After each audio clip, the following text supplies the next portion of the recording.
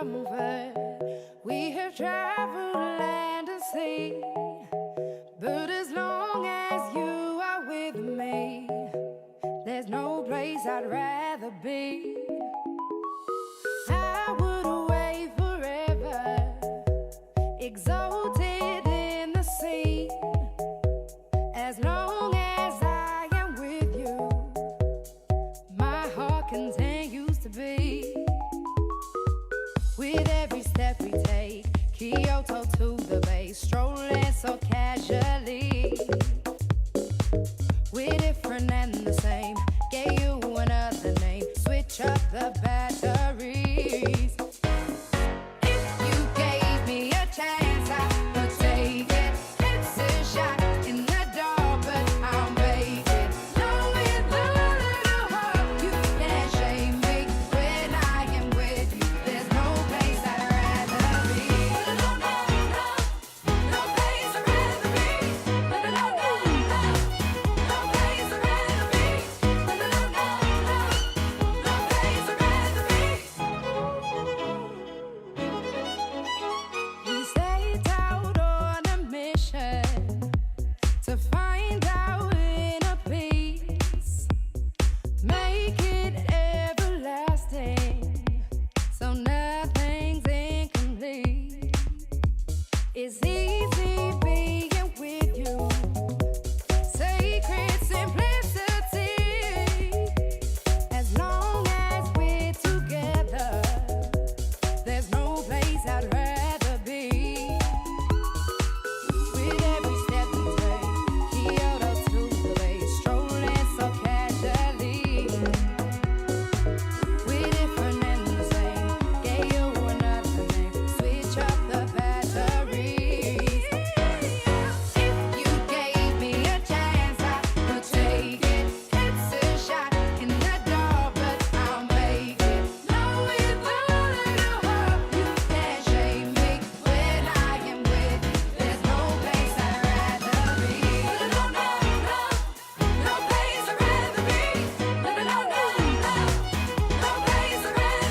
be. No, no, no, no, no place I'd rather be. When I am with you, there's no place I'd rather be.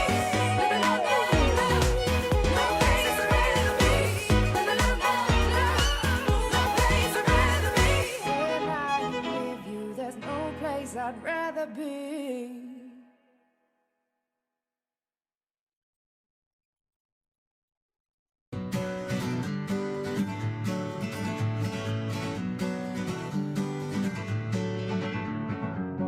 Feeling my way through the darkness, guided by a beating heart.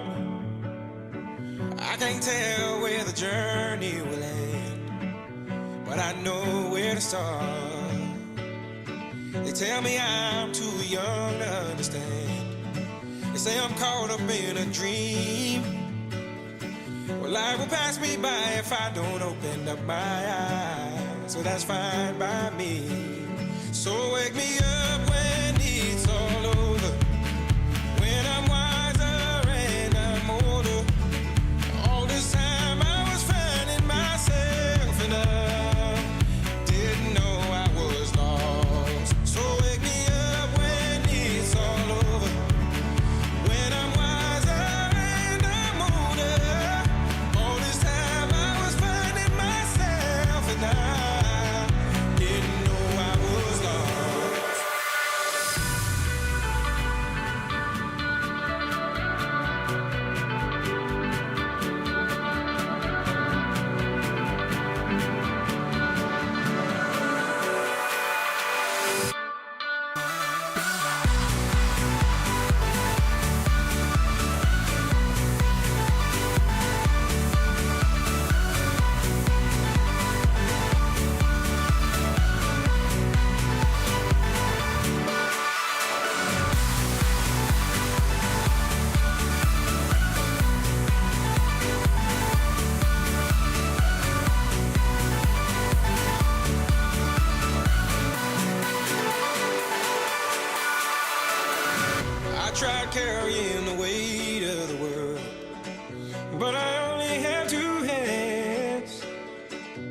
hope I get the chance to travel the world, but I don't have any plans. Wish that I could stay forever this young, not afraid to close my eyes. Life's a game made for everyone, and love is the prize. So wake me up when it's all over, when I'm wiser and I'm older. All this time I was finding myself, and I didn't know I was lost. So wake me up when it's all over, when I'm wiser and I'm older. All this time I was finding myself, and I didn't know I was lost. I didn't know I was lost. I didn't know I was lost. I didn't know I was lost. I didn't know.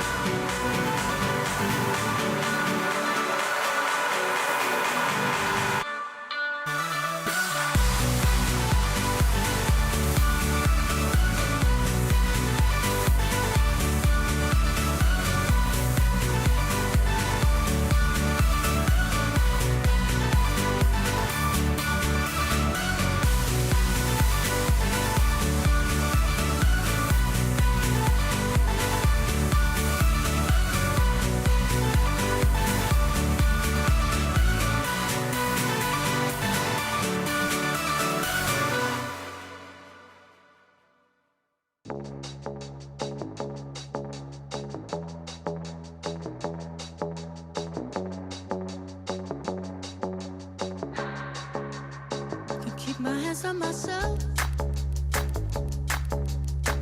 Pick out dust them off, put them back up on the shelf. Just a little baby girl isn't me. Am I coming out of left field? Ooh, I'm a rebel just for kicks now. I've been feeling it since 1966 now. Might be over now, but I feel it still. Ooh, I'm a rebel just for kicks now. Let me kick it like it's 1986 now. Might be over now, but I feel it still. Got another mouth to feed. Leave it with the babies till the mama call the grave digger. Gone with the fallen leaves. Am I coming out of left field? Ooh, I'm a rebel just for kicks now. I've been feeling it since 1966 now. Might have had your fill, but I feel it still. Ooh, I'm a rebel just for kicks now. Let me kick it like it's 1986 now. Might be over now, I feel it still. We could fight a war for peace. Give in to that easy living, goodbye to my hopes and dreams. Stop flipping for my enemies. We could wait until the walls come down. It's time to give a little to the kids in the middle. Oh, till it falls, won't bother me.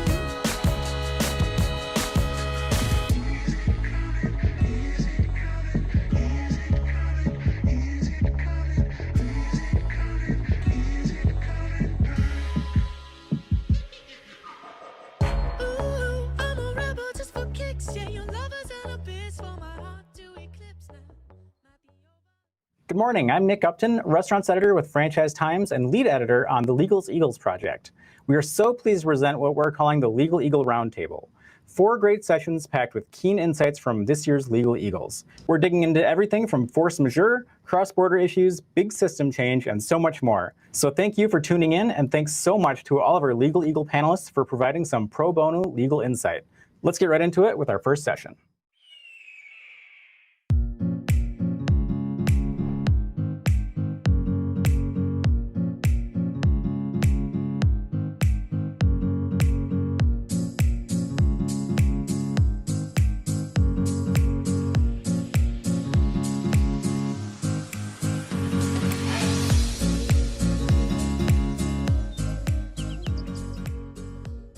Hi, everybody. I'm Chad Finkelstein. I'm a partner at the law firm of Dale and Lessman in Toronto, Ontario, Canada, co-chair of our firm's franchising, licensing, and distribution practice groups, and co-chair of our firm's cannabis practice group. Coming to you today to talk about some of the cross-border challenges and opportunities that exist for participants in the franchising industry, with a particular focus on those involved in restaurants and in cannabis. I'm coming to you today from a country where things are not quite entirely as optimistic as they might be to us south of the border, but we're getting closer. As we are recording this right now, I'm sitting in Toronto, where we remain on a lockdown. The BBC recently reported that Toronto has the longest lockdown of any jurisdiction anywhere in the world, where we are still at a stay-at-home order and everything remains closed except for curbside pickup and delivery. To paint a bit of a gloomier picture, I'll tell you that with respect to Restaurants Canada recently reported that all segments across the restaurant industry have reported lower sales across 2020 and 2021. Sales at quick service restaurants have declined by 13.5%, and sales at full service restaurants have plummeted by 47.5%. Nationally, 2/5 of restaurants across the country have seen their revenues decline by 40% or more, with the most populous provinces, Ontario and Quebec, leading the way with the highest revenue declines. Nearly half of food service operators in Canada have been operating at a loss, and another 24% reported in April of 2021 that they're now just starting to break even. 41% of quick service restaurants in Canada have operated at a loss into the first week of April 2021, and 19% reported earning a profit of just 2% or more. Overall, Restaurants Canada is forecasting that annual food service sales in 2021 are going to be $61.1 billion Canadian. While this represents a 10.4% increase over the $55.4 billion sales in 2020, those sales are still going to remain 20.6% below 2019 levels. On the upside, in 2022, food service sales are forecasted to grow by an additional 24.2% to 75.9 billion Canadian dollars. This will take us just 1.4% below what the 2019 levels were in Canada. By the fourth quarter of 2021, quick service restaurants in Canada are forecasted to return to nearly pre-COVID levels, just down 2% compared to fourth quarter of 2019. Following a 37% year-over-year decline in 2020, full-service restaurants in Canada are forecasted to show a modest improvement in 2021, with a 10.8% increase in sales to $23.8 billion, which still represents a $10 billion decline relative to 2019. Notably, compared to the US, where more than 50% of restaurants have said the pandemic made their establishment more efficient and more productive compared to March 2020, before the pandemic began, surprisingly, only 30% of food service respondents in Canada believe the pandemic has made their operations more effective. We are just at the very, very earliest stages of even considering reopening. In our most populous provinces, and I'm going to just refer to British Columbia, Alberta, and Ontario, we're now only in the last few days starting to reopen to restaurant service. In British Columbia, just last week, indoor dining resumed up to 6 guests per table, and effective in early July, all restaurant restrictions are expected to be lifted. In Alberta, yesterday, outdoor dining reopened with a maximum of 4 guests per table, provided they're from the same household. By later this month, in mid-June, indoor dining should resume for up to 6 guests, and by July, all restrictions should be lifted. In Ontario, we're looking at a mid-June reopening. On June 14th, outdoor patio service is going to open for the first time since the fall of 2020 for up to 4 people. Later in the month, we'll start to see outdoor patio service resuming for up to 6 people, and hopefully at a date to be determined, we're going to see indoor dining resume completely. All of these different phases across these provinces are tied to vaccination rates as a percentage of the population. And despite a sluggish start to vaccination rates in Canada, we now are among the leaders of G20 countries in terms of percentage of population that's received their first dose. So we're getting there.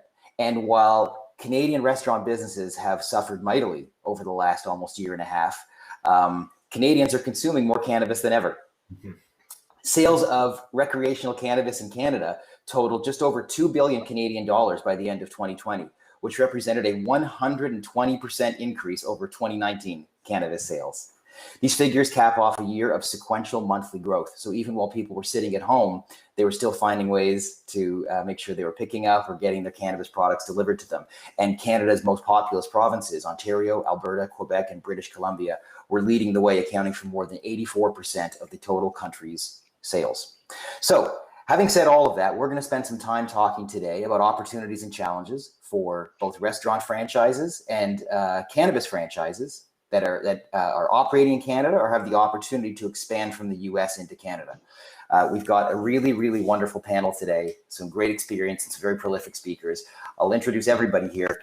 First, we have Ari Powell, who's the CEO of Giraffe Foods, a custom private label manufacturer of sauces, dips, dressings, soft drink concentrates, flavor syrups, icings, and smoothie mixes. The company currently operates from a state-of-the-art facility in Mississauga, Ontario, which is a suburb of Toronto, totaling over 150,000 square feet. Dan Rowe is the CEO of FranceMart. FranceMart has specialized in finding the next big thing for over 20 years and has identified and grown brands like Five Guys, Qdoba, and Halal Guys, from small business units to the international powerhouses they are today.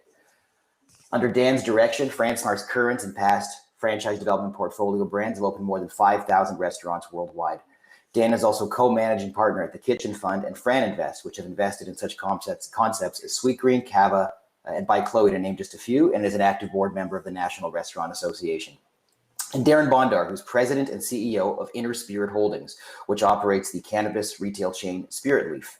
Spirit Leaf is the largest recreational cannabis retailer in Canada, with franchise and corporate-owned outlets across the country.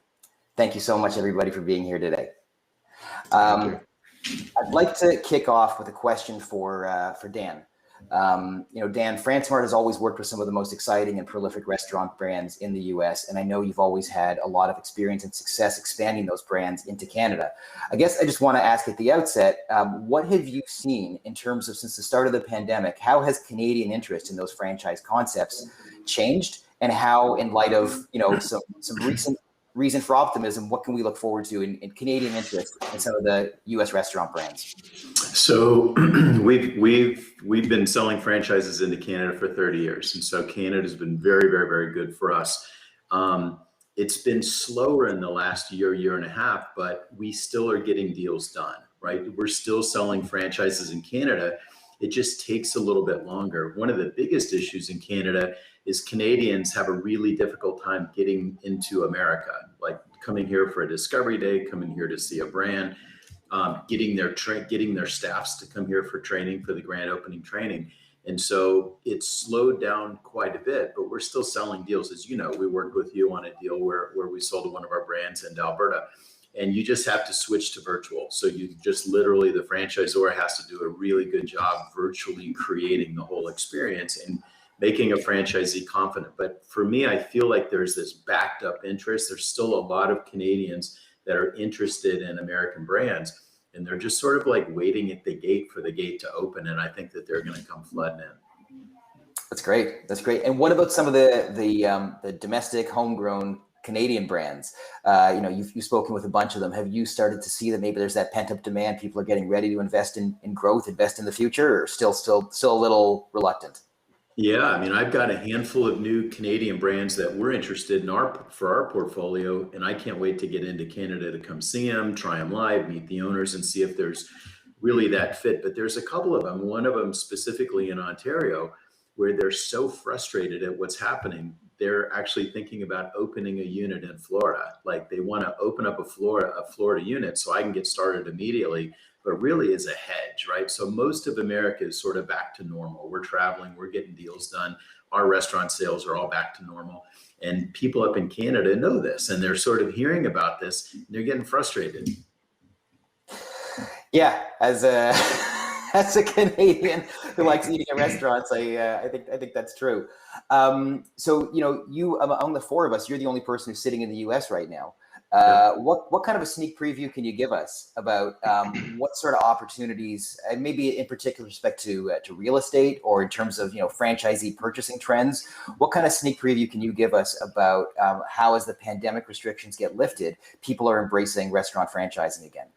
Yeah, so not to sound tone deaf about what's happened with COVID, terrible, right? No doubt about COVID was terrible.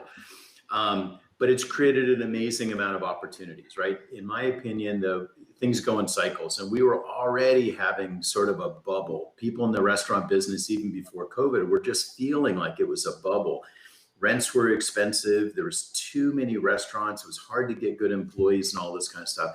And so even though COVID wasn't like an economic cycle, it was still a cycle. And so it's created in America where you hear about 30% of restaurants closing, 40% of restaurants closing, either closing or severely limping. Like there's a good chunk of the restaurant business that's not functioning, either not there or not functioning. You have the same number of people who live in a given area with 30 or 40% less competitors. And so it's created this supply and demand imbalance. And so it's shifted back to the restaurants. And so most of our portfolio brands are fast casual or fast food. All of their sales are up because they were already doing off-premise sales. And especially with the supply and demand with a bunch of restaurants closing, they're just a lot busier. We even opened up a brand new restaurant. We opened up a full service tavern during the pandemic. So we opened up in November, and it's trending at like $5 million its first year. It's in this area of suburban Atlanta, but we opened up Taffer's Tavern, and we wound up getting this unbelievable location, tremendous amount of tenant improvement allowance, which is a whole other thing I'll talk about. But we got a lot of incentive from the landlord.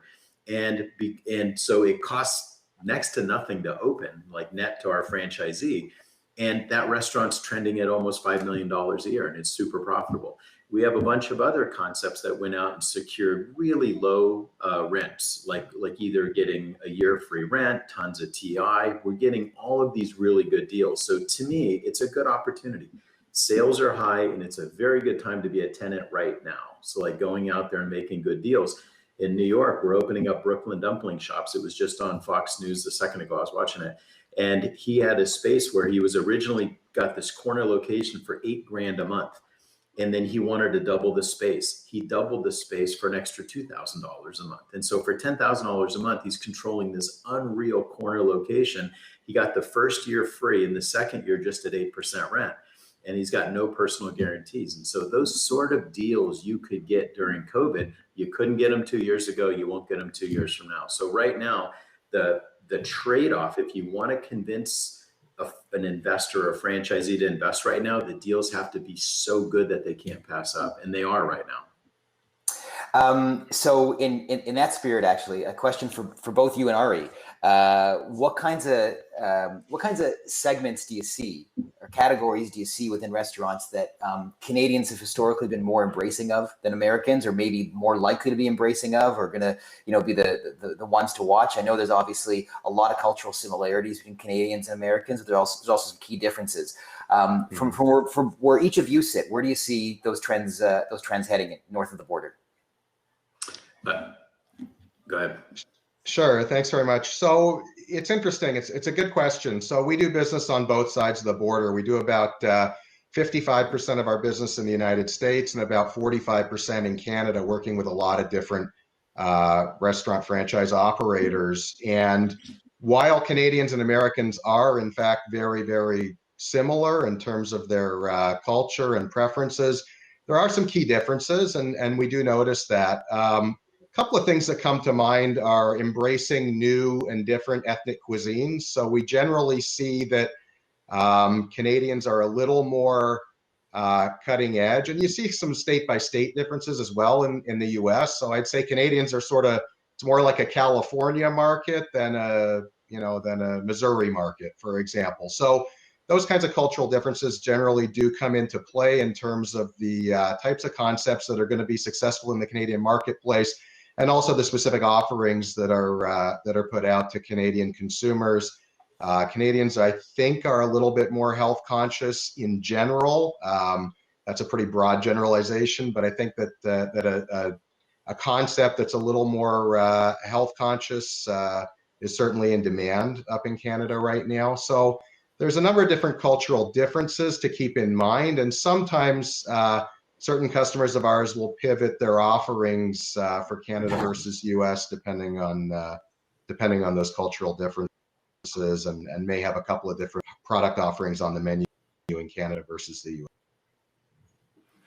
Yeah, I can tell you from my perspective as an outsider, as an American coming into Canada, I've been all across Canada, you feel more diverse. You feel more culturally diverse, both in the people and in the restaurants. But I would say the same thing that Ari said, is that you guys, the Canadians seem to embrace ethnic cuisines much quicker than Americans.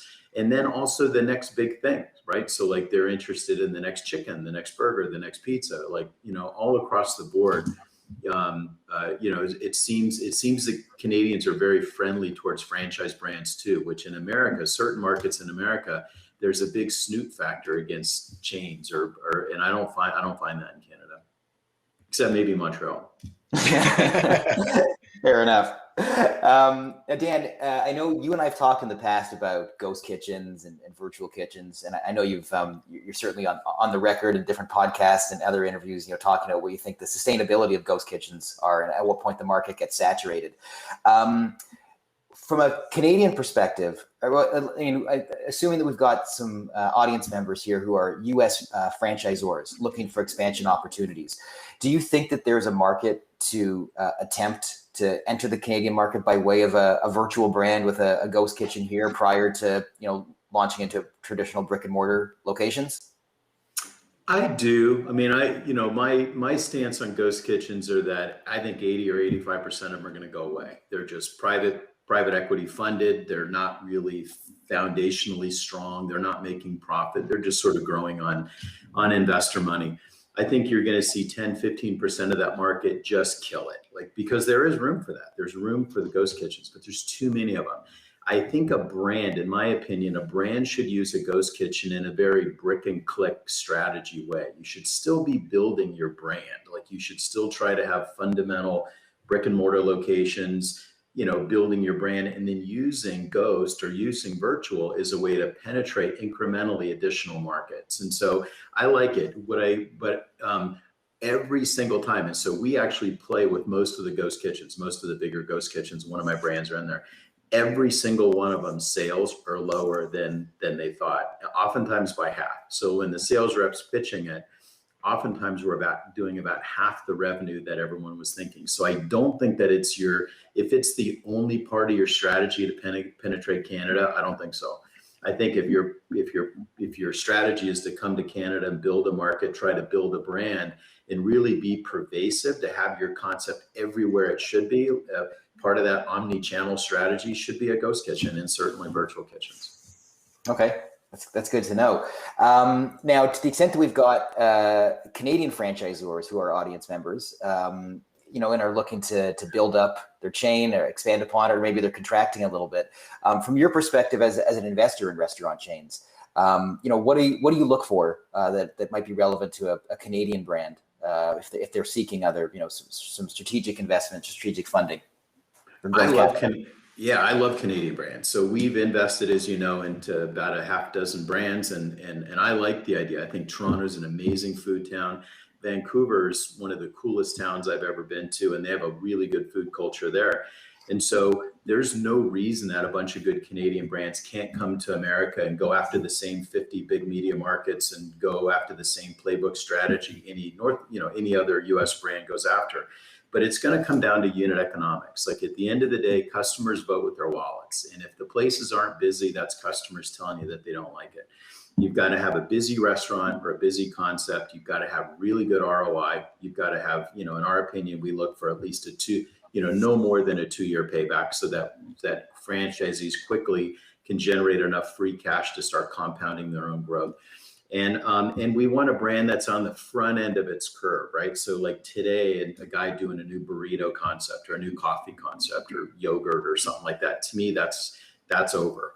And so, I think you want to get something on the front end of the curve that an investor can get into and watch their investment go up 10, 20 times still before there's liquidity event. But I think Canada's got amazing brands. I put myself to bed last night Googling brands in Montreal and Toronto last night, I'm looking for plant-based brands. And the first place I look to is in Canada. That's great. That's great. So Ari,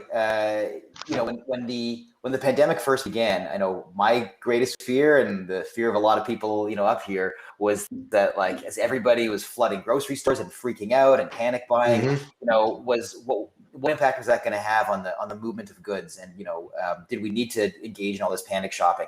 Looking back at it over the last almost year and a half now, how has the pandemic impacted on the flow of goods across the border that the restaurants are going to be purchasing? Yeah, and it's a great question, and you're right. When we were back in March and April of 2020, there was this sort of apocalyptic attitude that was pretty pervasive, and nobody knew what was going to happen. Nobody knew what the infection fatality rate was for this new illness, and so people really hibernated in the month of April, in particular, across North America. So that was the month that we saw the biggest drop off in trade as a result of the pandemic. And then as soon as May hit, things started to recover for our business in particular, because we do food service, industrial, and retail. So for us, we had a bit of a hedge in there. Some of our food service business switched over to retail. From a supply chain standpoint, thankfully, the Canadian and American governments did come to an agreement with respect to maintaining the flow of goods over the border. So while the border has been closed to recreational travel and most business travel over the last year, for goods and services, it's been wide open. So we have not had any supply chain disruptions as a result of COVID over the last year, which has been fantastic. And more broadly, for chain restaurant operators moving branded goods back and forth across the border, just to educate most people on that, most processed products are duty free. So because of NAFTA, the goods have flowed without any issues. What I will say that's impacting supply chain is actually the COVID recovery more than the impact from COVID itself. So the COVID recovery, as you're aware, is creating a lot of inflation and some spikes in demand for certain key raw materials. And I think that the COVID recovery and the demand surge is really what's going to be having the biggest impact on restaurant operators, as the price of certain commodities has really skyrocketed over the last couple of months. And that's expected to continue probably into the first or second quarter of 2022 until supplies and demand sort of normalize at an appropriate equilibrium. But right now, there's a lot of speculation in commodity markets, and certainly the demand surge is driving more speculation and driving up prices. And that's where we're seeing the biggest impact from COVID is really the post-COVID period. And just on one other note, with respect to cross-border trade, the one key thing that franchisors in all sorts of industries need to be aware of is just kind of the regulatory differences. So if people are planning to ship goods, branded goods from Canada to the US or vice versa, just make sure that the regulatory compliance is in order. There are different labeling requirements, of course, for both countries.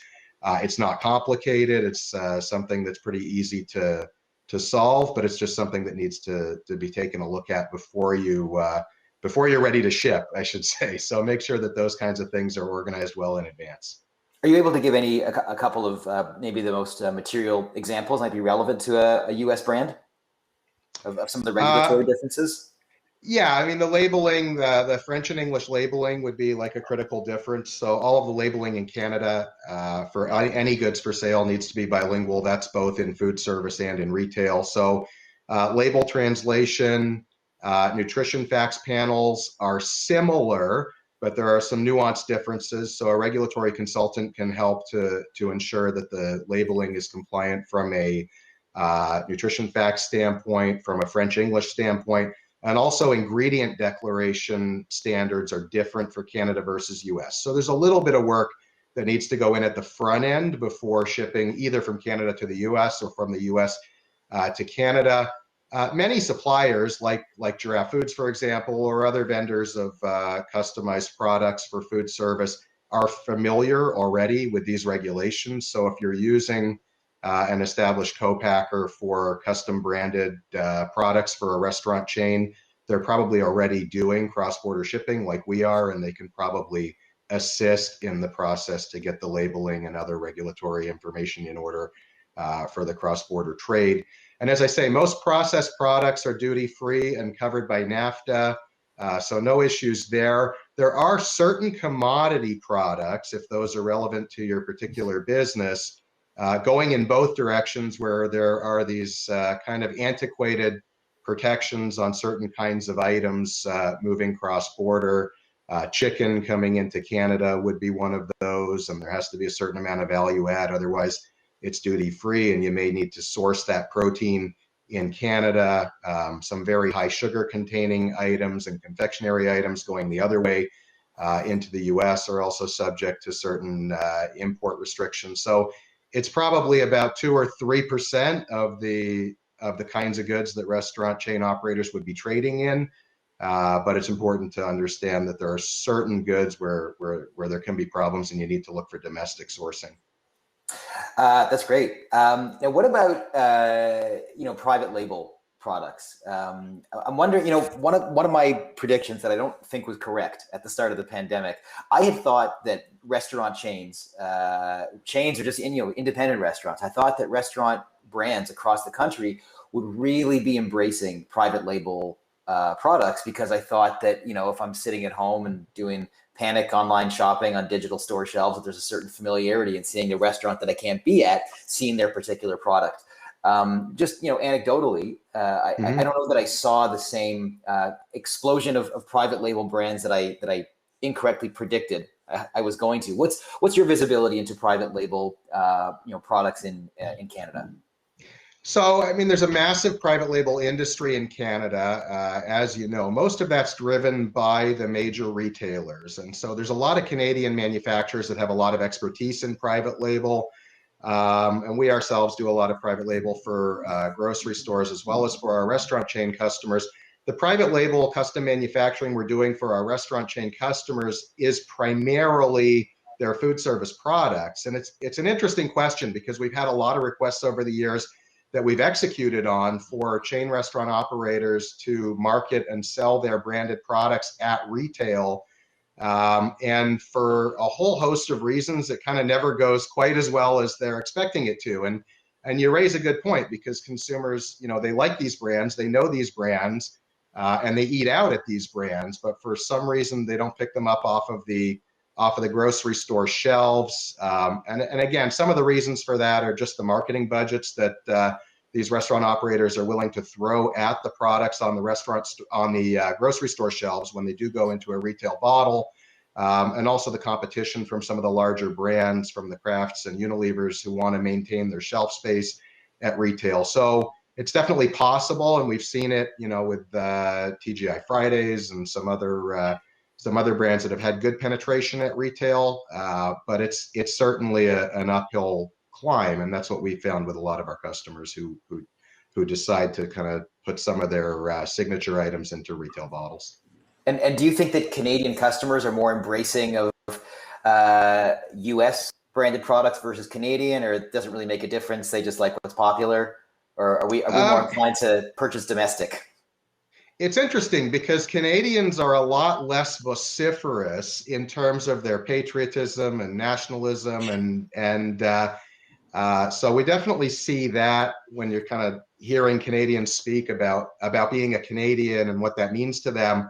But they actually, they let their actions do their talking, because Canadians actually are very loyal. So we definitely do see that brands that are out there that are, somehow, aligning themselves with Canada, made in Canada, or kind of Canadian heritage-based products, things like that do sell well, made with Canadian ingredients. Call-outs like that definitely do work at retail in Canada, more than you would expect. And, I don't have any firm data to back that up, but anecdotally, I definitely see Canadians do want to support Canadian businesses, despite the fact that they're not kind of as rah-rah, yay for Canada, as our American friends would be, with respect to their patriotism. So it's an interesting phenomenon.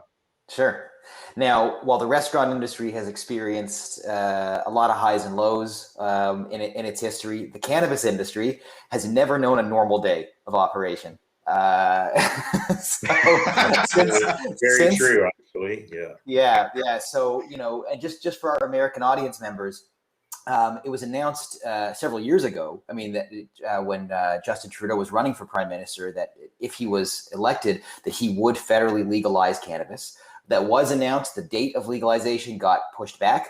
And following legalization, which was in October 2018, yeah, right? 2018, not 2019. Yeah, it's easy to get confused these days. The federal government said cannabis is now legalized and we'll leave it to the provinces to conduct and manage retail sale themselves. Some provinces initially said, sure, we will engage private licensing and regulate the retail sale of cannabis by private operators, and others said no, it'll be a public model where the government is going to exclusively own and operate all retail stores. Ontario, the most populous province in the country, initially said under a Liberal government that the retail model would be publicly run, and then when that government was voted out and replaced by a Conservative government, they privatized it. And on announcing they were going to privatize it, Darren, you and I were sitting on a panel for the Canadian Franchise Association that day when they announced what the regulations were going to be, and it just upended everything, because what the government ended up deciding is, wow, there's not nearly enough supply to meet demand, and we don't think it'd be responsible regulation to allow stores to open without sufficient inventory. So though a random lottery was held for the first 25 people to own stores in Ontario. We're now at a point where most provinces in Canada have a private model. Some cannabis retail brands have deliberately gone to market embracing a franchise model. Others have sort of fallen into it because they've been approached by more operators and licensed operators than they expected, looking for assistance. But you led the charge. Spirit Leaf was the first one that was out there offering a legal franchise cannabis retail store opportunity, and you were offering that before cannabis was even legal. So can you tell our audience a little bit about that journey in an unregulated and then a regulated environment, and how to sell franchises in that environment? Sure. Well, thanks, Chad, for having me. And yes, it's certainly been a very exciting ride, but not for the faint of heart.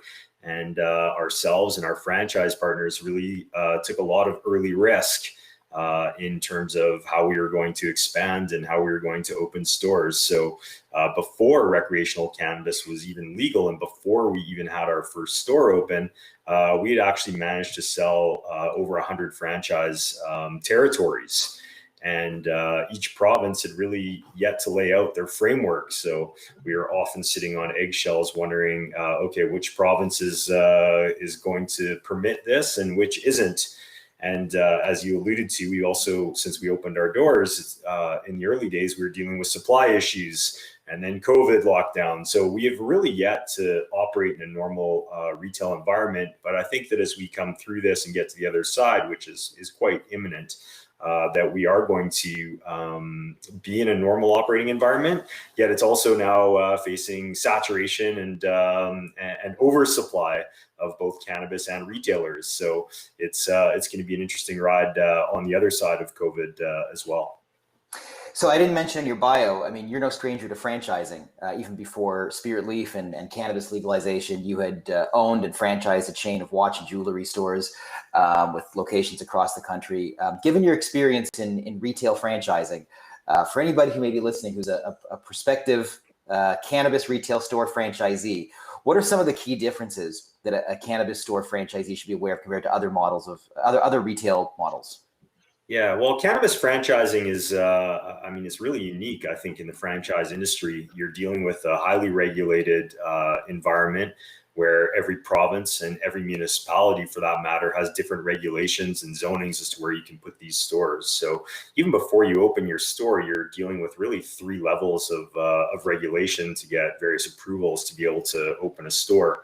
And then to be able to open that store, there's all sorts of different security concerns and safety measures that you need to put in to ensure you've got a safe and compliant operation. So I think kind of the biggest thing that we've learned is just you're operating in a highly regulated industry. And then for the majority of the province as well, we have one supplier, which happens to be the province. So the province is really controlling pricing and controlling margins, whereas, as Dan would know, in the franchise business, you want to be able to get discounts based on volume, and that's just not permissible in the cannabis industry, at least directly from the supplier. So there's all sorts of idiosyncrasies and challenges, but I think the benefit for our franchisees is that because it's so highly regulated, because there's such a high barrier to entry, we really provide a full, complete system to help you get from point A to Z. And that's why we're the largest retailer in Canada with 92 stores, is we've just been very efficient and help our franchise partners get through all the hurdles to finally get their store open. Yeah, I mentioned a few minutes ago, my experience has been that very few cannabis retail brands set out to go to market with a deliberate franchise model. So many of them fell into it because I think there are tons of Canadians who saw an opportunity to get licensed to run a store, and everybody thought you could just make money hand over fist. Then they obtained their operator license and then said, oh no, this is actually a lot more work than I expected it was going to be. I better align myself with a brand and somebody who can, support me through all of this. And so a lot of retailers, I think, fell into franchising by accident, but you chose to do it deliberately.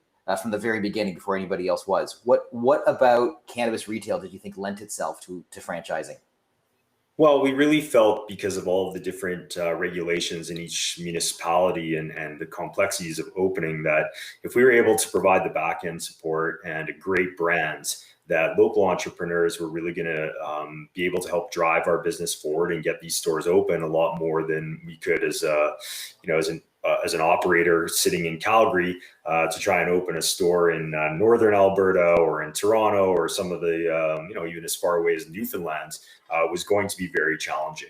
So having local owners and operators seemed to make a lot of sense. And we were very fortunate we'd be able to build this great corporate culture where even some of our initial franchisees who signed on were able to purchase equity in our company before we went public. So we really have this community-owned organization where I believe that everybody really is looking out for the benefit of the entire system.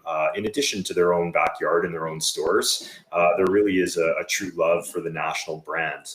And I think that's what's just helped us grow. We would have never been able to grow to 92 stores organically by doing an all corporate store model. And if you look at our competitors who went all corporate stores, the only reason they've kind of reached us in that 80 to 90 store mark is through multiple acquisitions, two companies merging. So the franchise system has proven to be really effective for us. I don't think it can be replicated again to our scale in Canada. That first mover advantage was really significant, and I imagine we'll stay in that pole position for a considerable amount of time. And so what would you say to people who are definitely out there who see cannabis as like sort of the next new shiny thing, whether in Canada or the US, and it's just an opportunity to make a ton of money and everybody's going to want to buy weed and I'm for sure going to succeed. What would you say, what would your reality check be? Well, if you haven't opened yet in Canada, I'd probably be pretty careful because we're reaching a saturation point. And unless you have a really compelling brand story and a premium location, opening in the corner, opening a corner store is going to be pretty challenging to make a go of it. So I would say that probably a little late to market in Canada. And if you do want to be part of it, definitely connecting with a strong retail brand or franchise brand would be important for longevity and success. And then, the U.S. market is feeling that euphoria right now as individual states legalize. But you've got, again, 37 states that have legalized that all have different rules and all have different zoning regulations. So it's also going to be quite challenging, but you're also seeing huge fragmentation. So eventually, as the U.S. federally legalizes, I think you'll see a lot of consolidation and probably a handful of brands emerge as the national recognized cannabis retailer. And now looking back at our few years of experience of legalization, there have been great successes. There's been untold numbers of challenges. In some instances, Canada has done it right. In some instances, we've had a few blind spots. Some of the benefits of federal legalization, obviously, are that you can have a bank account For one, you can have an easy flow of funds. You can get your trademark registered in association with the thing you actually sell, as opposed to just t-shirts. What would you say to American operators who are exploring opportunities to open a franchise store? What would you say the experience has been in Canada, like lessons learned of things that we did correctly and things that the American maybe inevitable legalization experience can learn from? Yeah, well, I think we as a company really took it to heart. As Canadians, we're the first G7 country to legalize recreational cannabis. And I think the biggest takeaway really for us is, having federal legalization is key. Just the simplicity of being able to do business and open a bank account is, is a basic 101 thing. So, but I think where we saw opportunity, particularly in the early days when you saw Washington State and Colorado legalizes, you didn't really see any brands. You didn't really see any true retail experience. And now that's starting to change, of course, and there's some great brands emerging. But it's like anything, right? You've got to have a purpose. You've got to know why you're there. And you can't just open a store and think it's going to be successful. It's really got to be well. And that's, I think Dan and Ari with the restaurant experience would agree. Like, you can open a sandwich shop, or you can open something that's, really compelling and can tell a good story and has a purpose. So I think that's the biggest takeaway, that if you have that creativity, then go for it. If you don't, and you just want to be an operator, I'd probably connect with a franchise type model. Yeah. Now, I want to talk a little bit about, in the time remaining, with franchisee training and support. And this is a question for everybody, but certainly Dan and Darren in particular. Dan, you mentioned a few minutes ago about some of the challenges associated with getting personnel from the U.S. across the border to train and support new and existing Canadian franchisees. Eventually, travel restrictions will be lifted. Eventually, and currently, for anybody who's not aware, if you're an American, you want to come to Canada to train your franchisee, get ready for a mandated isolation period in a government-chosen hotel that's going to cost you a minimum of $2,000, followed by the quarantine period, and driving across the border. Forget about it. So, some brands have just simply done that. Others have found exemptions may be available to help them cross the border. But many have simply been providing all of their training and all of their support remotely.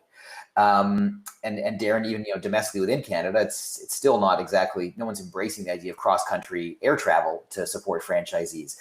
Do you think that kind of as all is said and done in the coming months or years, I mean, is this anomalous? Is this more permanent? Are we going to see kind of a moving away from in-person training and support and more virtual, or is it just a blip right now? In my opinion, it's a blip, right? Because there's just nothing like being able to go to a certified training store or a headquarters, if that's important to the brand. This particular concept that I was referencing last week, they also have locations in Canada. So the solution was just to move the franchisee to a certified training store in Canada. Was not a big deal. But it really starts with, like, right now, labor in general is so hard to find.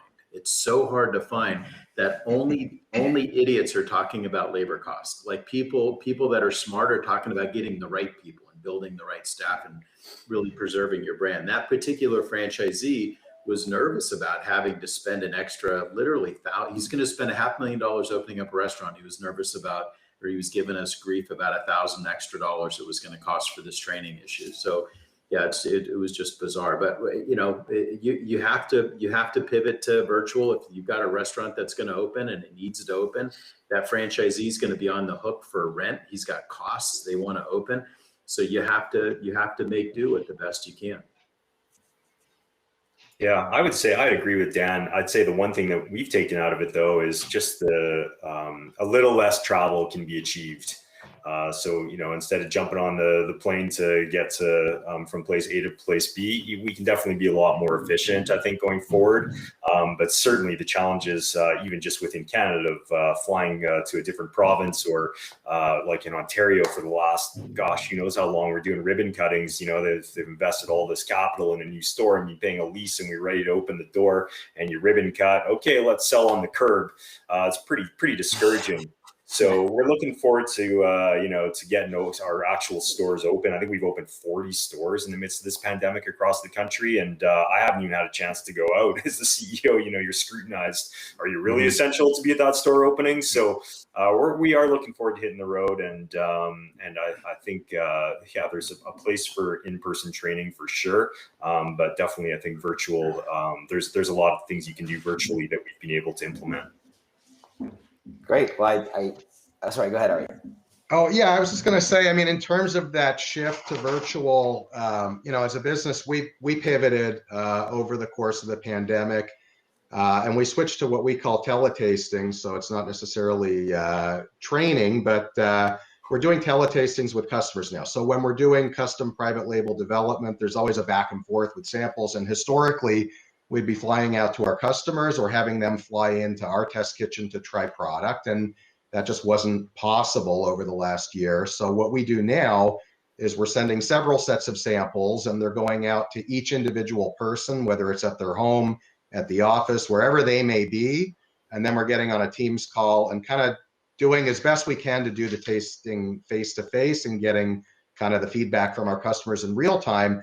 And I think the extent to which we'll continue to do that post-pandemic really depends on how our customers set themselves up in terms of whether people are working from home or working remotely. If our customers continue to have more people working remotely, then we're probably going to be continuing with some more teletasting strategies moving forward. So I think from our standpoint, it's going to depend on how people set themselves up going forward, but it's certainly changed the landscape over the last year. That's great. There's been some pretty dark days up here. Certainly, Darren and Ari, as you're aware, all three of you have given me some more reason for optimism. In fact, Dan, you mentioned just before we went live recording this, you're going to go golfing later. Golf just opened a week ago in Canada, or in Ontario, first time since last summer. Just a week ago, it was legislated that it was allowed to open. So some reason for optimism. So maybe I'll just ask for each of you to give maybe your parting thoughts on where you see a post-pandemic Canadian franchise industry in the respective sectors that you work in. Maybe I'll start with you, Dan. Mountains of wealth are created at the bottoms of these cycles, and we're at the bottom of the cycle. It applies to Canada, applies to the US. As tough as it's been the last year, honestly, not to sound cliche, the best days are right in front of us. That's great. That's great. How about you, Ari?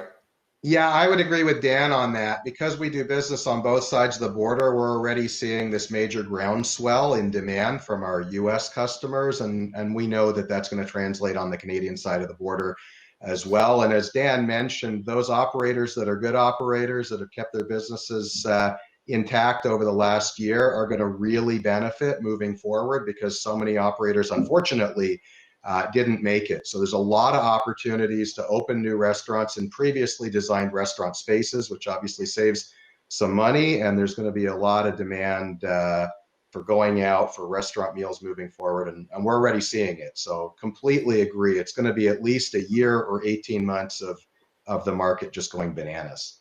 Yeah, just Mardi Gras. How about you, Darren? Yeah, no, I agree. I think especially for franchisors and franchisees who come on, now is the time. At the bottom is when you want to invest. And we're quite bullish about the future. We're very much looking forward, specific to the cannabis industry, to operating in a normal environment and really seeing how these stores can do. But for all the entrepreneurs that are listening and franchisors that have gotten beaten down pretty bad in Canada over the last year or two, I'm very optimistic, and we're talking weeks, not months or years ahead. So it's time to roll. That's great. Well, I want to thank all of you for making yourselves available today and providing your insights. It's really, really valuable to hear from all of you. One day I hope to see you all in person and not on these ridiculous digital tiles. And thank you for Franchise Times for hosting the panel. Please, for all of our audience members, stay tuned for the next panel we've got lined up for you, and have a great day.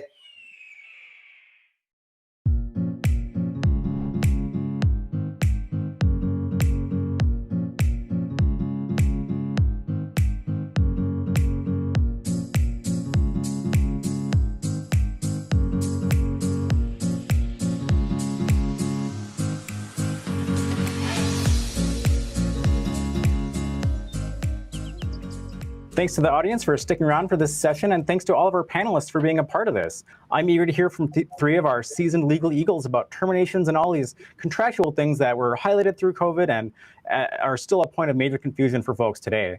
I'm Nick Upton with Franchise Times, and I'm joined by Adam Walsh, Jason Murray, Jeff Goldstein, and you guys are going to help walk us through some of these big topics here that are really on people's minds now and are I think, increasingly getting into the courts.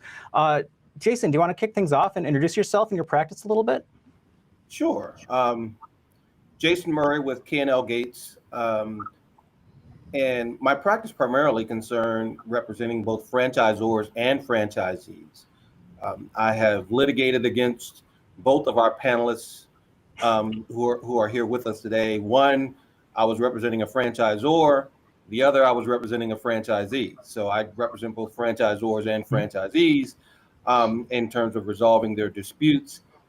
In addition, I also do transactional work in terms of making sure that we structure and get franchise systems up and running as they should be, and doing all the regulatory filings and all of that sort of stuff as well. So I've been practicing franchise law almost 30 years now. I enjoy it. It's a passion of mine, and I think this is going to be an interesting discussion. I think so too, and I'm glad you have some experience with each other in the courtroom. I'll try to keep the peace here. Adam, do you want to introduce yourself and the practice a little bit? Sure. My name is Adam Walsh. I'm the managing partner of Walsh Reigns. We are a boutique franchise firm based in Boca Raton, Florida. Not only has Jason been an adversary of mine, but he's also served as an arbitrator on a franchise dispute with another colleague of ours down in Miami. My practice is also a hybrid. I represent franchisees and franchisors, handling disputes in arbitration, federal court, state court. But we also represent about 3-4 dozen startup franchisors and emerging brands. We help them with everything from franchise documents, trademarks, structuring, and that's a big part of our practice, and it's growing. So I'm happy to be here to speak about the dispute resolution side of our practice with these two gentlemen, and thank you for having me. Thanks for being here. And Jeff, can you introduce yourself and tell us why these terminations weren't such a close look? Hey, Nick, thanks for inviting me, and give you a little bit of my background. I graduated from Boston University Law School, and at the same time, I did a master's in economics. I've combined both law and economics throughout my career, Federal Trade Commission, 2 top 10 international law firms doing antitrust, and now my own firm where we represent exclusively only franchisees. And it's primarily litigation, although we do a lot of negotiations and some franchise review work. I look at franchising like Jason. It is a passion, but I bring my economics hat to this as well, which not very many people do. I think there's a lot of what might be called opportunism rampant in both sides of this distribution mechanism. Obviously, it doesn't need to go through franchisees. It can be done by the manufacturer, the franchisor, in different ways as well. I think over time, the opportunism that is prevalent in the franchisor side is not exposed or identified, but it has a unique meaning. And I understand both sides, and many times over the last 5 years, I use a lot of the economic rationales to argue my cases in court. And I think you asked me a second question, why it's important that we look at the terminations in light of COVID. I'm not one of those believers. I'm on the panel. I actually think it's people making a big deal out of something that's a small deal. It's a very temporary deal. It's no different to me. And I'll tell you what, I'll take this as my first question. I don't want to take time from the panelists. Sure. Is my first question, do I think it's a big, then we can go to the others. Well, yeah, but maybe tell us why you don't think it's such a big deal. Because I think everyone took a fresh look at force majeure and all these termination issues Right. in light of COVID. But yeah, they've always been important. Yeah, I just don't think so. I think you're going to have a year of issues. Perhaps if franchisors force these to court, which I don't think it is in their best interest to do. I don't think there's any new or evolving law that's going to come out of these. I think you're going to start out with your force majeure clauses, which are traditional contract analysis, and franchise lawyers do that all day in these very large agreements. And if your risk allocation is in there, whoever comes out on the bad side, that's the end of the day. Now, what's grafted onto this that's not normal in a franchise practice are two sort of excuses, even beyond the force majeure. And those are your impossibility, your impracticability, and your frustration of purpose. These have evolved over time, and they're relatively new in contracts law. But what's interesting, I went back and in preparation for this, and there's so many criteria that you have to apply in trying to get these to be recognized by a court. The burden is very significant. And there are so many requirements, such as you can't have assumed the risk in the contract. I look at it as negligence type of case, contributory negligence. You can't have contributed to it. A lot of franchisees who call me just shut down, stopped, and that was the end. They were going to take an opportunistic shot at ending the program. That's, in my mind, not, and I'm speaking not as an advocate, but as an economist, a theoretician, that's not right either. I believe there's an obligation on somebody who's affected by a force majeure event, an unforeseen event, to try and mitigate it in some way. So to bring that to an end, to answer your question again, I don't think this is a big deal. It's going to involve contract interpretation.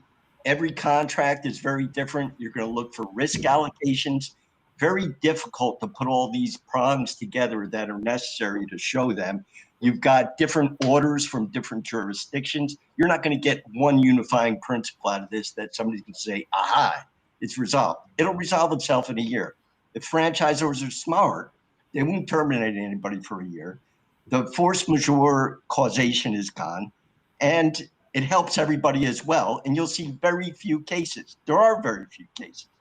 I think there's more likelihood of there being an unforeseen. They just discovered UFOs. We were kidding around before we started. I think if a UFO came and lasered the kitchens in franchise establishments, that would be something that people should have foreseen and put in a force majeure clause. I'm not worried about this epidemic anymore. Wonderful. That's an interesting take. So what is the impact of the force majeure clauses and frustration of purpose arguments on the franchisor's ability to terminate? Adam, Jason? Well, I'll jump in here. Sure. I mean, unlike Jeff, I think that for the time being, this is going to dominate the conversation as it relates to terminations and franchise terminations. I mean, quite frankly, the real question that's going to be on the minds of both franchisors and franchisees is, in light of everything that's happened with the pandemic shutdown and all the harm to my business, economic harm and forced closures and everything else, right? Can I now use this event as an excuse to terminate, whether it be the franchisee saying, I want to get out, or the franchisor saying, I want to get people out? How do I keep in the people who I think are good franchisees?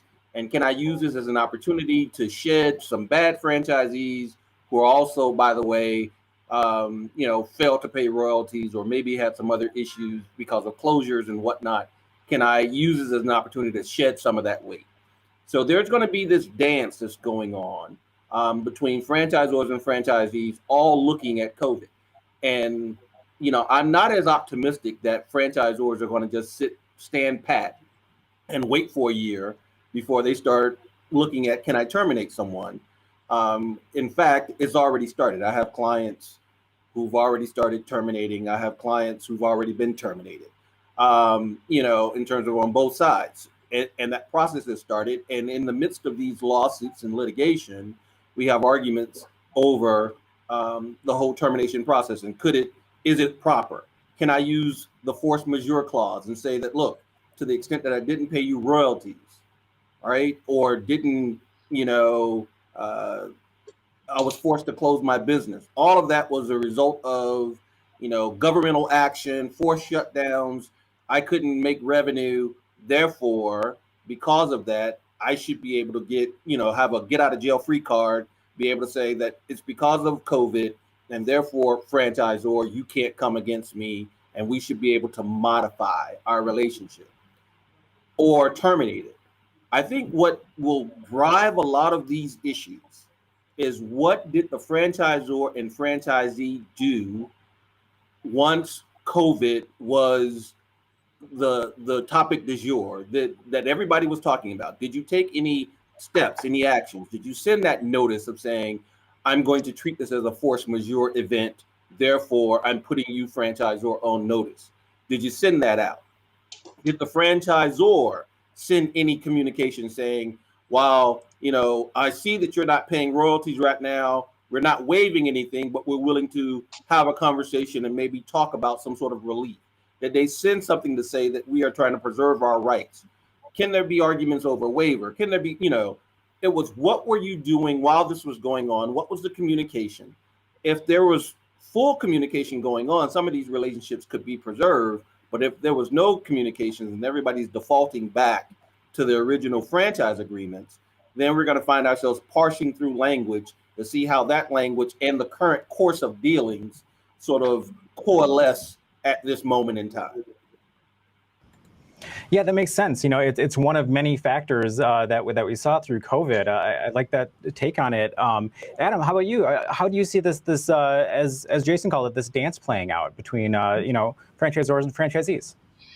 Yeah, I had the benefit of presenting at another an ABA webinar on force majeure, and the common thread of our discussion was the idea that at the time when COVID hit in March and April, if things were going well before COVID, generally speaking, you're talking about a franchisor and a franchisee that are working together to help each other and make things, right during that time when many folks were closed in almost every industry, especially during that period. If things were bad before COVID, if the franchisor was not supporting its franchisee prior to COVID, COVID definitely did not help. COVID definitely was almost the gasoline on the fire, if you will, in many situations. So, from my perspective, communication, obviously, in March and April, mostly from my clients to its franchisees, was, hey, what can we do to help, right? What can we do to make your lives easier? This is a difficult time for all of us. Many franchisors had to cut staff and lay people off as well. So the support services weren't necessarily available to franchisees anyway. So, from a collaboration perspective, the force, the issues of force majeure really weren't coming into play, at least in my practice, in March and April. For the disputes that have arisen from that period of time where folks obviously lost money, where there weren't royalties being paid to franchisors, where franchisors jumped in and said, hey, it's now May, we need to continue that monthly royalty fee, that minimum monthly royalty fee, even though you're not open. Or we need to impose the same types of contractual provisions that we were doing pre-COVID. That's where I think it rubbed franchisees a little bit raw, and they just started down that path of litigation. So there's a lot of issues there that we discussed, and certainly we can move on to another topic. But from a force majeure standpoint, I don't really foresee too much law coming out of it. As Jeff said, I think a lot of force majeure provisions may not necessarily have included the pandemic or any sort of governmental shutdown. There is some limited law out there on that topic now, but not really in the context of liability. I think that generally there won't be too much law coming out with respect to force majeure, but we'll see. I think where you're going to see the impact of the force majeure, the year of force majeure, is going to be on cases where franchisors begin to modify their system standards manuals. What's happened in this year, in contrast to my view that there's no big deal with COVID in terms of evaluation of law, is that market tastes, market models, market demands, market supplies have shifted, some permanently, likes and dislikes of customers. Some of the franchise models that were successful previously are not going to be successful after COVID. Customers' tastes have changed. And so whether you go to a completely new model or you remodel the costs and the requirements, I think that's going to be happening. And there's going to be challenges to the system standards manuals. It may have a lag, 6-7 months, but I think that's going to be where you see the battles. And then I think you're also going to see a lot of the state statutes used where they perhaps weren't used previously. A lot of them would prohibit changes in circumstances, substantial changes in circumstances. And then you're going to have constructive types of terminations that weren't a big thing before. The other side of that is that those franchise statutes focus primarily, usually, on the conduct of the franchisee. Did the franchisee not substantially comply with its obligations? It rarely focuses on the franchisor. However, there are a few of those statutes that do allow franchisors to undertake certain conduct, like market withdrawal and things of that nature. They're few and far between, but they do exist. So I think rather than litigation on a force majeure per se, you're going to see it come up as the models, certain franchises, restaurants, of course, things of that nature need to change. What do you think, Jason?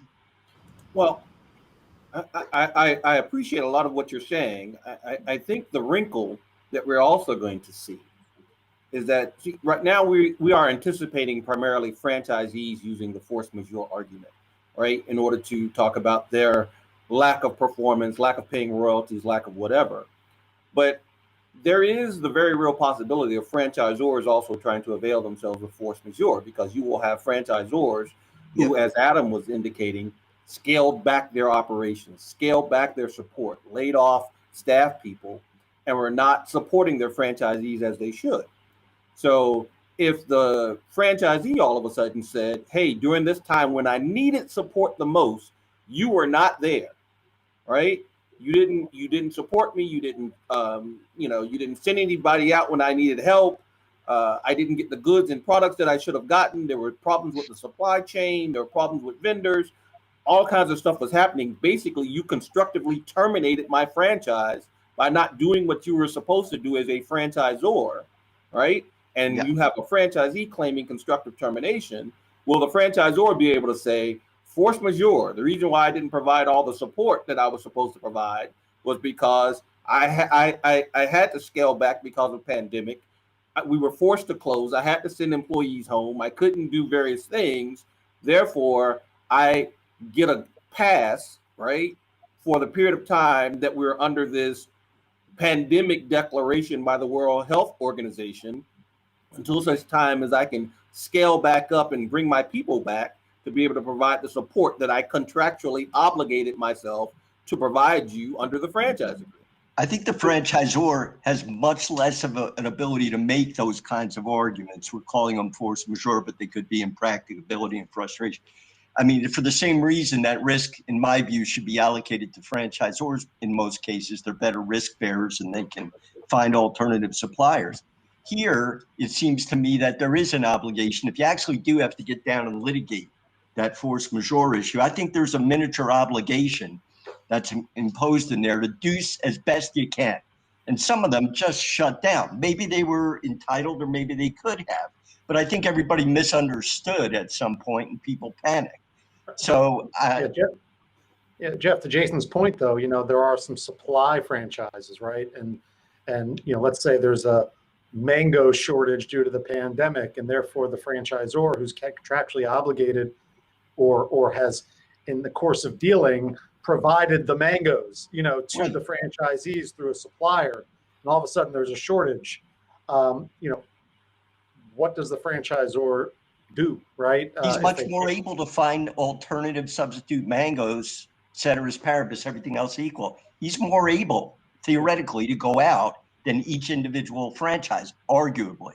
Well, I agree that those defenses should be available to franchisors. But I think they'd have a harder time. I don't think anybody really had good legal instruction, not because they were bad lawyers, Right. as nobody knew what to do. I mean, we have 14 cases regarding force majeure and impossibility and things of that nature. Everybody's just trying to survive. So Right. evaluating it legally was not the top of their minds. Sure, and to your point, I mean, from a franchisor perspective, that would require system, the change of system standards, right? And so, if you're going to find an alternate supplier, that might cause the franchisees to have to come out of pocket a little bit more for those supplies. Do they have a claim, right? Do they have a cause of action against the franchisor due to the shifting, system standards that might arise from the pandemic? I think they have a case against it. It's in a breach or a covenant of good faith.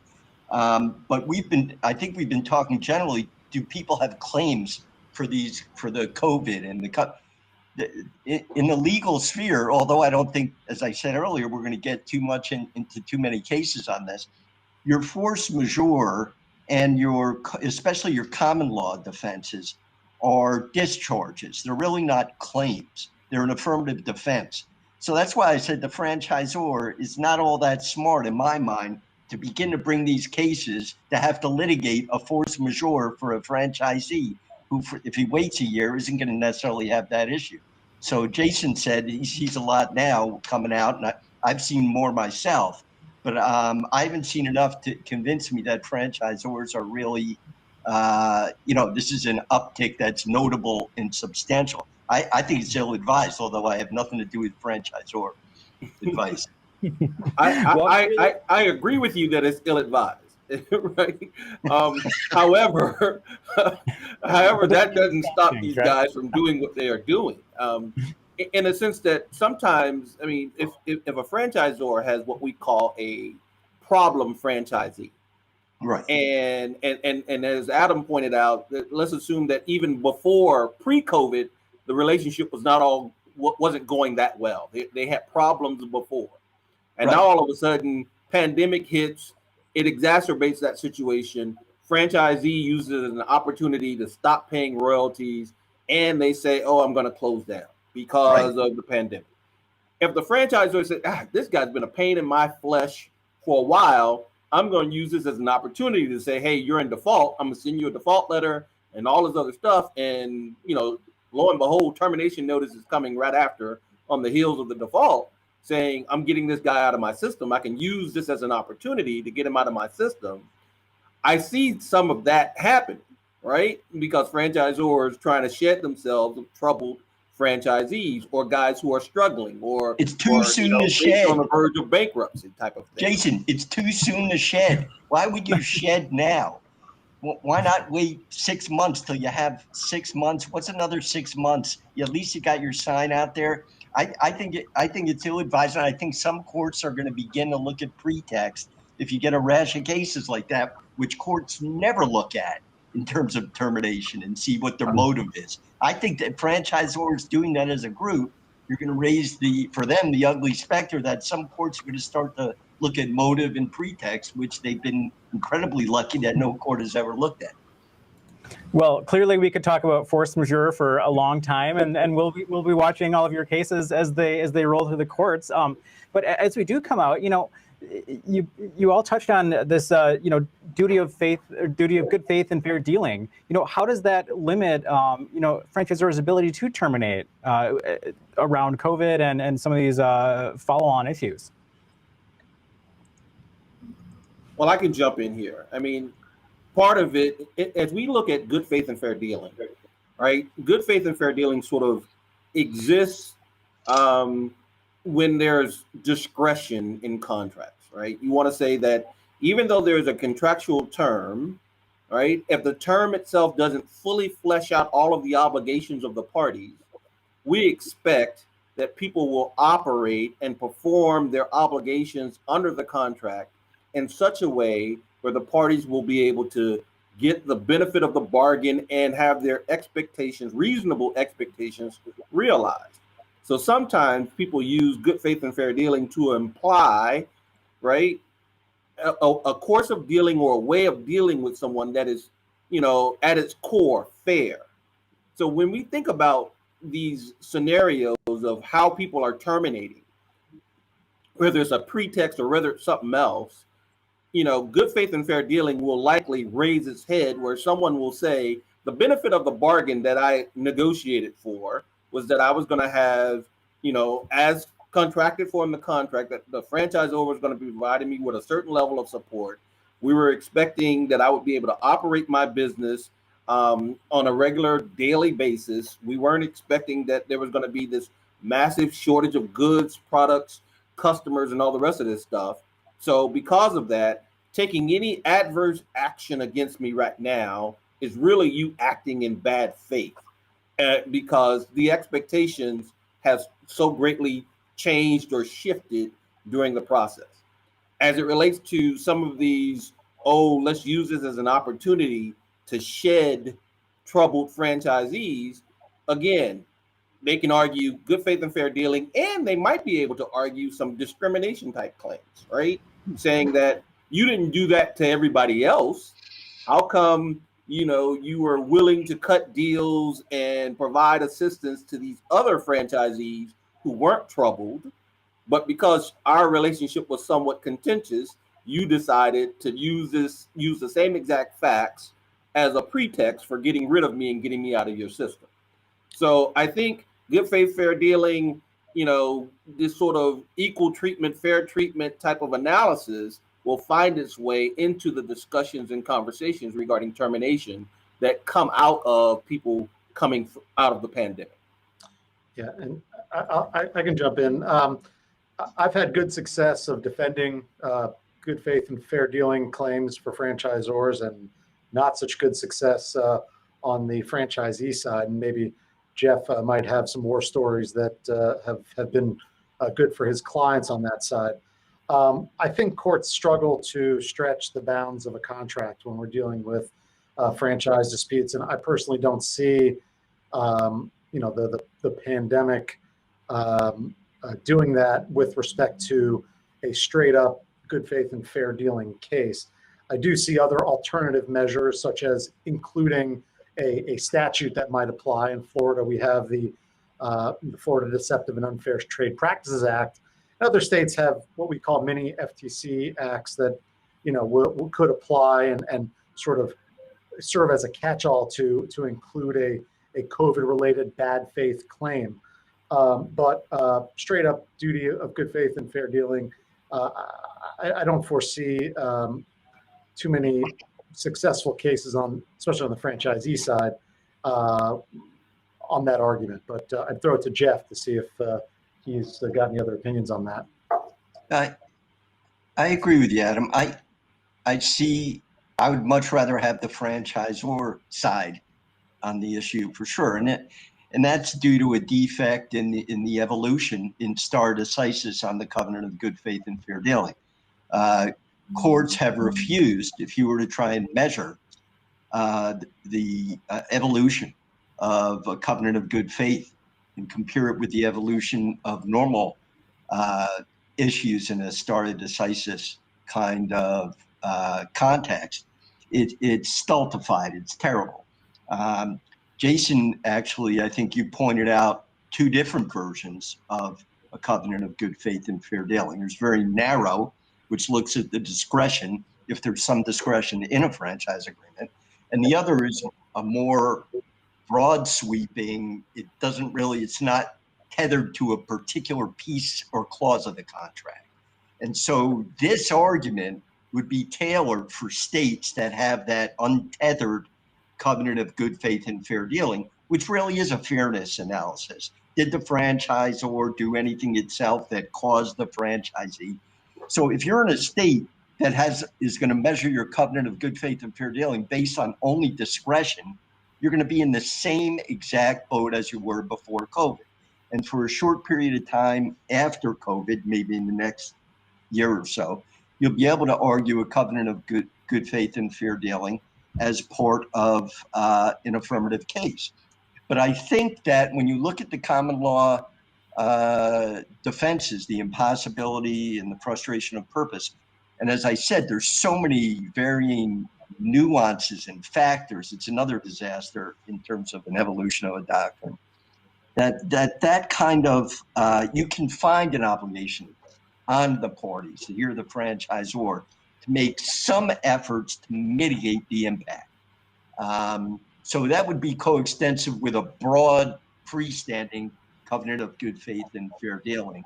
But like Adam, I don't see too much, but would I put it in every case and try and move that discretion over to a broader type of broad sweeping? Of course. So every lawyer is going to throw that in for the next year, and you'll see it in every case, and then you'll see it in every magazine. Oh, they're going to break new law, the covenant of good faith, and maybe they will. But so this might be an opportunity, but I don't see it as a high certainty. Well, you heard it here first. I guess we'll be watching for that new law coming out. And what about no waiver provisions to find defaults and terminate a franchisee impacted by COVID? Can franchisors rely on those? Well, I mean, I'll jump in here. And looking at what we call these no waiver clauses, typically we see them from the standpoint of where the franchisor will say, look, yes, I have the opportunity to to immediately declare a default when you don't do what you're supposed to do under the franchise agreement. And to the extent if I've declared defaults and you haven't cured them, I also have the right to bring enforcement actions and terminate you and do various other kinds of things, right? Typically, franchisor has that right, and the contract gives them those rights.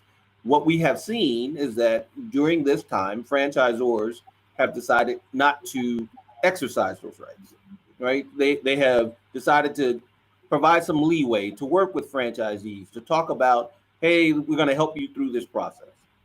Now, in saying that we're going to help you through this process, the argument is, are they waiving my defaults or my failure to pay, whether it's pay royalties or open or do whatever?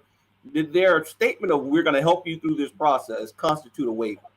And most of the franchisors will say, no, that wasn't a waiver, because we have these no waiver provisions, which says just because I'm trying to help you, I'm not waiving any defaults or any breaches that you've made. I can always bring that stuff up. I can always assert it as long as I do it within the time frame, whether it be statute of limitations or whatever limitations period is provided in the contract. I can always bring that stuff up. I just because I was a good guy, I'm not going to be penalized in terms of in my dealings with you by saying, hey, I'm trying to help you, that now all of a sudden you're going to construe or turn my help into waivers. So those no waiver provisions keep all of the franchisor's claims or ability to raise claims alive. And that is something that becomes significant, because I tell you that franchisees oftentimes will look and say, hey, wait, but you lulled me to sleep. You led me to believe that you were going to work with me, that you were going to help me. Why all of a sudden now, after we are post-COVID, are you trying to raise all of the stuff that it seemed like you were ignoring and willing to overlook? And my statement earlier was, it depends on what you were doing during this period of time. If the franchisee was prudent, when the franchisor said, oh, we'll help you and we'll work through it, they should have said, can you give me that in writing? Can we sign a forbearance agreement? Can we sign, can we sign something? Can we sign a waiver provision? They should have tried to get something in writing which would indicate that the franchisor was in fact going to overlook and waive any sort of claims against them for violations of their contract. Otherwise, they are stuck with looking at course of dealings and trying to see, is it a waiver? Is it not a waiver? Why are you putting the burden on the franchisee in this context? Seems to me that the burden here, first thing you need to look at is the language in the contract. Is there something prompting when that notice has to be sent out? Is it immediate? Is it 30 days? I'm not saying every agreement has it, but I think you do. And I think a no waiver provision, a lot of franchisors feel like they're Teflon men, Superman, when they have that clause. But there are two exceptions to that. One is where the where the parties have agreed, and the second, it can be an oral or a written agreement, and you've emphasized written. And you can also have the conduct of the parties. Now, I bet you even within one franchise system, you're going to have conduct that varied day to day as people thought they were dying and people were dying. So I don't think there's going to be a consistent pattern even within one franchise system. A lot of that stuff could be construed as a waiver, at least during the time of COVID. Now, you pointed out earlier, and Adam, that there's bad conduct before. I got to tell you, whether it's latches or something else, or the writing in the franchise agreement, I think a franchisor would be foolhardy to come in there and identify breaches non-related to COVID from a year and a half, 2 years ago. But will it be done? Yes. Yeah, I think courts would have a tough time stretching a waiver, a no waiver provision and saying there's a waiver of the no waiver provision. Courts have been pretty consistent in enforcing those where there's some defense or affirmative action on the waiver.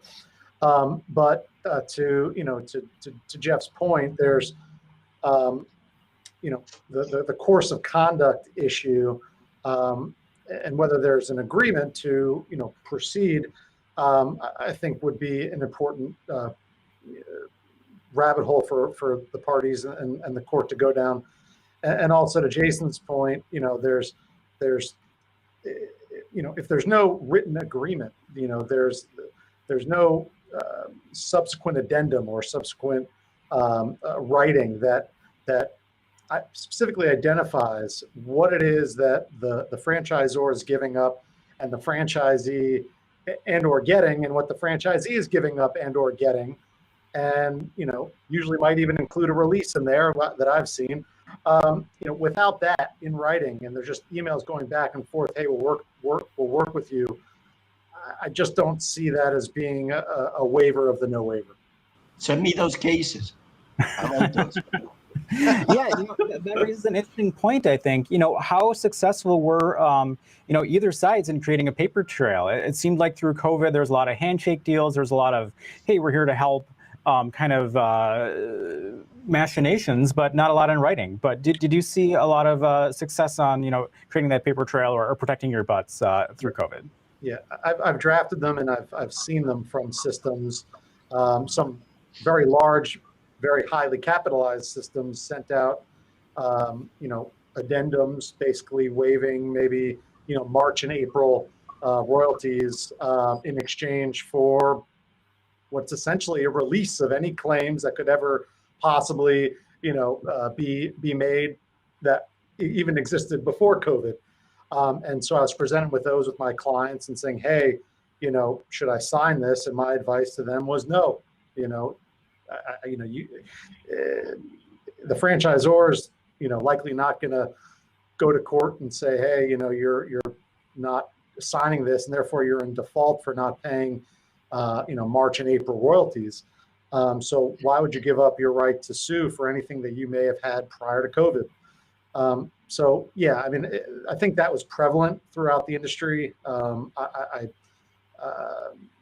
think the ones that maybe didn't have releases might have been signed. Also, I've seen a bunch in the lease context, as a lot of franchisees obviously are also tenants, and landlords were even deferring rent or abating rent. So we saw that in that context as well.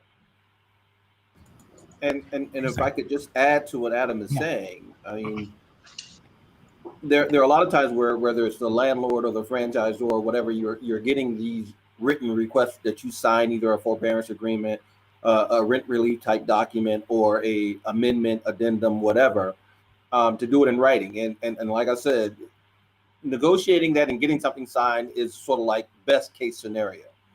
I think what we will probably see throughout the industry is there will be a lot of back and forth discussions regarding relief, regarding the problems, whether it be via email, back and forth, text messages, WhatsApp, whatever. There will be a paper trail, if you will, electronic paper trail of, hey, they knew I was having problems. They said they were going to help me. There was a lot of back and forth. And the question is there enough stuff in the emails and in the electronic exchanges to, in essence, establish that there was some agreement or meeting of the mind as it relates to the issue of this is not going to be looked at as a default or a breach, and we're going to work something out, right? It's sort of, it's kind of like, did we have a deal or not have a deal? There's a whole lot where people will say, look, we all knew we were on the same page. We were just trying to work out the fine points, and we never did finalize the thing, but we all knew where we were going. And they're going to say that, out there's an understanding, there's a course of dealing and an understanding that this stuff was not going to be a breach. I may have to pay something, but I'm not in default, and I'm not subject to being terminated as a result of either failure to pay royalties or closures or not doing certain things by the book pursuant to the franchise agreement. Okay, interesting. So don't clear out the inbox quite yet, right? Right. Hold on to all that electronic stuff that you got. Great. And what about liquidated damages? I think that's something on the minds of a lot of franchisees out there. If there is a termination or a push for termination to get rid of a franchisee due to COVID defaults, can they go after liquidated damages? Adam, what do you think about that? I think the answer generally is yes, they can. I think their franchisor probably would use some discretion and figure what the basis of termination. If it was purely COVID, then my advice to my client would probably be, let's pump the brakes a little bit. And but generally speaking, if you are a franchisee that has had issues with the franchisor in the past and used the pandemic as sort of an excuse to say, hey, this is my opportunity to shut down, that might change the discussion a little bit. I think it's a good opportunity to knock some of those liquidated damages clauses, at least during a COVID period. I mean, legally, there's two ways to examine them depending on the state. It's a state court issue. One is at the time that you enter into the liquidated damages, is it reasonable at that time? And it was difficult to quantify. And the second, and probably a minority of states, will also look at the time you try and impose the enforcement mechanism and whether it is reasonable at that time. So here you're going to have a situation where it's totally unreasonable if you haven't been operating for a year or 6 months. And you're going to have a chance to knock that the liquidated damages provision. And I think, like Adam said, franchisors are not going to want to risk that. Why risk it? Cut it down to some proportion and make it commensurate with some joint view of what damages might have been.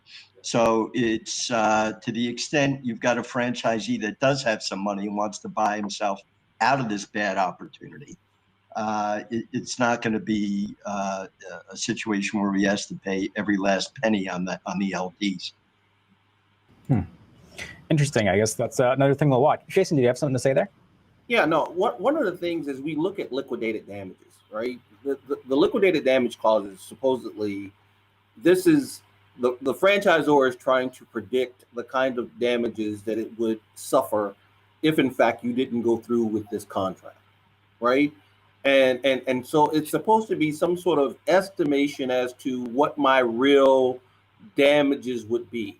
And if I'm curious about the argument from franchisees coming in saying, look, during the period of time during COVID, where you're trying to claim that you're entitled to liquidated damages for that whole year period, in terms of whether it be minimum royalty or you're using my prior 2 years of business operations and trying to use that as a projection for the period of time for the last 2 years, they're going to say that's totally unreasonable because my sales went from whatever they were to next to nothing because I've been closed for a year or closed almost a year and a half or whatever it is, and try to argue that the liquidated damages provision as used looks more like a penalty and punishment than it does an estimation or an approximation of actual damages suffered by the franchisor. It's going to be an interesting argument that franchisors are going to have to deal with because the franchisor is going to say, yeah, but we didn't know pandemic was coming.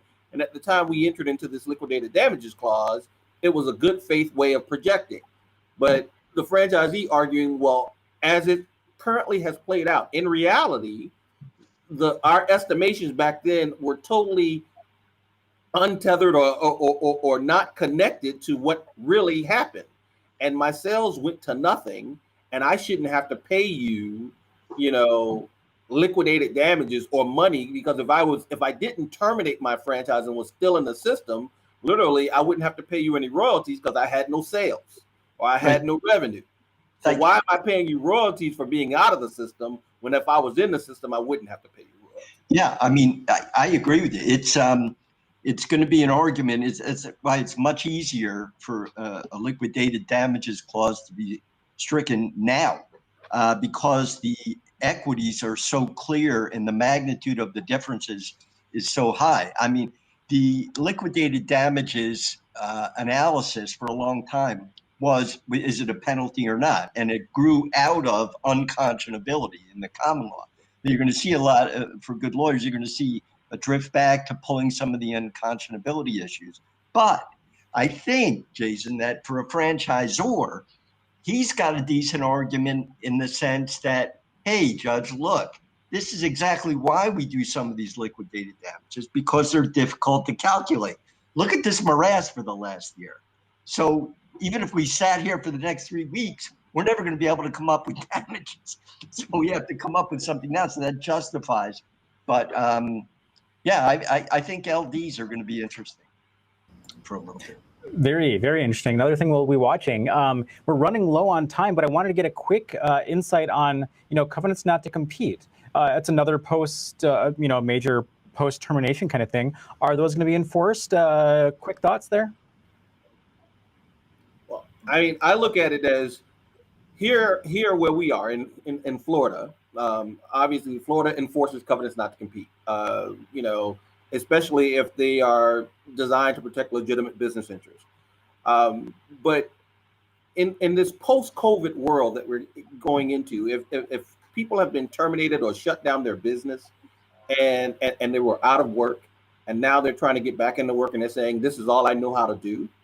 And the franchisor decides to say, hey, but wait a minute, I got a non-compete against you, which to shut your business down. I think we may see some, whether it be activist judge or under the law, we might see people trying to come up with solutions of saying, no, in this circumstance, because we want to get our economy going again and get people back to work and people have a right to make a living and all this other stuff, they may find a way of saying that this non-compete somehow should not be enforced or is not aimed at a legitimate business interest, or they may try to find a way to sort of restructure non-competes within a contract to somehow carve out an exception. It's going to be an interesting time of seeing franchisors trying to enforce a non-compete against a business of someone who went out and now trying to come back post-COVID. I don't think courts have to carve out anything new, Jason. I think they get to the same place by using the same 4 equitable factors. It's always going to come up 90% of the time in a preliminary injunction context. And there you've got a balancing of the harms. And so your harms now factually are going to be somewhat different for a franchisee. But I'd also say your normal analysis of reasonableness of the covenant, I think, you're looking at the years, you're looking at the miles. I'm talking quick, Nick, so we get out. But I think there's also one sliver, an analytical sliver that courts don't spend much time on, and it's the ancillarity analysis. How close is it, and is it necessary for this kind of covenant? And if you got franchisees that were in a business 2 years, 3 years out of a 10-year term, I think it's going to be hard to argue that these secrets, the confidential information, things of that nature actually went to the franchisee in that time. Many times they're looked at from a theoretical point of view as being amortized over the time the franchisee is in the business. So I think there are some, either in the PI analysis or in a direct attack on that narrow issue on the face of those covenants. So I think those will be a good area, and franchisors should hold back on those for about a year, I would say. That's a good point. And what about, the leeway to adopt new system standards? I think that's something that we saw a lot of new standards around cleanliness and stuff like that. But, does the franchisor have leeway now to say, these are the new standards based on what we went through? Yeah, the benefit we have in most franchise agreements that are drafted by franchisors these days is the ability to change the model through the manual. I think a lot of manuals now are going to be obviously have sections on sanitization and health standards that are much more elevated than that were prior. So, from a system standards standpoint, I don't see too much litigation arising from it as long as it's reasonable.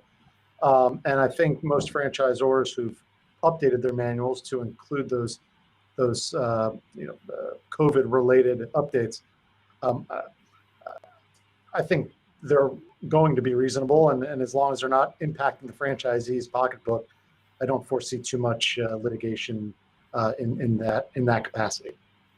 Yeah. Well, if I can just jump in, the one point that I would say, or the risk that franchisors would be taking on by making these updates and doing as Adam suggests, is that all of a sudden and controlling more things and trying to tell people how to clean their businesses and doing various things related to employees, they may all of a sudden expose themselves to being viewed as a joint employer, right? And in this world of looking at franchisors and franchisees as being two separate businesses, and we're not joint employers, and these guys are independent operations, when the franchisor began putting in its manual, this is what you have to do in terms of making sure that your store is clean, or when you can operate, how many times you got to wipe down a bench if you have a gym, or how many times you got to wipe a counter down if you have a restaurant, and this, that, and the other. If they put more sort of restrictions in there and requirements in there, they do run the risk of implicating this joint employment analysis that we've been looking at, and people saying, really, you're controlling the work environment greatly, and that you should be viewed as an employer of these people as well. And I know that there's a lot of that debate is raging right now. Congress is still looking at it. There's still laws being passed. It has not been settled. We get a case and it gets appealed. The joint employment stuff for franchising is something that's serious and threatens the model that we currently, benefit from. I thought we were going to avoid the joint employer discussion, but it all comes back to joint employer all the time. But that's a great point, Jason. I wanted to end on something that I think a lot of people are thinking about. But should the circumstances of COVID-19 be factored into new legal constructs of materiality or substantial compliance? Because I think this was such an aberrant year. Can you really put this on the books, Jeffrey? Yeah, I think I actually wrote that question. It's not a good question, actually. So I'll answer the different question. Well, thanks for not the great question, Jeff. Sometimes it comes to me over time. I think what's going to happen as a result of this is you're going to see very highly developed force majeure clauses in agreements. where risk is allocated. That's basically what these 40-page, 50-page documents are. It's not somebody telling one person, you've got to do this, you've got to do that. Abstractly, these are risk allocation documents. And people just did not foresee this kind of risk. So now, although I began and ended on UFO, the fact that UFOs are here, I mean, people should begin to develop highly detailed force majeure clauses. If you do that properly, you will not have the possibility of the common law excuses that would be able to arise. You can read, with good writing, good legal drafting, you can read out that frustration of purpose, these other ideas. I think depending on the state, or you can come up with a way to address the most significant risks.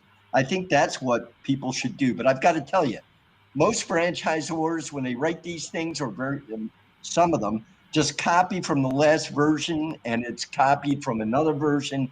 It would be very interesting to see, for the people that have sold franchises in the last 6 months up to now, take a look at the force majeure clauses and see whether they're exactly the same and whether there's any differences. Whether they're permitted to have a difference, you have to inform the state. The people weren't there to approve. But it would be an interesting thing. Even a year from now, I bet you many people that have new agreements written haven't changed the force majeure clause very significantly.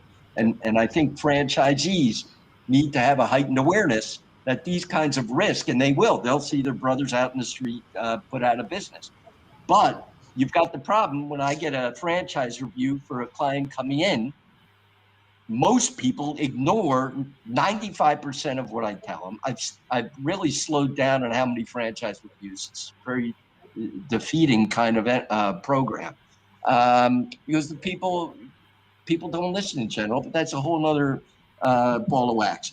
But the question as to whether franchisees should worry about a force majeure clause, they're not caring about that. They're worried about the amount of royalties they're going to pay and advertising fees, and maybe whether they can get terminated. Those are and an encroachment, but 5 or 6 points. They're not going to know from force majeure and try and change it. So the people who will change it will be the franchisors, and at least the risk allocation will be specific. We wouldn't be having this discussion now. We might say it's an unfair risk allocation, but it would be clear. And what the law needs is clarity, putting aside the equitable consideration. And I can say that from someone who drafts the agreements, that I have updated the force majeure provision for the updated 2021 FDDs for my clients, but I don't think it's really going to matter, frankly, in the big picture, because I think most pandemic-related claims are going to be operating under prior franchise agreements and FDDs. But also, at least one court in New York has held that the pandemic is an act of God. Okay, so you always have that argument in the act of God scenarios, usually in most force majeure clauses. So I agree with Jeff on multiple points, and that you may not see much of a change in the agreement. But I really don't think it's going to have too much of an impact on our business moving forward, even if it's more detailed. The one impact that I would like to add to this mix, I mean, Jeff raised the economic analysis issue of risk allocation. And one of the classic ways that we allocate risk is through insurance, right? So all of a sudden, typically we think about the insurance as to, we want to make sure that there is, premise liability insurance, slip and fall type of stuff. Somebody gets hurt, all that kind of thing. But more and more, we start seeing people concerned about business interruption insurance, right? And I think you might see in some of the requirements of franchise agreements that the franchisor, in being proactive in trying to resolve these kinds of issues, is to make their franchisees, quite frankly, get the proper insurance that covers these kinds of events. And it's not just the run-of-the-mill business interruption insurance, which means that there had to be some sort of destruction of the premises and that sort of stuff, but the kind of business interruption insurance that would, in essence, insure for a pandemic or that kind of interruption to someone's business caused by disease, outbreak, or government action that would provide the franchisee some relief. So if you put that into a requirement for the franchisee to address on the front end, when we get to these kinds of situations, the franchisor can then rightfully say, you have insurance. Go to them for your kind of relief and recovery. And that eliminates or relieves the franchisor of some of these obligations to really, provide this kind of economic relief that franchisees are looking for due to the pandemic. Jason, what do you tell a client, a franchisor client, where this product for some reason doesn't come about? It's just too expensive, or the risk is too great. The uncertainty is too great. The insurance company can't take the uncertainty, get it into probabilities, and get a good product. Then what do you tell the franchisor? Are you just going to recommend that they put in there any pandemic types of business interruptions to the franchisees' sole burden, regardless? I mean, of course you're going to do that. I mean, I'm asking you a question. I mean, why wouldn't you? I mean, so again, it's going to be the standardized contract that just has another provision. That's another burden for the franchisee. No risk. And then you're going to No, I'm assuming your question was more rhetorical, but but I mean, we're going to, depending as if the franchisor is my client, and I'm going to do what's necessary. One, in terms of we're going to shift this burden as much as we can to the franchisee. Either A, get insurance for it, or B, we're going to make sure that that we have exclusions, carve outs, or whatever from different provisions in the force majeure clause. We're going to be very specific that this does not include. We're going to do what we need to do and tell the franchisee, protect yourself. What if it's a lot less expensive for the franchisor to do it? Say it costs $5,000 for the franchisee and $2,000 for the franchisor. Are you still going to give the same advice? Well, I mean, if the franchisor can, depending on how it works in terms of the franchisor insuring for it and being able to provide economic relief, if it's more cost effective for the franchisor can insure for it. But then, of course, there's going to be a fee that's associated with that for them to recoup that money from the franchisee.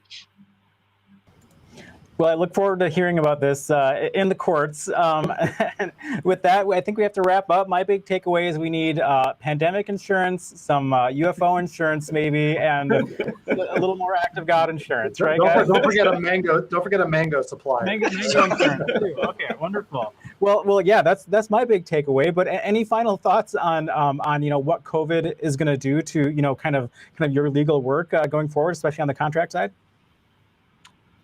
I mean, my final thoughts is that, as I said initially, I think that at least for the next year or so, COVID is going to continue to rear its head in most of the termination cases, whether it be constructive termination or regular termination or anything where a franchisor decides to tell a franchisee to stop, or a franchisee says, I can't continue anymore.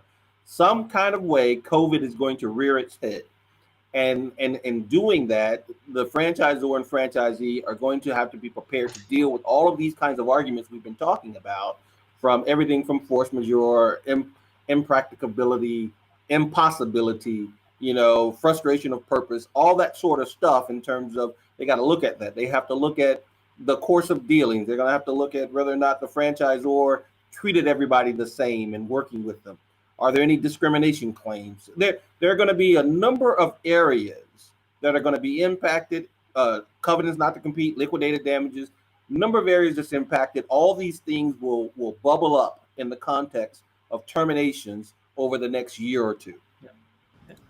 And my final thoughts are, I think that the COVID pandemic is going to come up a lot in what we call dispute resolution, more so than in any court case. But where it could come up in court cases, just one example that I foresee moving forward is if the franchisor can't ramp up their support and their the marketing and get to the level that they were at pre-pandemic, so the franchisees are getting the same kind of benefits of being in a particular franchise system. And one of those benefits is that you're looking at an active, growing, innovative franchisor and therefore the franchisees are getting those benefits. So I could foresee franchisees or franchisee associations kind of poking at franchisors to find out what's going on there, why they haven't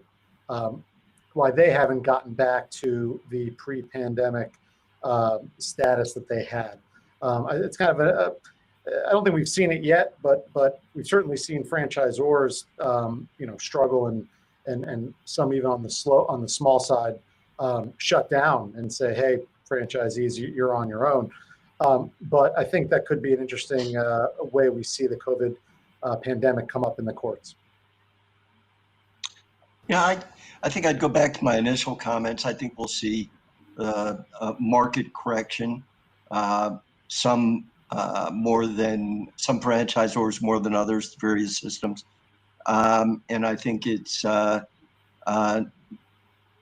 of an issue that really doesn't need to be accentuated. I think, as we pointed out, no matter what your issues were as a litigator before COVID, covenant not to compete, liquidated damages, breach, material, it's all going to be colored to some extent by force majeure, the mere existence of it.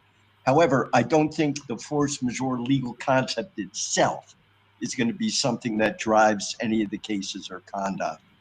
And this was a great panel. I enjoyed all the insights. Thanks, Jason. Likewise. Thank you, guys. I appreciate it. Adam and everybody, and Chris, and who else do we have? We have me. Thank me. And sorry for that question. That's quite all right. Thank you all for the insight, and have a great day. We'll talk to you Legal Eagles soon. And thank you so much for tuning in. We'll be right back with our next session in just a few moments.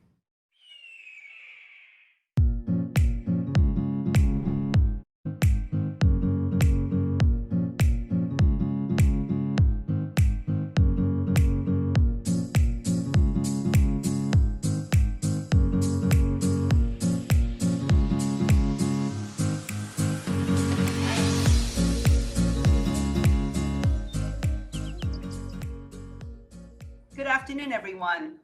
My name is Amy Chang with the law firm of Chang Cohen here in Chicago. And Chang Cohen, we represent franchisors in legal compliance, mergers and acquisitions, international and domestic development, as well as dispute resolution. Today, we are here to talk about silver linings in COVID cloud. I know during the last year, we have spent a lot of hours listening to webinars about how to navigate through the pandemic, how to get a PPP loan, how to interpret force majeure clauses, how to get out of your convention contracts, all the things that we don't want to talk about anymore, right? So now, as we are hopefully exiting the pandemic, I thought we would spend a few minutes today talking to our panelists about what are some of the good things that have come out of the pandemic, right? At Chang Cohen, for example, I know we have all adopted many pets, and now we have so many pets that we have created a Chang Cohen Pets webpage. They are now our legal sidekicks. Well, a lot of people across the country have adopted a lot of pets, and I know that that is one good thing that has definitely come out of the pandemic. We have a lot of animals that now have great loving homes. But from a business perspective, what else has come out of the pandemic? What are some of the other good things that we have experienced that we will continue to use when we exit the pandemic? So with that, I'd like to first introduce the rest of our panelists today. Michael Daigle, a partner at Chang Cohen, and Michael and I have been working together since before we started Chang Cohen. I've been working together about 20 years now, I believe, Michael, right? But this is the first opportunity that Michael and I will have to speak on a panel, so I'm pretty excited about that. Michael, would you tell us a little bit about yourself? Yeah, sure. I'm also excited because it's been a long time that we've been together and haven't spoken together.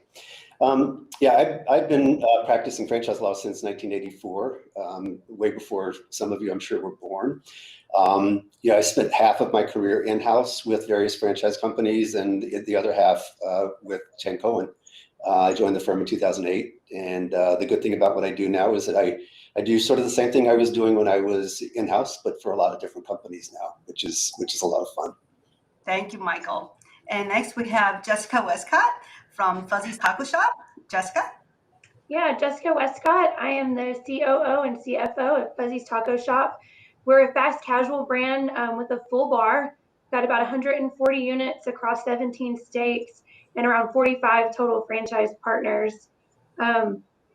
Most of our concentration is in the Southeast, which gave us a unique vantage point as we came through the COVID recovery. And because of the diligence and hard work of our franchise partners, their teams, and our corporate staff, we are grateful today to be on the other side of this. We did experience a few amount of closures, but we also opened units during the pandemic, and we're very excited to be back to pre-pandemic level sales. Thank you, Jessica. And last but not least, we have Joe Rabone from Orange Theory. Joe? Thanks, Amy. Joe Rabone, Orange Theory Fitness. I serve as the general counsel here at the company. I've been here since late 2019. I was actually brought on board as the AGC at that time. And then in June of 2020, right in the heart of the pandemic, was elevated to the GC role. Prior to Orange Theory, I had previous stops at Left Field Entertainment, NFL Films. Began my career at a small plaintiff litigation firm in downtown Manhattan. Just previous to my tenure here at Orange Theory, I was the general counsel at Vita Coco, so all things coconut. But Orange Theory has done an amazing job, in my estimation, of fighting through some tough times over the course of the past year. We'll get into that shortly, but it's a pleasure to be here, and thank you for having me. Thank you, Joe. Michael, you want to lead us off today with some of our questions? Yeah, so I think one of the bright spots that have come out of the pandemic has been what I call a period of forced innovation. Right? I mean, the pandemic has forced franchisors and brands generally to innovate and to think of creative ways to reach consumers that maybe can't get to them in the same way that they were getting to them pre-COVID, pre-pandemic.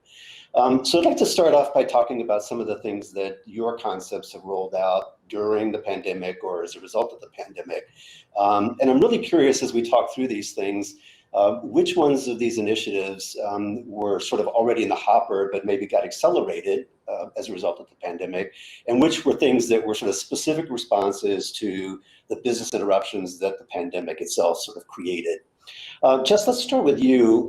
Fuzzy's is a restaurant chain. So what are some of the things that Fuzzy's rolled out during or in response to the pandemic? Yeah, absolutely. So in the first week of COVID, we shifted our strategic plan is the best way of putting it. It was survival, not executing the objectives that we had put forth just a couple months before. And our goal as a team and with our franchisees, the promise and commitment we made to them is we're driving the bus, we're in control in what seems like a situation that we can't do anything. And then we're also going to roll at least one program every 3 to 4 days that's meant to build sales back. And what came of that was a lot of stuff, some that stuck, some that candidly, we wouldn't do again if in hindsight. Some of the big things that stuck, obviously curbside was a huge component when restaurant dine-ins were shut down. Delivery was something that we had talked about internally. We had about 40 of the 140 units on delivery at that time, but it came to the table where Uber Eats and DoorDash and some of the bigger players were willing to negotiate better contracts, which made those deals more profitable for our franchisees. So we were able to get those initiatives across the goal line pretty quickly. We did a lot with menu innovation, knowing that people were now consuming us at home. How could we make the product better from a to-go standpoint? Family meals was a big piece of that. And that's where we really came together with the franchise partners. The best example on our family meal rollout, that's something we would have typically concepted, for 4 to 6 weeks, tested for another 60 to 90 days, then done the IT and marketing and everything that would go along with it during the test. We rolled that out in 4 days. We had our franchise partners in Oklahoma were up at 1 a.m. testing POS buttons for us to make sure that everything worked for the rollout the next morning. So it became this, you can look at it negatively or this, you can also look at it as such a positive opportunity to bring in, especially in a franchise environment, a team that's so much bigger than the people that you see in the office day to day, and to really create this, we're all in this basket together, we're all going to win together, we're all going to make mistakes together, and really forge those relationships and develop a furtherment of trust because of the pandemic. And forced innovation is a great way of putting it, because we forced a lot of things through, and we've held on to the ones that worked, and we haven't been afraid to call a spade when they didn't.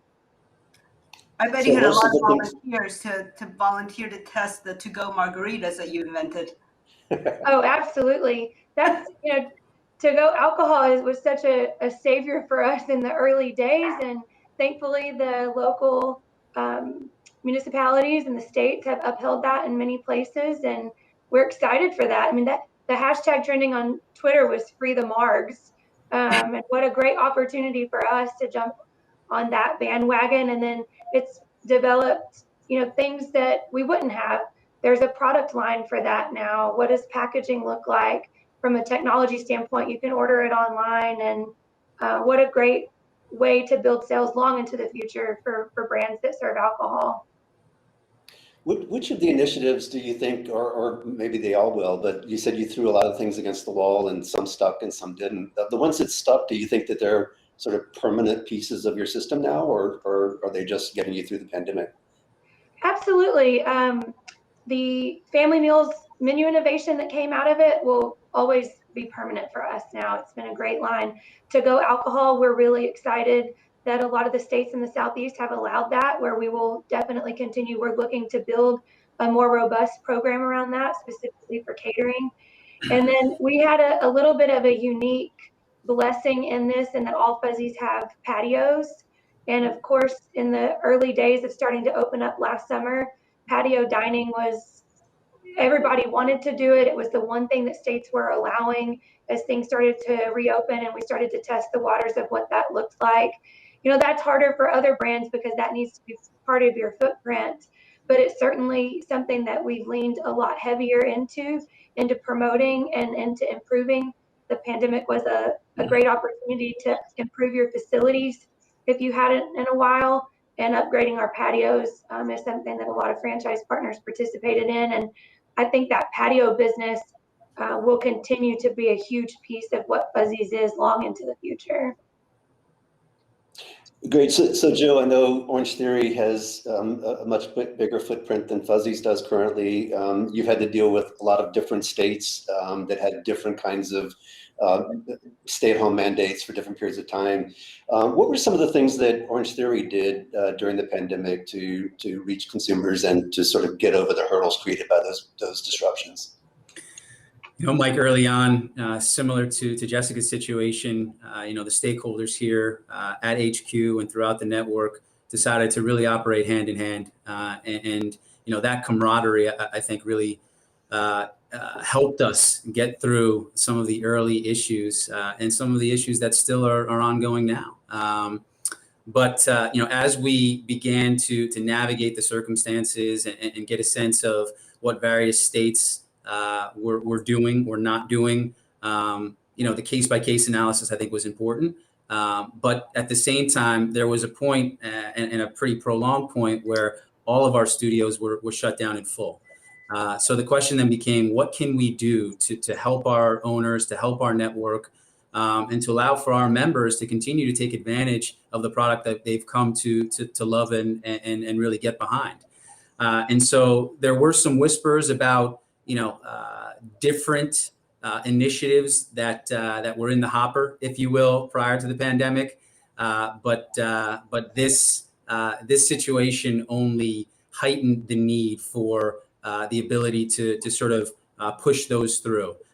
So initiatives like OT Outdoor, OT Live, outside of the brick and mortar studio, outdoor workouts that would resonate the Orange Theory workout regime, or OT Live, as I mentioned, really a digital replication of your indoor in-studio experience. Those were platforms and initiatives that would have otherwise taken many, many months, if not years, to stand up. And with the hard work and determination of many within this organization and the network, we were able to stand them up in months and give, like I said, our network and our members additional arrows in their quivers. So it's been an exciting time to stand those platforms up and to see them being utilized in a way that we had hoped. I definitely think similar to the Fuzzy situation where these ideas were simply ideas at first. They've emanated into something more than that, and will be sticking around for hopefully years to come. And Joe, did you feel like on your side that, we certainly felt like the forced innovation, it also helped that guests were willing to change. So some of the things that they may not have even been willing to try, I would think in your situation, it would be tenfold a restaurant. They were suddenly willing to try anything different, when in the past change to a guest was, oh, I like it the way I know it. Yeah, no, you're absolutely right, Jessica. In fact, these folks were no longer able to get into the brick and mortar studios. So what else could they do? That was really the question. So allowing them to engage in Orange Theory in other platforms and in other arenas was something that we were excited about. And as I mentioned previously, this is something that's going to be sticky on a go-forward basis. But to your point, I don't think it would have been as easy for us to quote unquote sell these platforms and initiatives if the need wasn't there. And so that certainly helped. Joe, I don't want to leave this topic without sort of giving an example of what I thought was a real creative response to some of the restrictions about capacity limits in businesses. And I'm curious where this idea came from, because I just thought it was genius. But to sort of address capacity limits, I know some of your franchisees started working with landlords to temporarily rent space adjacent to the Orange Theory studio, so that they could have more people and still comply with the capacity limits. How did that come about? Yeah, it actually came about as a suggestion from a franchisee, right? So, constantly having conversations with our network and the operators, this did come up, and it's been utilized, throughout the network during the pandemic. So, again, Mike, that forced innovation, the notion of having additional conversations that wouldn't otherwise be applicable in normal quote unquote times was really great for us to see. And so that and many other things, as we'll touch upon as we move on, really positive. And so, Amy, you mentioned the silver linings, certainly, something to behold as we've navigated a very unique situation in our life cycle. That's great. You both talked about the ability to switch gears really fast, to try new things during the pandemic, and franchisees willing to try new things. We have some great examples, like the virtual classes, the family packs that obviously have worked, that you're going to continue to keep even post-pandemic. How about some of the things that did not work? And my question is really, to the extent that something you rolled out did not work, what were the franchisees' reactions, and how did they deal with it? And how did you deal with that? Were their reactions what you expected?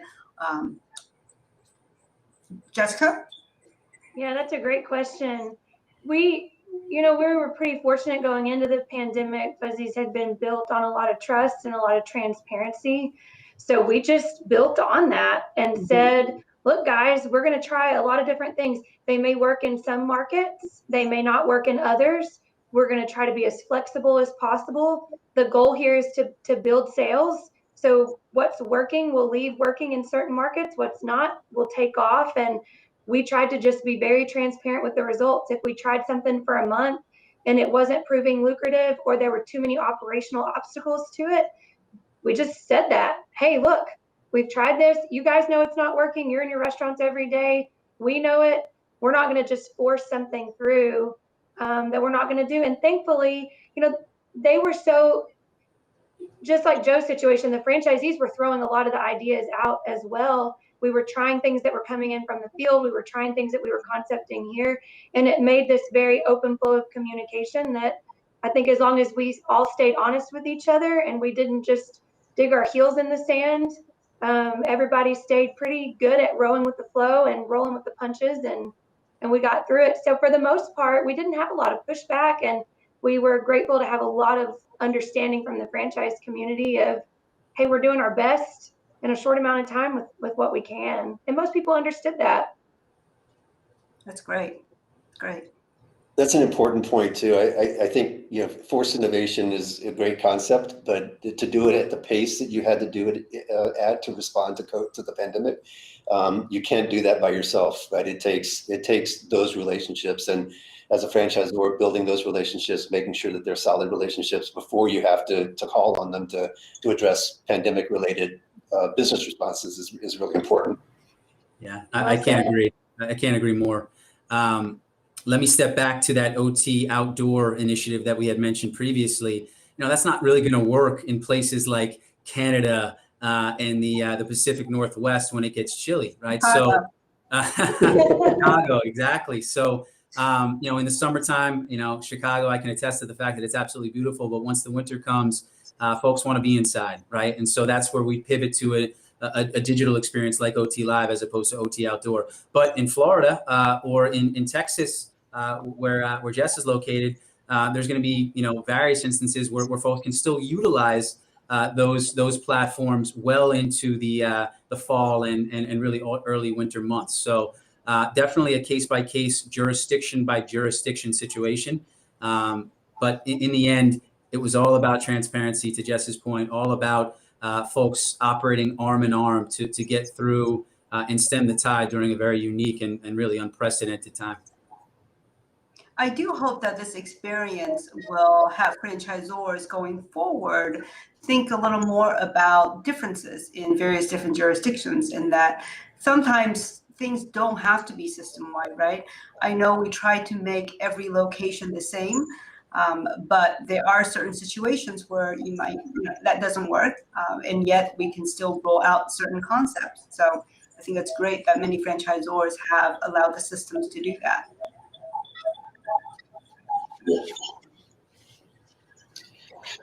So should we move on to, I think we touched on this in this first segment, but I think we should talk about it a lot more, and that's the relationships that the franchisors have had to sort of improve and rely upon during the pandemic. And those come in many forms, right? Relationships with, as Jess mentioned, the local governments to partner with them on having the ability to do alcohol to go. Couldn't have done that without the cooperation and the partnership with the local governments, right? So let's talk about relationships and what you guys have done to sort of strengthen relationships with your franchisees, with your customers, with the local authorities, those kinds of things, and maybe with your vendors and landlords as well. With you know, maybe a few different challenges in those respects, but let's talk about relationships. Jess, what have you guys done to sort of focus on that? And it sounds like you started from a good base, right, with your franchisees especially. Right, we started from that base, but didn't accept that was enough. We increased communication. We sent out a nightly communication that was a 2 to 3 page recap some days. Some days it was half a page on whatever had happened at the corporate office that day to further the initiatives that we reported on the day previous. So we had a nightly communication that went to all franchisees. We had a weekly call. We had typically only done monthly or quarterly calls in the past, so moved those to weekly. We were all separated suddenly instead of being in the office together from a corporate team standpoint, but at the same time, because we were faced with such, you know, large challenges, and some days it felt like we'd never been closer, right? Because everyone on the team needed to be down in the trenches, needed to understand that the cooperation and the input and the partnership with our franchisees, that was the only way we were going to see the other side of it. It speaks really well to what you said just a couple minutes ago, which was so eloquently put, but we couldn't have gotten through this without the strength of the franchise group and without partnering with them. They doubled our numbers, you know, and what we were able, the amount of people we were able to put behind problem solving. We also stepped up with our vendors, strengthened our vendor partnerships, and we're very transparent with them. We just kind of took this we're going to be honest and logical. And surely with those two things, we'll kind of throw this rule book out the window, obviously within reason from a legal perspective, but let's do what makes sense for today. Let's not worry too much about tomorrow, and let's make sure the people who've been with us feel like they're here with us and that we're all in this together and no one's alone. And we extended that to our vendors, obviously our franchise partners, and then really worked closely as a team to make sure everyone felt like we could win and not that this was a hopeless situation. With a new client, I often tell the client, we want to give you the perfect franchise agreement and the perfect contract, but my hope is that you'll never have to pull out that contract ever again, right? And it's been great to see that so many systems during this time really have not relied on the contract, right? I mean, per the contract, I'm sure many franchisors could have been hands off and sat back and just see what happens, but that's not what people did. And franchisees as well. Your participation rate in your weekly calls, for example, Jessica, I assume those are pretty high participation rate from the franchisees. Absolutely. And I think we talked about this a couple of weeks ago, but it gave this kind of forced opportunity too for the people who were on the fence. Maybe they hadn't been on board with some of the initiatives. Maybe they weren't as excited about the brand. They had this opportunity to either get on board with us and let's stick through this together, or to move on. And we're really grateful that a lot of the people who maybe had questioned it before decided to get on board with us. And now, you know, they're excited, they're energized, they're continuing to contribute. And we see them as very participative franchisees long into the future because of this experience. And the reality of franchising is, of course, there were a few people who decided that this really wasn't for them and that the pandemic gave them an opportunity to move on to something different. We tried not to be afraid of that scenario because you can't. It is what it is. And from a legal standpoint, it really worked out well that they decided to move on and that we were able to get a lot of people who had maybe become disengaged back on board. And that's really fun from the standpoint we're at today. Now, the foundation of where we sit is way stronger than it was pre-pandemic because of the pandemic. And as you think about silver linings, it was such a great forced way of people to either engage and to be excited or to say, hey, I'm out.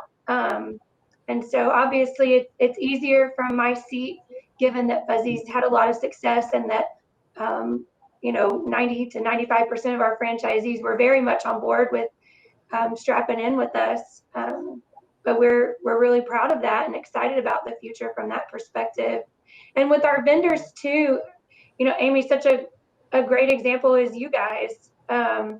I've called Antonia's cell phone more in the last year than I have in my entire working relationship with Chang Cohen from this role and then my previous experience with both you and Michael. And I'm so grateful that anytime, it seemed like all of our vendors stepped up in that way, that anytime we needed them, they were available at a moment's notice. And that was really awesome to see. And again, just now coming out of it, we've strengthened those relationships where I asked Antonia about her dog.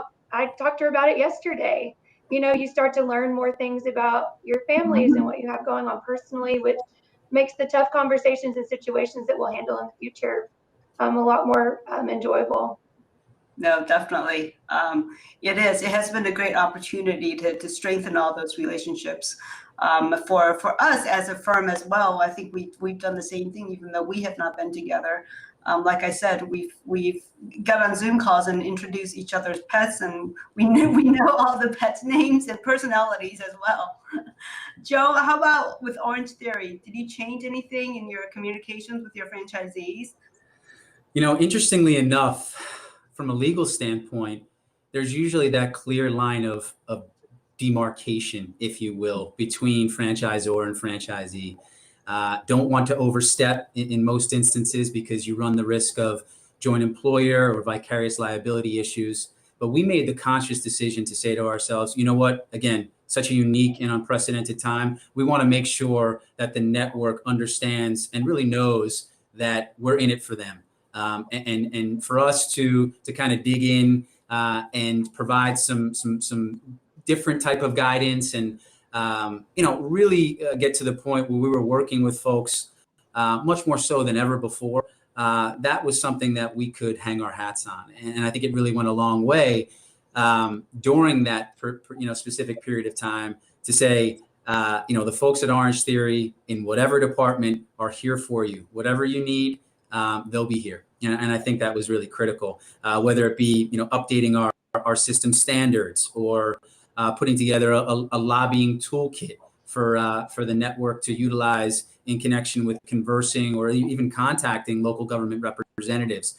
The previous general counsel, Scott McClester, and I worked very hard to lobby, federal government entities in order to get the fitness industry on the map, if you will. This was an industry that I think took a backseat to many other industries from a lobbying perspective, and we're still in the midst of pushing as hard as we possibly can to get some recognition, if you will, and to have our voices heard. But we're getting there. We're at a point right now where the new infrastructure bill may be the time where this GIMS Act that we are continuing to push to allow for long overdue government assistance to the fitness industry, to get that in the coffers would be phenomenal. And again, we're continuing to push on that front as well.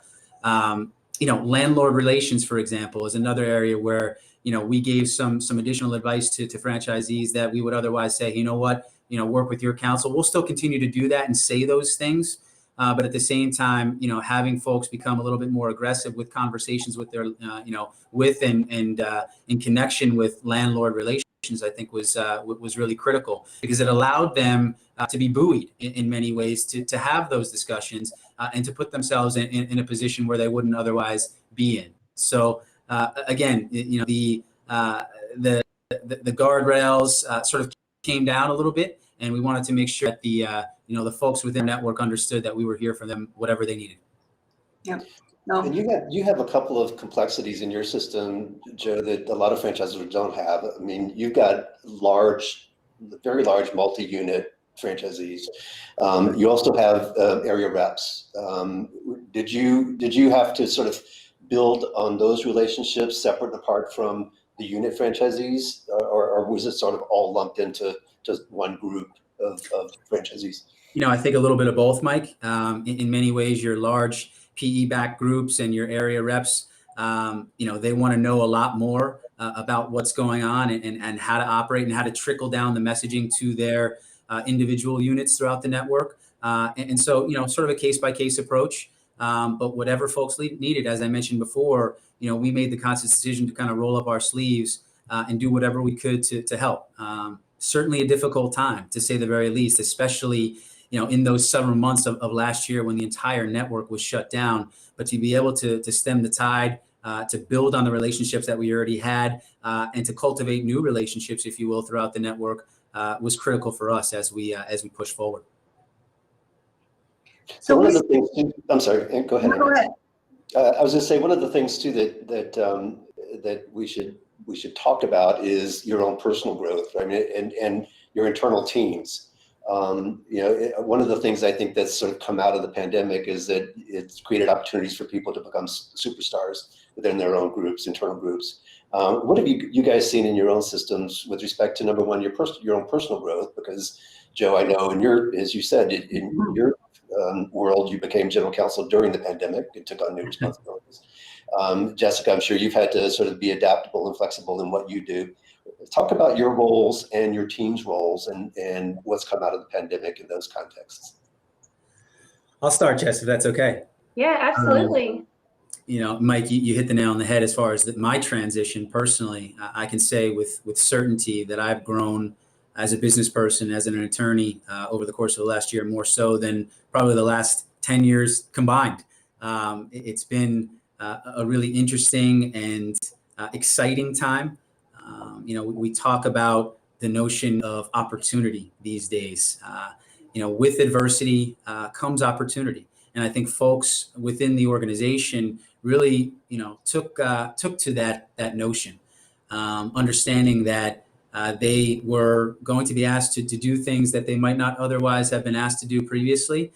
And if they were able to buy into that idea, that they would have some growth potential. And we've seen that within our organization. We've seen that throughout the network with regards to various other operators, in the franchisee world. So it's been fun to see. It's been refreshing to see, individuals within this organization really come to an understanding that they're all in, and that's that Orange Theory sort of more life mantra, if you will. And so we've really seen a great amount of sleeves being rolled up during this time. We've seen some folks really pivot to other areas, but do so in a graceful manner. And it's allowed for our business to stem the tide in an otherwise very unfortunate period of time for us. How about you, Jess? Yeah, I mean, personally, it's given me a multitude of opportunities to have my hand in more pieces of the business, and from a strategy perspective, to shape a little bit more. I agree with Joe completely that it's been it's almost immeasurable the amount of growth I feel like I've had from a business person perspective, on learning that flexibility, sometimes flexibility can be scary, but learning that was our strength during the pandemic gives us so much confidence for the future, that sometimes I think maybe even so in a franchise organization, the flexibility is even more scary than in other types of organizations, because of the systems and processes are there for a reason, and they've proven to work. It's been incredible. I have chills right now just thinking about it. I'm so cheesy, but it's true. It gave our leadership team an opportunity to forge together. We met at my house in the early days of the pandemic, and we actually celebrated on my patio about a month ago, and everybody has PTSD looking at my dining room table, because that's the only time they've ever been to my house is when we had like a war room going on.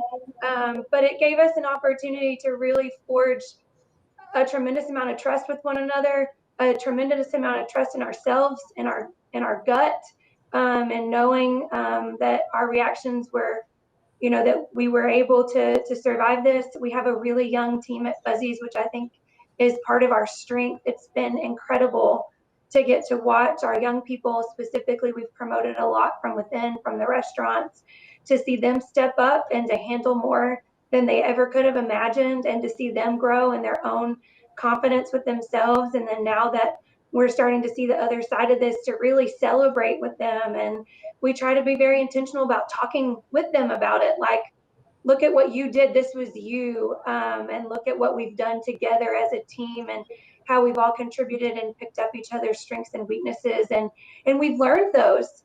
Times of stress bring out weaknesses more than any others.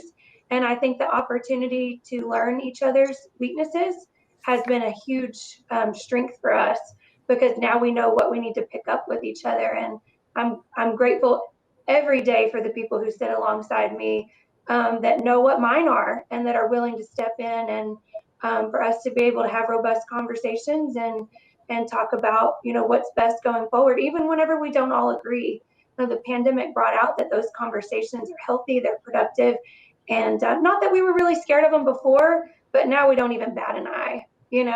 Like, let's discuss it, let's talk about it, let's figure out what's best. And I don't know, if you look back on what you would change, I think because of the way the team has grown and our strengthened relationships with our franchise partner, I don't know that I would go and ask to live the year any different.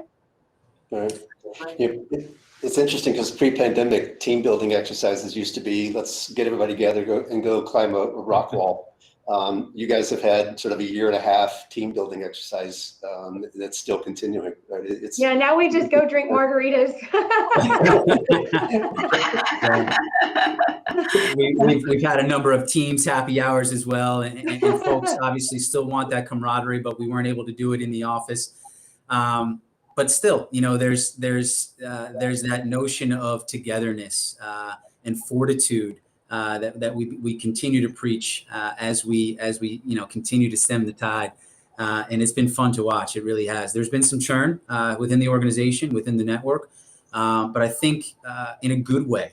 Most of the executive team is different than it was a year ago, but it's so refreshing to see those new faces, new ideas. I mentioned earlier, adversity begets evolution, and I think that's really the hallmark of this entity as we speak. And I'm so proud to be a part of it. One of the great things I think that will come out is people's ability to be flexible and to think outside of the box. Even for us, I mean, even pre-pandemic, I know Michael and I get a lot of strange calls about strange things that has happened and what to do with them, right? Well, during this last year, nothing is strange anymore. I mean, the questions and the issues that have come up have been not textbook, but has really forced us to, like, you know, it's not just legal, it's just using your common sense and your experience to see what you can do and to give the best advice that we can. But it's definitely been interesting. I feel that way for, it's gotten a lot of everyone to think outside of the box.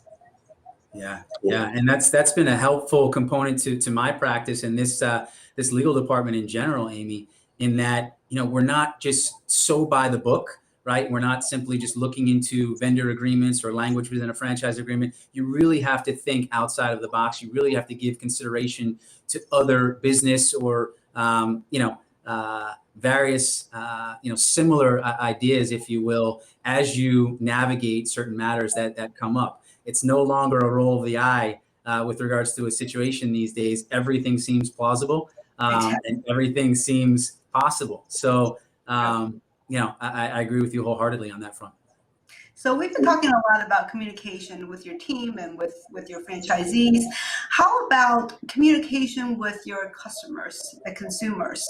Has any of that changed over the last year? Well, I'll say this for Orange Theory: the consumer or the member is the lifeblood of the organization. And so, once the pandemic truly did hit, we wanted to make sure that folks understood that if they needed to go away or wanted to freeze their memberships or do different things, obviously they had to at some point. It was forced, right? Because they couldn't get into a studio for some time. But once studios did begin to reopen at limited capacity, we still wanted to give members the optionality that they wouldn't otherwise have, at some other organizations. I've seen some horror stories in the news with regards to, some entities that forced individuals to continue to be on auto pay and to come back when they, weren't necessarily ready to come back. So we wanted to give that optionality to members. We wanted to put them in a position where they understood that if they weren't paying customers, if you will, for a period of time, that was absolutely fine. The end goal was to get them back to a place where they wanted to be, and that was going to be stronger when they came back. And I think we've done a really good job, in doing so. Jessica? We felt like going into the pandemic, we had already been talking about that we felt like we had an opportunity to improve our communication with our guests and to try new things and to do a few things different than we had in the past. And that was something that Laura, our VP of Marketing, and I had been talking about. And so the pandemic gave us a great opportunity to do that. And we've shifted almost all of our guest communication is digital now. For so long, that's how guests wanted to communicate with us. We couldn't rely on the communication, and Fuzzy's has such a vibe in store that we lost, for a period of time, some short, some much more extended, depending on what part of the country you were in. And so it's given us this great opportunity to communicate with our guests, to try different things. We've tested probably 7 different digital communication methods for guests since June of last year when we started doing media spending again. Some of those have been more successful than others, and some of them have worked in different areas and not others. And so we've just kind of going back to this flexibility and more kind of common sense approach. We've taken a much more custom approach to what we're testing and what we're doing and then what will live long term. But absolutely, it gave us this opportunity that guests also were open to being communicated to differently. And pre-pandemic, sometimes those changes were very tough. So it was a great opportunity to try new things. I think it's important. One of the interesting things I think that came out of this is that as a consumer, I developed better loyalty to brands that I knew that were out there working to keep my business and to make sure that I was being served, maybe not in a traditional way or a pre-pandemic way, but I knew that they were taking the extra steps to reach me. And I think that's given brands a huge opportunity to build stronger and better relationships with their consumers, with their customers. Agree 100%. We've had a lot more engagement on social. You know, people were home, they wanted to flip through things. Eating out was a point of difference after you'd spent all day, you know, suddenly you were at home with the same people every day and doing the same things. You had started cooking all the same foods again. And people were actually searching for us to see if we were still open, what our hours were versus, you know, not even trying. I think that that's a great example. Yeah. You know, before the OT Live initiative was spun up, we were actually on YouTube and other various channels digitally pushing out content to individuals that just could not make it to a studio for whatever reason, whether it be closed or they just were not comfortable doing so.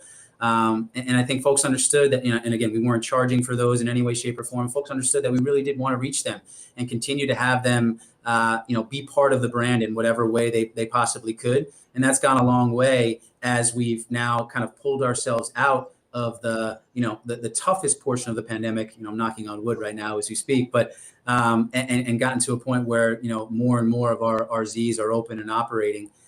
There's a lot of Orange Theory loyalists, and I think they've really seen what the brand can do and how much it cares for its members.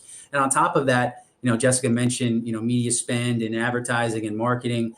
It's an opportunity for franchisees now as we speak, as more individuals are looking to get back into brick and mortar locations to gain or regain that notion of collegial atmosphere, and maybe to knock off a couple pounds that they might have otherwise put on by eating too many Fuzzy's tacos. Well, Joe, I don't know if you guys felt this, but we certainly have seen this kind of impact of community. You know, in our restaurants, in the heart of a crisis, people wanted to come and eat something different. They didn't want to cook anymore. We were something to look forward to when you couldn't do much else outside the home, and it solidified this sense of community. And I think that the sense of community that the guests brought to the table inspired that in our franchise partners.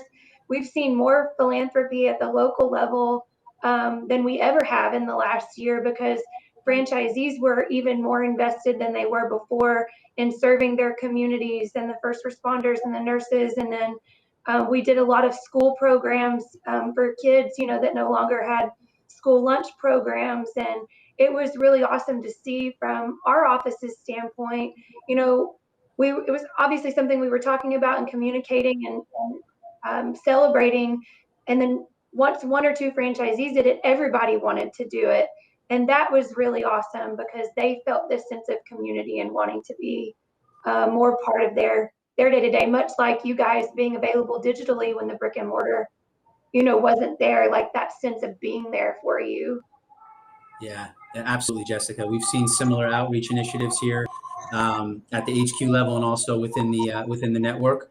There's been many members who have never gone off their auto pay, and they've said, even if I'm not coming to the studio, I still want to be able to to give some modicum of consideration to the folks we know that are, you know, potentially struggling. And so that was really refreshing to see as well. As I mentioned, there's a lot of loyalists at or with regards or in connection with the Orange Theory brand, and it's only been more fortified during this time, which is really amazing to see. That's great to hear. I mean, with Orange Theory, I know that with your concept, the community has always been there, and that's part of the reason why people go to your classes, right? To have that community, be part of that workout. But it's great to hear that even with the Fuzzy's Taco Shop, like during the pandemic, that community, the sense of community is being built, you know, in a place where it otherwise might not have. So. That's very interesting. Before we run out of time, I want to touch on one last topic, which is, during this period, I know there have been closures, for example. I mean, some of your studios been closed, some of your restaurants, indoor dining were closed. So I assume that there have been some employees, right, who have had time to do something that they otherwise would not be doing. What have your systems done to during this time? Did you spend the time remodeling? Did the employees do something that they otherwise would not have done? Jessica? Yeah, absolutely. So yeah, we spent a lot of time improving the physical facilities. So deep cleaning, repainting, really making sure that team members had a place, that they were still employed and making productive use of those hours. We did a lot of training. So in the early days of COVID, when our ops team was grounded, these are folks that are on the road every day. They don't come to an office, they're in the restaurants. We actually went back through the first 6 weeks of the pandemic.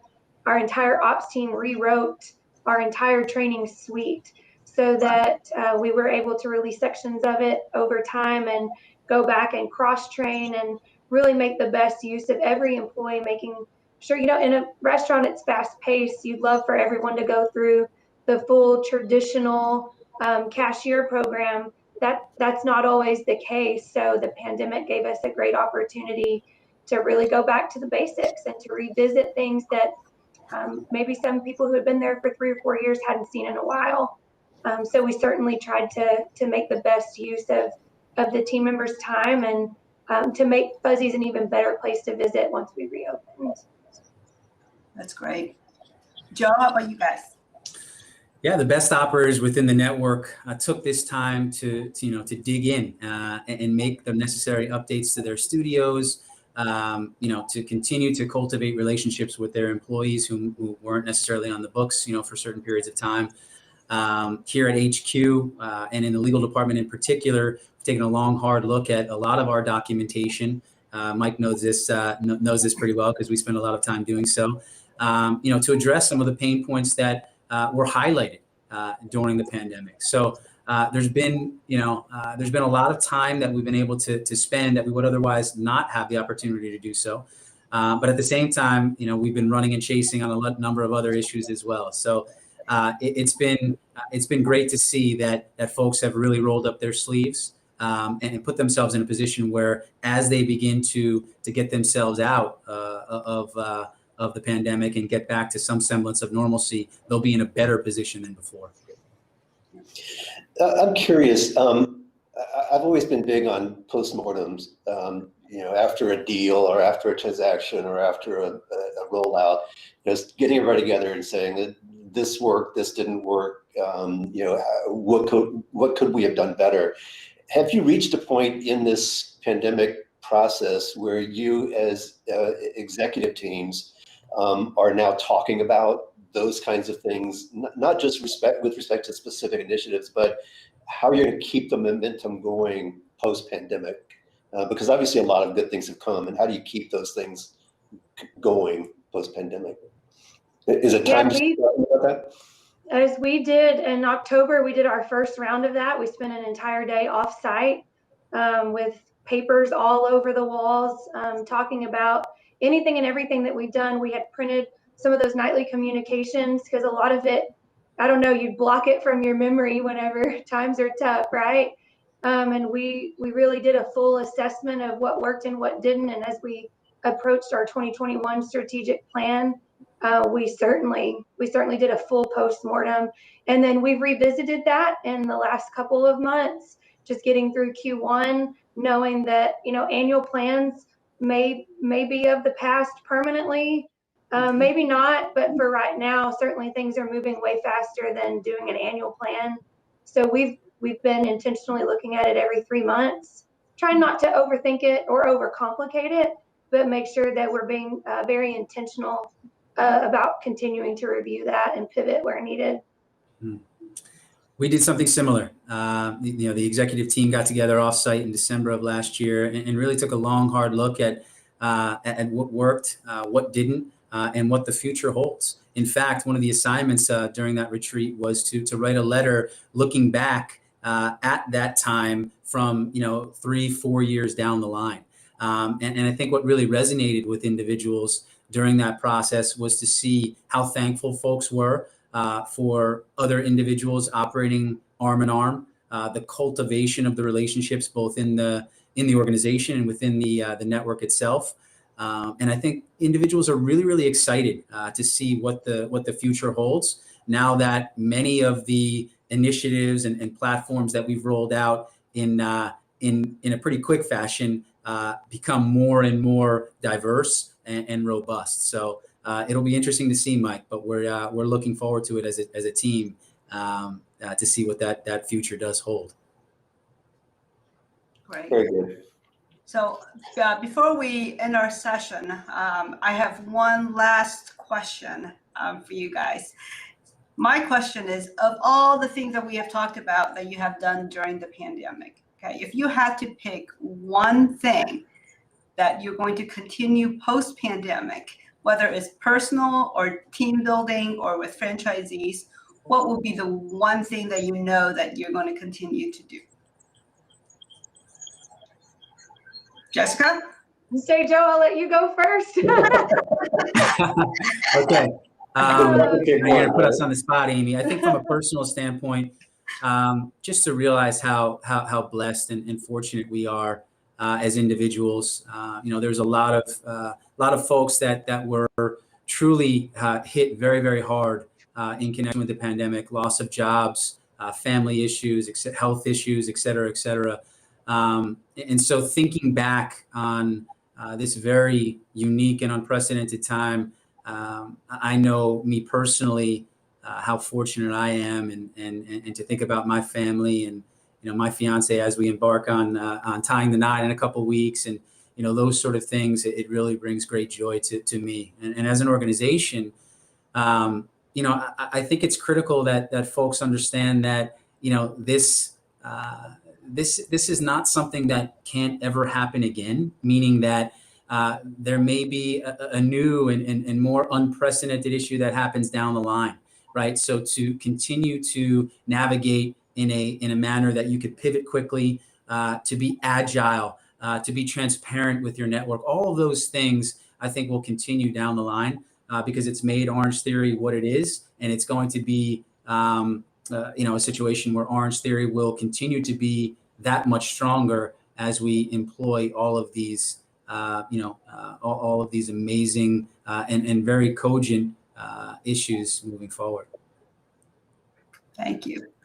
Yeah, for me, I think it's from a business perspective and franchising is continuing the level of flexibility that we have to new ideas and to testing new things and to being willing to abandon things that aren't working. I think we've done a really good job of that, and I really hope that I'm sitting here in 3 to 5 years and can continue to say that I feel like we've done a good job of that. And that's going to take a lot of intention to do.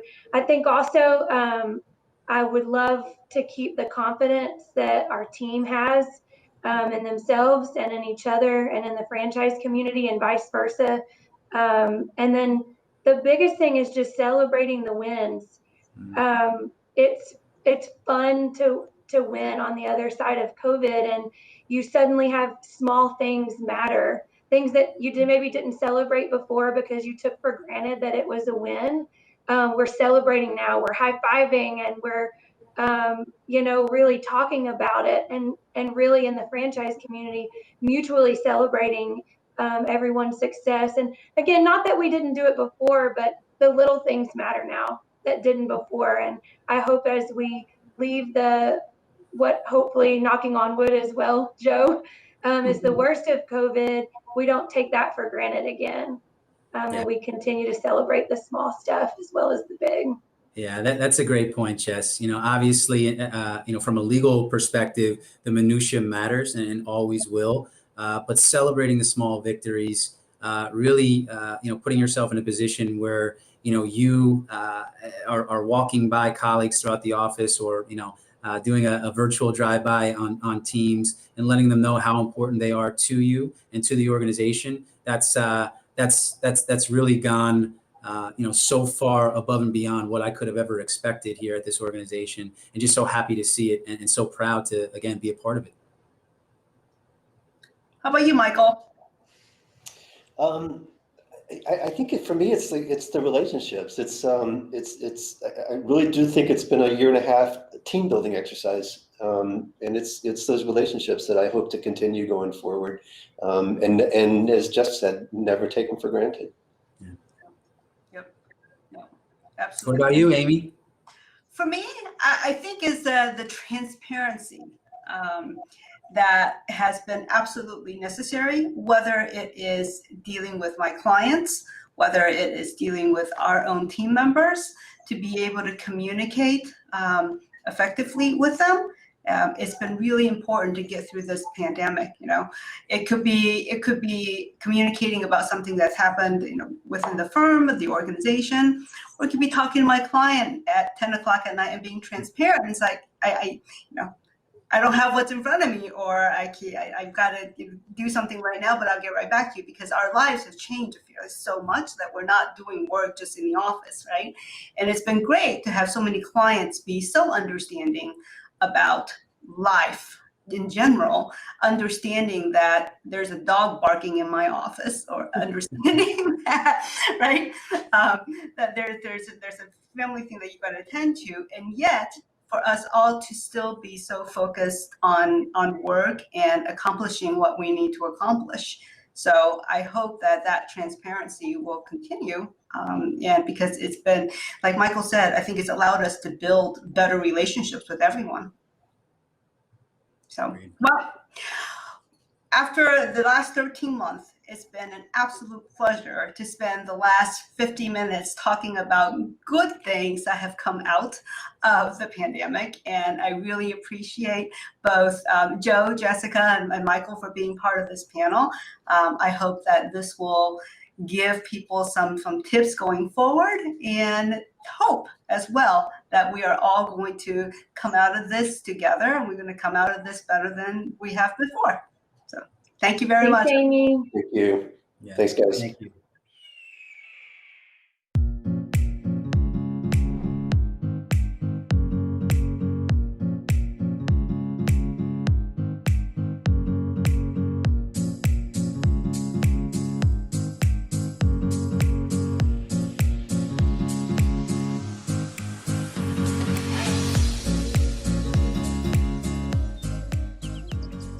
Good afternoon. We are at the Legal Eagles Roundtable, and I welcome everybody to Zizor Legal Logic Post-COVID. We have a distinguished panel of lawyers that have been working in franchising for, well, probably well over 100 plus years, if you add up all of the years in practice. And I'd like everybody to go around the table and introduce themselves. My name is Joe Good. I'm going to moderate today's discussion. And I'm from Milwaukee, Wisconsin, at the firm of Laffey, Leitner, and Good. I'm going to turn it over to the next person on my screen, who is Peter Ligarius. Pete, say hello. My name is Peter Ligarius. I'm with Ligarius, Napel, and Dillon in San Rafael near San Francisco, California, and we primarily represent franchisees. Mark? My name is Mark Leitner. I'm from Milwaukee. I also work at Laffey, Leitner, and Good, and our firm represents franchisees as well as franchisors. Mr. Kozanowski. Scott Korzanowski from Dady and Gardner in the Twin Cities, Minneapolis, Minnesota. And Dady and Gardner represents only franchisees and dealers in disputes with their franchisors and manufacturers. And Mr. Ben Reed. Hey, Joe. I'm Ben Reed. I'm a partner at Plave Cook in Reston, Virginia, which is pretty close to DC. Our firm specializes in representing franchisors exclusively, both in litigation and in transactional matters. And last, but certainly not least, Mike Joblove. Well, I could be last and least. Hi, everybody. I'm Mike Joblove. The name of my law firm is Genovese Joblove and Batista. I'm in Miami. We represent principally franchisors. So from time to time, we do represent franchisees. All right. Well, thank you, everybody. I'm going to play the role today of moderator. And today's topic, the official title is Zizor Legal Logic Post-COVID. It's been about 15 months since the world has been dealing with the COVID-19 pandemic. A lot has happened economically, a lot has happened socially, and certainly a lot has happened legally. We have been tasked today with talking a little bit about the legal implications of the COVID pandemic in franchising. Some lessons learned perhaps over the last 15 months, perhaps some prognostications about what the future is going to hold. Has COVID affected franchising long term? Is it a short-term blip, despite the fact that this is a 100-year disease and quite an event both for the United States and the world? My personal prognostication, and we'll see if this holds true with our panel, is that this has been meaningful. It will be meaningful to franchising for the next few years, but that this is not going to have a long-term impact on franchising as an economic sector. I do think that there are issues and there are spark points, some of which we're going to talk about today, that we're going to be dealing with for the next couple of years. But that's where I see. Now, we'll see after 90 minutes or 60 minutes of this seminar if my views change. So I guess I'd like to turn first to Mike Joblove. There's a case that came out of the Cook County Circuit Court. The Massey case involved some franchisees and franchisors who were sued by their employees at the beginning of the pandemic, involving basically employee safety. You want to tell us a little bit about what happened in Massey and how you think this plays out in the context of franchises that require some in-person personal experience with customers and the like? Right. Sure. Thank you, Joe. So you're right. The Massey case was a really interesting case. So this case was tried over 4 days, a preliminary injunction. It was tried in June 2020 in Cook County State Court in Illinois, where there the judge actually entered a mandatory injunction requiring that the franchise operators comply with certain safety requirements issued as part of the governor's emergency order. So the plaintiffs in the case were employees of 4 McDonald's franchises as well as their family members. And the claims were principally brought for public nuisance and negligence.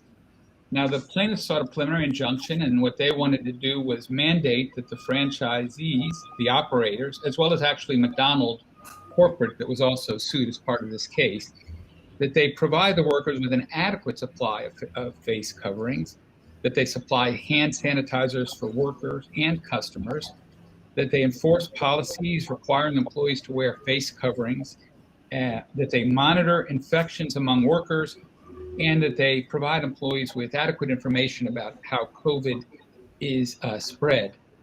So the judge notes in his opinion that COVID-19 was he called it a disaster in Illinois. Now, it's interesting that the statistics he relied on in describing it as a disaster just a year ago were that there were 100,446 Americans had died of COVID-19. That was a year ago. Today, I checked on Google, the number is 601,000, really a dramatic increase in the last year. But the governor's order required that social distancing be practiced, that people stand 6 feet apart, face coverings be worn, that employees as well as customers wear masks in the store. So the court entered the injunction based on the public nuisance claim, but denied it based on the negligence claim. On the public nuisance claim, the judge found that there's a public right to be free from an environment that may endanger the public health. And he found that injunctive relief was available to abate a prospective nuisance. And that's one reason he granted it on the nuisance claim, but denied it on the negligence claim. And that is that for negligence, in the absence of an injury that had already occurred, injunctive relief would not be available. But at least under Illinois law, when you're talking about a public nuisance, in fact, you can enjoin what would be a prospective nuisance or even a prospective injury. And so the judge found that the plaintiffs had shown that the possibility of an infection was highly probable. He went on to find that there was a failure to provide employees with an adequate supply of masks, that there was a lack of hand sanitizer, that the franchisees had failed to enforce mask wearing, and that they had failed to provide the employees with accurate information regarding COVID-19. For example, the operators of the locations had told their employees you didn't necessarily need to wear a mask as long as you weren't near someone for more than 10 minutes. And so the judge found that, in fact, there was no such, let's say, exception in the governor's emergency order, and found that the operators were providing their employees with inaccurate advice. The court dismissed the claims against McDonald's corporate, the franchisor, finding that it didn't operate the restaurant. And as I said, denied injunctive relief on the negligence claim, finding that, on the negligence claim, finding that on negligence, you cannot enjoin what might be a prospective injury. Now, being here in Florida, I find the case a little bit interesting as time has passed on. In fact, here in Florida, our governor has entered an order that prohibits business owners from requiring customers to wear masks. And so anyone who's a customer of a restaurant, visiting an office building or whatever, you cannot mandate in Florida that people wear masks. So it's time has marched on. It's interesting in what it provides.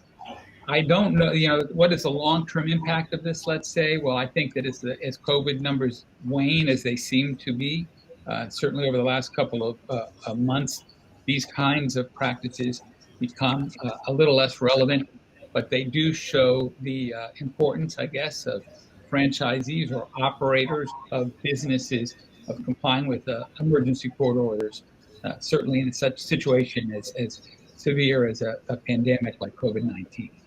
I have two observations about Massey. The first is, here's a case where the franchisor and the franchisee are both sued together. How often is that the case? We do have third-party claims in franchising, but they had to kind of row in the same boat until McDonald's itself was let out. I guess one of the things that it prompted my thinking is beyond the broader issues of workplace safety, public nuisance law, how there's a potential conflict brewing between a governor mandating, saying you can't do that, and then a judge maybe saying, well, actually, you're creating a public nuisance by not allowing people to wear masks or the like. I think there's a tension there. But one of the things that popped up at me, and maybe Mark or Peter, one of you guys, or Scott could chime in about, good cause requirements. Are you guys aware of, in the context of those states that have relationship statutes, of franchisees refusing to do certain things in the context of either public safety or customer safety or employee safety that could constitute good cause for termination under a franchise agreement?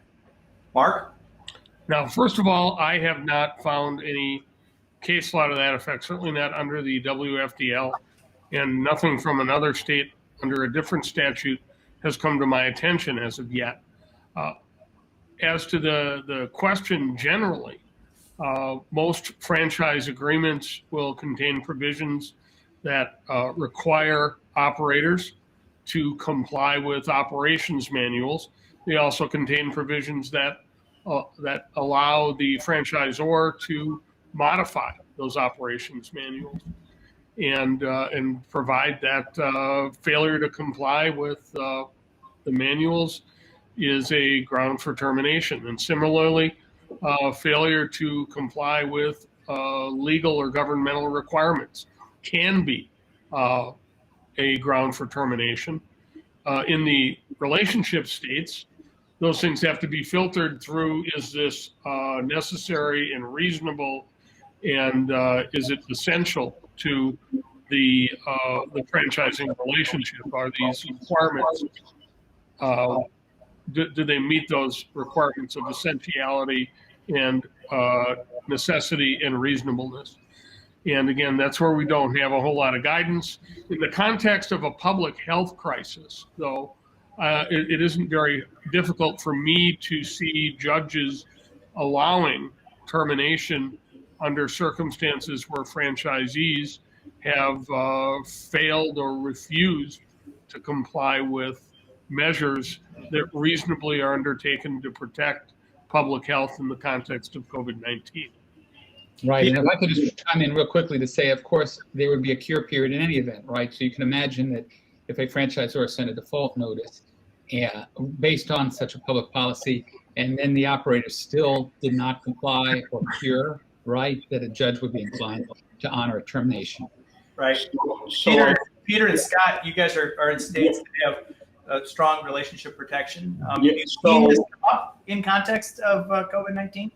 So Mark has hit a good point that almost every franchise agreement requires franchisees to comply with all laws. It's a very broad, draconian requirement because they have to comply with laws already. But in this type of situation where you have a novel disease, rolling requirements of what franchisees have to do, there is a need for an ability to cure. You have to give them notice and an ability to cure. And we got the California statute amended. It's now a 60-day notice to cure. There is one exception that might apply here, and that's if there's an imminent health threat by the franchisee's conduct, there can be an immediate termination. I haven't seen that invoked. I think it's a narrow exception, would require a lot of proof. But I do think in the broader context of this Massey case, franchisees and franchisors need to comply with the law when we have a novel disease like this. And you raise a good point about what if the governor is saying you can't have people wear masks in your store and the CDC or something else. So these things will remain to be played out in the future. In Florida, we're required to stand within 6 feet of each other. We're very against this COVID thing.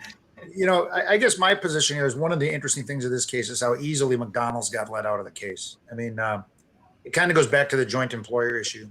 Right. Where the franchisors, you know, if you go back, you know, I do a lot of Dairy Queen work and I see agreements that were written in 1948, 1950. And the Dairy Queen agreement says you use our freezers and the rest of that, you're free to do what you want. And we all know that, you know, it's about 2 pages long. It could be 1 paragraph long. And now they're 48, 50, 60 pages long of the franchisor telling that everything that you have to do. And as Mark brought out, we, by the way, will change these procedures as well. So it seems to me that as soon as trouble hits, you know, McDonald's is heading for the hills and is not there to help their people. And I think the court was pretty easy to let him out.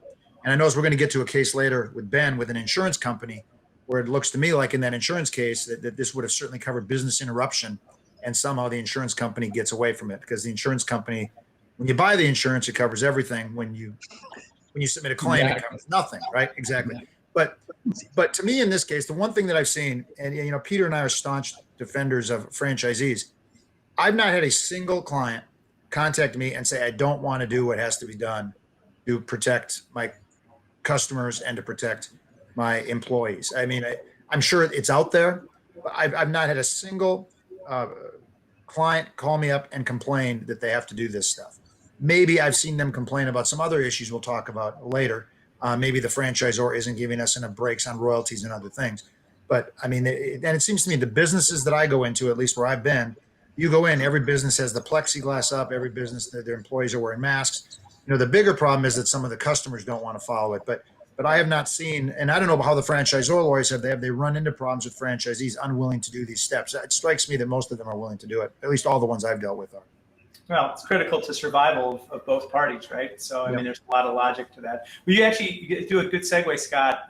Ben, let's talk a little bit about insurance coverage. I think Mark actually does a fair amount of work in this area, non-franchise work in insurance coverage, but I think you should introduce the insurance coverage case, McDonald's litigation that came from Massey. When Massey sued, then there was a request by the carrier to defend McDonald's and to defend the franchisees, and it kind of turned into its own version of hot mess. And I think you provided us with the Blue Coral case, which provides another piece of the coverage and how different courts are dealing with these issues. So why don't you tell us a little bit about what's going on there from a coverage perspective in this day and age of COVID?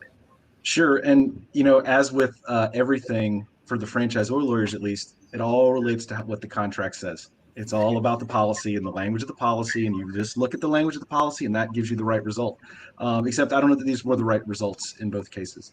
The first case you mentioned, the McDonald's case, is kind of a follow-on to the case Mike just talked about. McDonald's, as you said, put in a claim to the carrier to cover and to defend the case, and the carrier not only denied coverage but denied its obligation to defend, which is kind of odd. I mean, most times, I think, Mark, you would agree that the carrier's going to pick up the defense if it's even close. And absolutely right. That's something I'll address a little bit after your remarks are done. Sure. But in this case, the carrier denied coverage and denied the defense, and so McDonald's filed suit. McDonald's and its franchisees filed suit, saying that the carrier had wrongfully denied the defense. They didn't really get into the coverage issue. I'm sure that was part of the case, but this was on a motion, the carrier's motion to dismiss. The carrier moved to dismiss the case, and the reason was it was a CGL policy. And the policy provided that the carrier was legally obligated to pay his damages because of bodily injury. So the questions were whether there was bodily injury here, because there was some questions whether McDonald's employees had actually been injured or just they had a threat of exposure to COVID. And then the other questions were whether the damages were caused by the bodily injury, because as Mike said, they weren't seeking damages, they were seeking an injunction. And so the court had to wrestle with whether the injunction was damages if there was a bodily injury. The court went round and round with these novel questions, as it said, whether the exposure could be bodily injury. It's found some case law in Illinois that said exposure, particularly to lead, could be bodily injury under these kind of CGL policies. And it said that therefore this potential exposure to COVID could be bodily injury. It also seems swayed by the fact that at least 3 of the plaintiffs in the case Mike talked about had actually contracted COVID. And so it found that they potentially did have injury. And then it went on to talk about the fact that even though the injunction was not damage in the way we think of damage, I mean, you get an injunction when there is no money damages, when you have irreparable harm.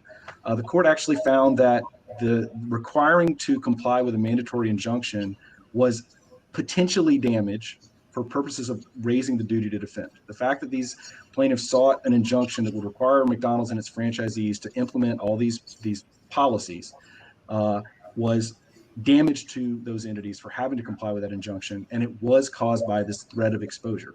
It really connected the dots very loosely, but I think it boils down to the fact that the court didn't like the fact that this carrier was denying the right to a defense, because that seems to be kind of how it shakes out. It's not so much, I think this is what we call judicial activism. Is that the word I'm looking for? The judge wanted there to be the result that the insurer would pick up the defense, and it hadn't done so, and that seemed to be wrong to the judge. And so citing, a law school, a law review article by actually a professor that I took in law school many, many years ago, suggesting that that this kind of damage could be covered under an insurance policy. So that's kind of how that one shook out. Now, I don't have the insurance background that Mark has. He could probably give this a lot nicer gloss in terms of where the court really came out. So I'll punt it to Mark to see what he has to say. Sure.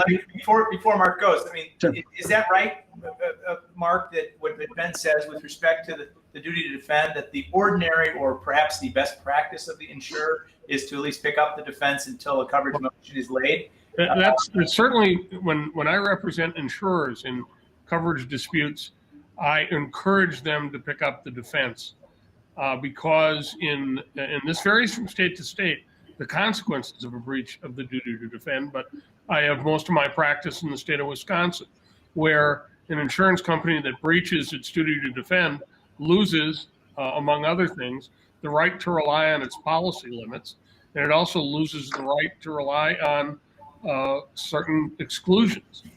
And the effects of something like that are catastrophic. And as a result, it's a high risk, low reward situation, because you lose the ability to have any input over the defense. And you also, if you are not right about your position on whether there's a duty to defend, you get hammered. And the interesting thing about that in this context is that the duty to defend, as a general rule, is broader than the duty to indemnify. There's a duty to indemnify, whether you got to actually pay the claim in settlement or judgment depends on the facts that are actually established. And the duty to defend, on the other hand, if there is any situation that a court can reasonably hypothesize that fits within, that's alleged in the complaint, and that fits within the 4 corners of the policy, even when you consider exclusions, then the insurer's duty to defend is implicated. And that's true even if there's only one claim in the complaint that's implicated, because the insurer should not be allowed to manipulate the defense toward the claim that it doesn't have a duty to defend and avoid the claim that it has to defend for indemnity purposes. So if one claim triggers that duty, that the insurer has to defend the entire action. And again, It varies from state to state, but the consequences can be fairly significant. And the other thing that I found interesting from a coverage perspective in the McDonald's case is that it brought back the echoes of environmental coverage disputes from the 1980s and 1990s. And you are really old. What? Right? I worked on those cases. So yes, I'm very old. The interesting part of those cases is that one You of the represented a couple dinosaurs, and there was a swamp that had been right, yeah, they died, and they found some oil, and that was but the issue in these pollution cases was in fact very, very similar. It's really sort of an identical legal issue, although not in the context of an injunction, but in the context of an EPA or state environmental agency order. You must clean up your property.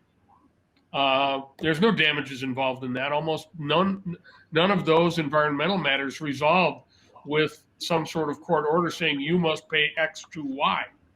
All it is clean up your property until you pass our pollution standards. And although there were some cases early on that took the side of the insurance industry, almost all the courts that came down on this issue found that the cost of compliance with an injunction, in fact, qualified as damages under the standard CGL policy. And that's why you've seen the evolution of that standard CGL policy over the years to more expressly exclude situations like this in environmental coverage, because those cleanups are so and are so incredibly expensive. So I noticed one little very interesting part of this decision, and I'm not an insurance lawyer, but they talked about there was no virus exclusion. And that's an important point for these cases, because a lot of these policies provide an exclusion for what would normally be covered. And the exclusion that's worrisome here is the virus exclusion. So if you have a problem caused by a virus, the insurance company doesn't have to defend. It's kind of like the franchisor has signed a franchise agreement. On page 58, in the footnote, it says there's an exclusion for virus. And the poor franchisor is not going to have any insurance coverage because of the fine print. So welcome to Contracts of Insurance 101. And I found that very fascinating. Because there was no virus exclusion, the court noted that and said, "Oh, we're gonna use that as another reason to defend McDonald's under the policy." Well, the judge noted the very liberal standard on a duty to defend, and it was almost like, unless you can show me for sure there won't be coverage, you're going to have to defend. But I will say, back in the day when I clerked for a state Supreme Court Justice, Esther Tomjanovich, and an insurance case came up, he would always say, "Oh, I hate these cases." And the reason she did is because she said, whatever we rule, the next version of the agreements that come out will exclude it. And so we all know now, if you talk about lasting impact, right? Every single CGL policy now is going to exclude a virus, and it'd be broader than that. They'll define it to be any sort of disease of any sort that could be, similar to this. So at the end of the day, the insurers maybe win in the short term, but lose in the long run, probably. Right. Kind of like how the franchise agreements now disclaim that there's any duty of good faith. Is that where we're going with this? Yeah, that's right. Well, I think they're trying, Ben, to draw those parallels. This is a good segue, though, for you to talk a little bit about Blue Coral, right? Because Blue Coral, if I recall correctly, had a provision that did provide for some coverage, but the Eastern District of North Carolina, the judge in Blue Coral, came to a conclusion that even though the virus was theoretically rampant in the state of North Carolina, the language of the policy required that the virus be at the insured's premises, and there sounds like a causation determination being made that they hadn't alleged that and couldn't prove that. But why don't you tell us a little bit about Blue Coral in that setting, because it is directly in line with what these fellows are talking about in terms of how this works, in terms of the exclusions and what the policy language has to say. Yeah, so Blue Coral was a case involving Massage Envy franchisees in North Carolina whose spas were forced to be shut down as a result of the governor's orders during the pandemic. The March 23rd order from Governor Roy Cooper that basically required spas and massage parlors to shut down. They couldn't operate because of the risks of the pandemic that we all well know. And so at some point down the road, these franchisees sought to make claims under their policies for business interruption loss.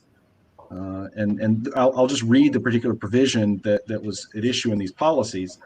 What was covered was insured was actual loss of business income or extra expense sustained as the result of operations being temporarily shut down or suspended by a government board that has jurisdiction over the operations due to an outbreak of a communicable disease at the insured premises.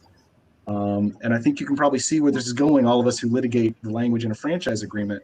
But basically what the franchisees argued was that the government shutdown order forced them to shut down, and it was because of a communicable disease outbreak, and so therefore they had business interruption losses. But what they did is, at least this is what the court said on the insurer's motion to dismiss, is they ignored that last little piece at the insured premises.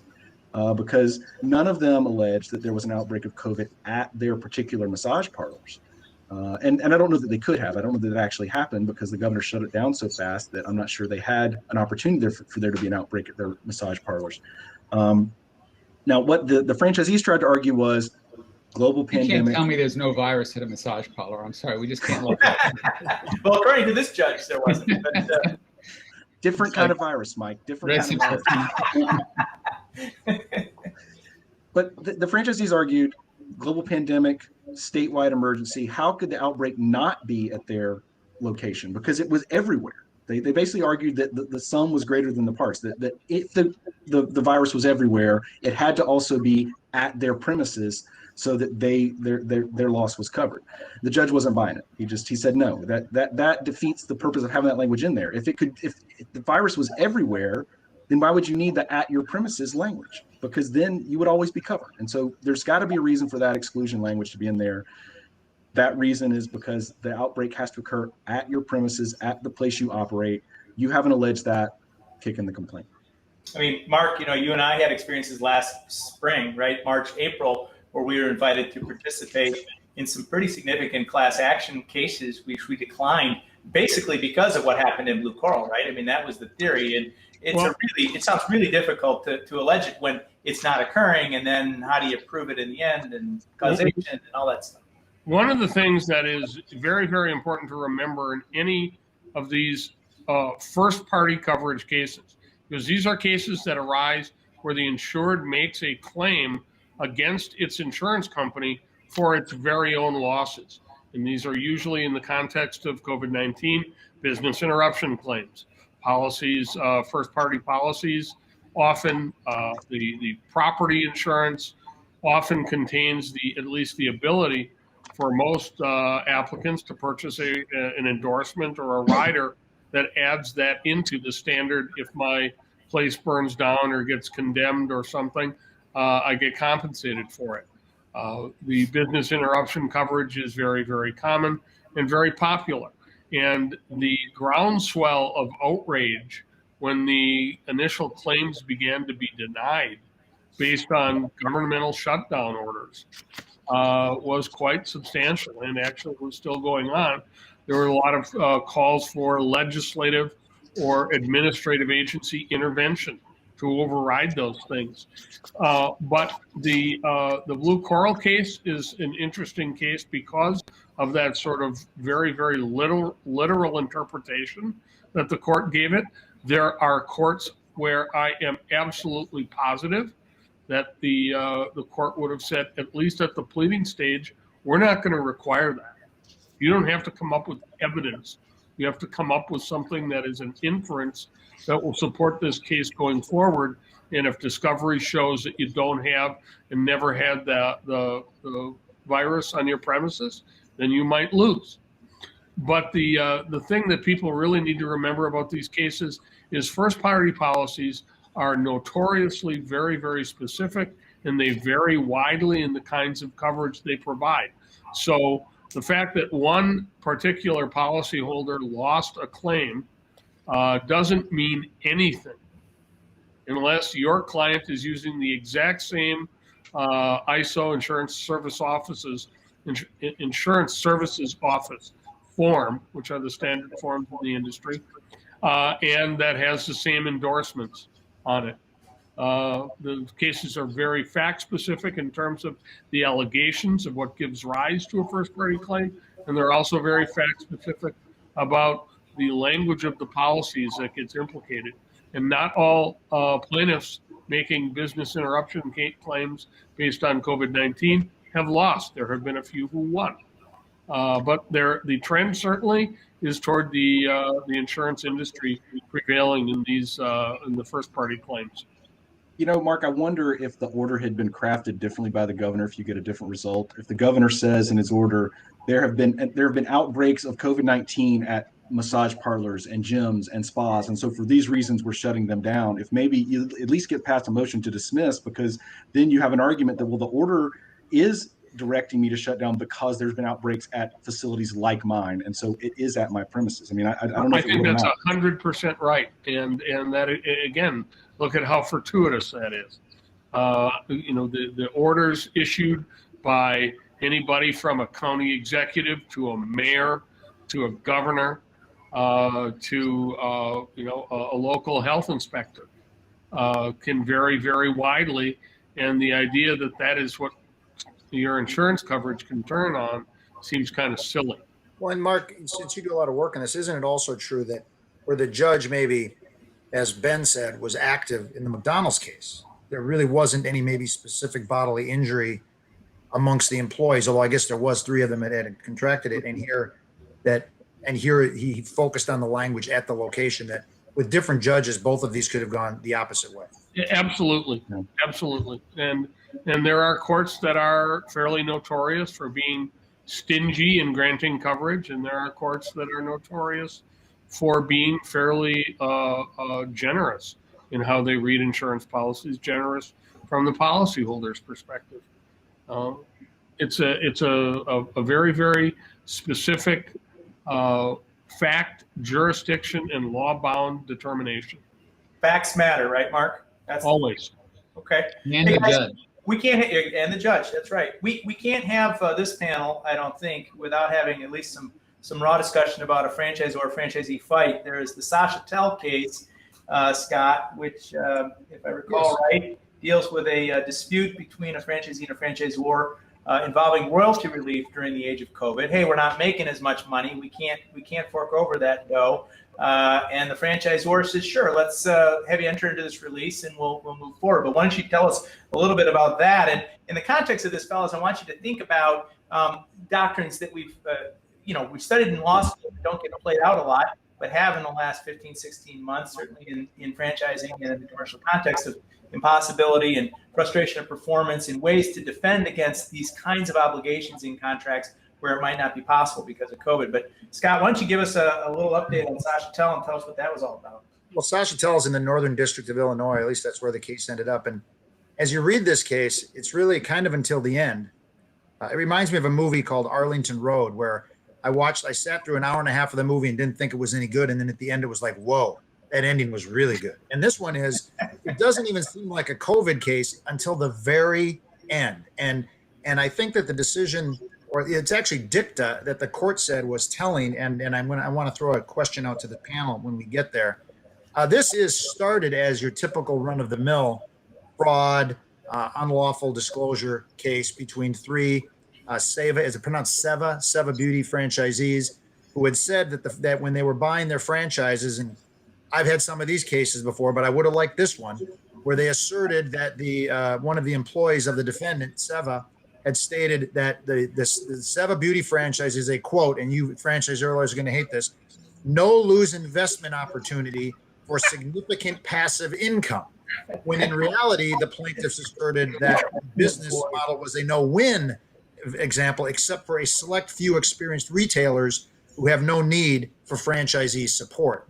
We've all been there on this case. And they go to the point and they point out that in the FDD, they didn't disclose all the franchisees that were doing poorly. They only disclosed the few franchisees that were doing great.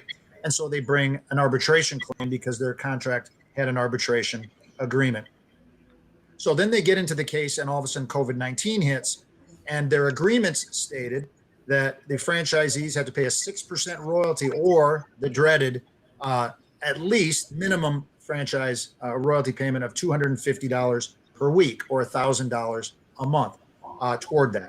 And sure enough, COVID-19 hits. And unlike a lot of franchisors, and I got to say, representing franchisees in the industry, a lot of franchisors did work with their franchisees to share in the burden and expense associated with closures. Some didn't. This one was kind of willing to go half the way. This one said, and all I could read in the case was they would offer a discounted minimum royalty. It didn't say they were eliminating it, but there was no more detail than that in the case that I could see. But of course, you have to give a release. I always say that if you're at a convention and you don't say hi back to your franchisor, because if the franchisor says hi to you, it'll probably come with a release attached to it. Franchisors I just negotiated a rather involved settlement with a franchisor. And of course, the franchisor wanted a release of everything, even though I said, how about we just release the claims that were asserted in the lawsuit? And so this is a common practice by the franchisor.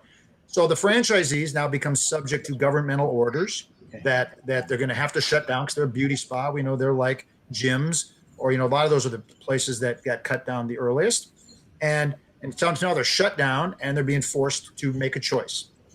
You either continue to pay your $250 per week, even though you're closed, or you give up your lawsuits. I see this all the time when I'm negotiating franchise agreements. I always tell my clients, I say, look, you shouldn't have to sign a release when you transfer your location. You shouldn't have to sign a release when you renew the agreement.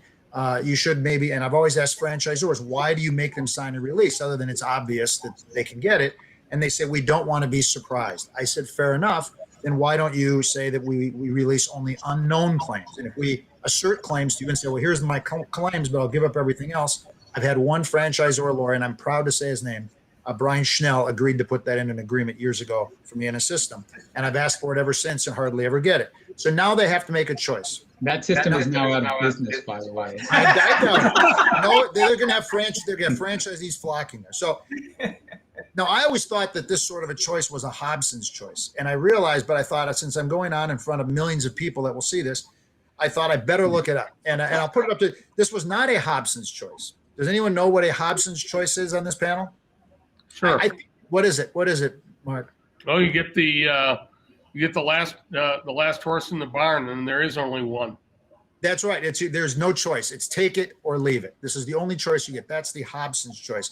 But when you have the choice between two really bad options, that is called a dilemma, believe it or not. And so the franchisees had a dilemma. They had a dilemma, and they said, so instead they went to federal court because the franchise agreement said that you can go to, even though the cases were in arbitration, that you could bring claims, equitable claims for injunctions or declaratory relief in a federal court. They went there. Of course, the defense's first argument was, no, you have to do this in arbitration, even though the agreement said you could go to federal court. The court quickly dismissed that, said, no, they're in the right place.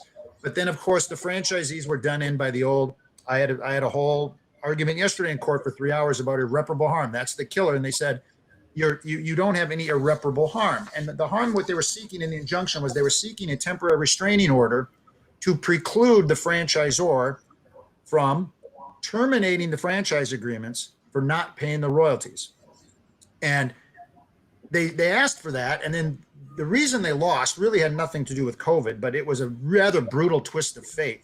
The court held that because the franchisees had asserted that their businesses were worthless, they were so bad because they got duped into it, that they had failed to explain why, quote, keeping their current franchises is necessary or even helpful for achieving their goal. So I guess they were skewered on their own petard by saying, we bought these franchises and they lied to us and they're worthless. So the judge said, well, if they're so worthless, why do you really care if they terminate the franchise? The judge actually had a pretty good point there, actually. But at the end of the case, and this is the Arlington Road ending, the very end of the case, in dicta, at the very end, the court says, at the end of the case, the court noted that despite learning of the fraud in 2019, the plaintiffs, which was pre-COVID, the fact that the franchisees did not seek a TRO until July 2020, it appeared the COVID-19 pandemic prompted the request.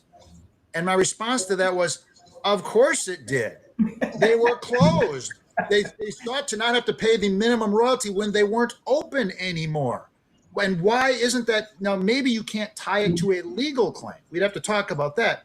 So my question to the panel is, so what? Wouldn't that be a basis for saying, if they could tie it to some sort of a duty, that we should be able to stop the franchisor from making us pay a minimum royalty when we're not even open? Obviously, it was contemplated that we would be open. This is something nobody thought of.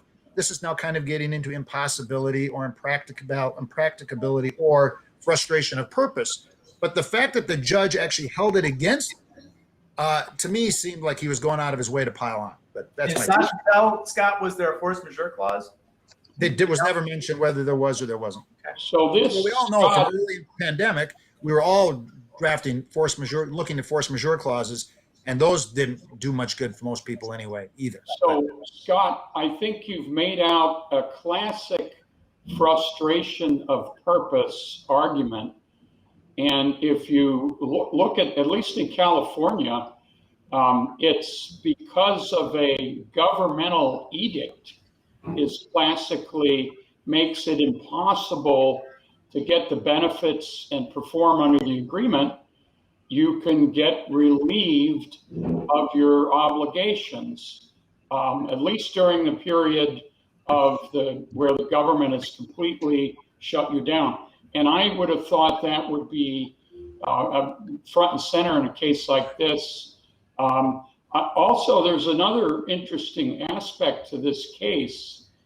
And, you know, when the franchisors, I'm looking at you, Ben and Mike, when you draw these clauses up, they had a mandatory arbitration clause. So the franchisee had filed an arbitration for damages and relief for the fraud, but they also filed an injunctive action, which is what this case was, because the franchise agreement had a clause in there that said for any type of preliminary or permanent injunction and equitable relief, and I may not be quoting it exactly right, the parties could go to court for that. And so then you bring up the case in front of a judge instead of just having to go to an arbitration setting. I have a question for Ben or Mike or both. Where is the logic, irrespective of the Sachtel facts and the idea that there was some fraud in the inducements? Obviously, there was some history between these parties. From a pure business prospect, what is the logic of a franchisor insisting on royalties, even with the minimum royalty provision, when the operation is closed by no fault or stupidity or whatever of the franchisee? I mean, what are franchisors telling you in this realm, like why they need to do it, other than I know they need to stay afloat too? I get cash flow. I run a law firm. I understand it. But what is the logic to that when we're facing a 100-year problem? This is the first time since the Spanish flu that we've had to confront something like this. Could I just say this? I feel like, representing cops here and saying, I realize there's some bad cops, but most of them are good. Okay. None of my clients, they all granted royalty relief. In fact, I might add that Scott's partner wrote an article somewhere, and we happened to notice this, Scott, right before our trial, and Tim Hortons complimenting this client on what a great job they were doing in providing relief to its franchisees. That's Restaurant Brands International. So, and we have other clients. They were all good during this period of time. Now, I understand there might be some outliers here or there, and I wouldn't ask for a release in circumstances such as this, even if we were providing royalty relief. But Peter is so right that under either frustration of purpose or impossibility or impracticability, which they all kind of fall on the same assumption that something has happened that nobody had foreseen. Now, people had certainly were aware of pandemics and endemics, But, like I said, it's been 100 years since our country had really suffered one to this extent. And so that should give you a defense to performing under your obligation. In other words, the defense, because of this, and I don't know, maybe they didn't plead it, but the defense that we shouldn't have to pay this minimum royalty during that period of time. And so that would be the fact. So it almost might have been a mistake where maybe the plaintiffs didn't make it clear. Maybe they should have said, look, yeah, this is because of COVID-19. We want a ruling that during the pendency of our arbitration that we don't get terminated because, we have a defense because we should be relieved from having to pay it. What about even though there's no sales, these people are getting government money through PPP loans? Well, I'm assuming the franchisor is getting it too, so it's just my take. Well, only probably getting even more. Let's let Ben be heard on this. Ben? Let's take it to a purely academic level, because I agree with Mike. Our clients stepped up to the plate and gave royalty relief in most instances that I'm aware of. But I mean, if you get to the brass tacks of why even put this provision in the agreement, I don't think it's about so much the franchisor guaranteeing revenue. I mean, that's obviously part of it. I think it's that this is a trademark license at bottom. And so even if the franchisee can't operate, they still have a license to that mark, and a licensor is entitled to some compensation for that. Now, $250 a week, I think you're right, Scott. That's $1,000 a month. Is that really what that mark is worth when they can't even advertise in the Walmarts that they operate in? I mean, I'm not sure they got the benefit of their bargain on that $250. But I think that's the underlying reason why you have that in those agreements, is that at bottom you're thinking about, well, you're getting a license to use our mark. And particularly with some, and I'm not saying this is one, but with service-based franchises, business format franchises where people operate out of their homes, you talk about, going into schools and doing STEM programs, things like that. It's almost to encourage the franchisee to actually engage in the business, because there may not be any minimum operating requirement in those kinds of business format franchises. And I'm not against, I didn't mean to assert that I'm against minimum royalties as a matter of course. I think this one was high. But and you still shouldn't get it when they're closed. And my question, I guess, to Mike and Ben would be, when you're, and I don't recall seeing any of my clients, franchise systems they were in, where they were forced to sign a release from getting the royalty relief from COVID. I mean, I do joke, but franchisors do ask for releases on almost any sort of largesse they give their franchisees. But did your clients require releases when they gave the royalty relief? No.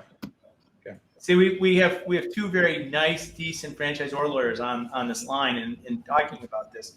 But there are these experiences that people have, and obviously a case like this erupts and it demonstrates that there are franchises out there who will do this. Before we move on to item 19 in the age of COVID, I'm going to ask Ligarius, I'm going to put him on the spot, but can you talk a little bit for the audience about the distinctions between those common law defenses that you've been asserting, frustration of performance, impossibility, and the existence of an actual contractual force majeure provision? In other words, where the parties have already negotiated and signed off on the what ifs, the acts of God, the pandemics, if you will, or whatever. Can you tell us a little bit about how those common law doctrines work in the face of an actual contractually negotiated clause as part of a franchise agreement?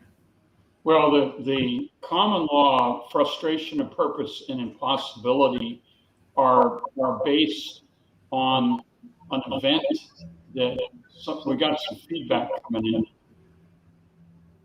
They're based on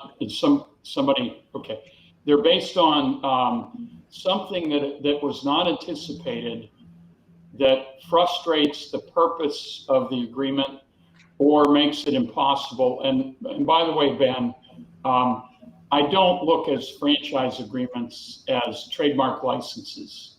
That's a component of them. They are business format licenses.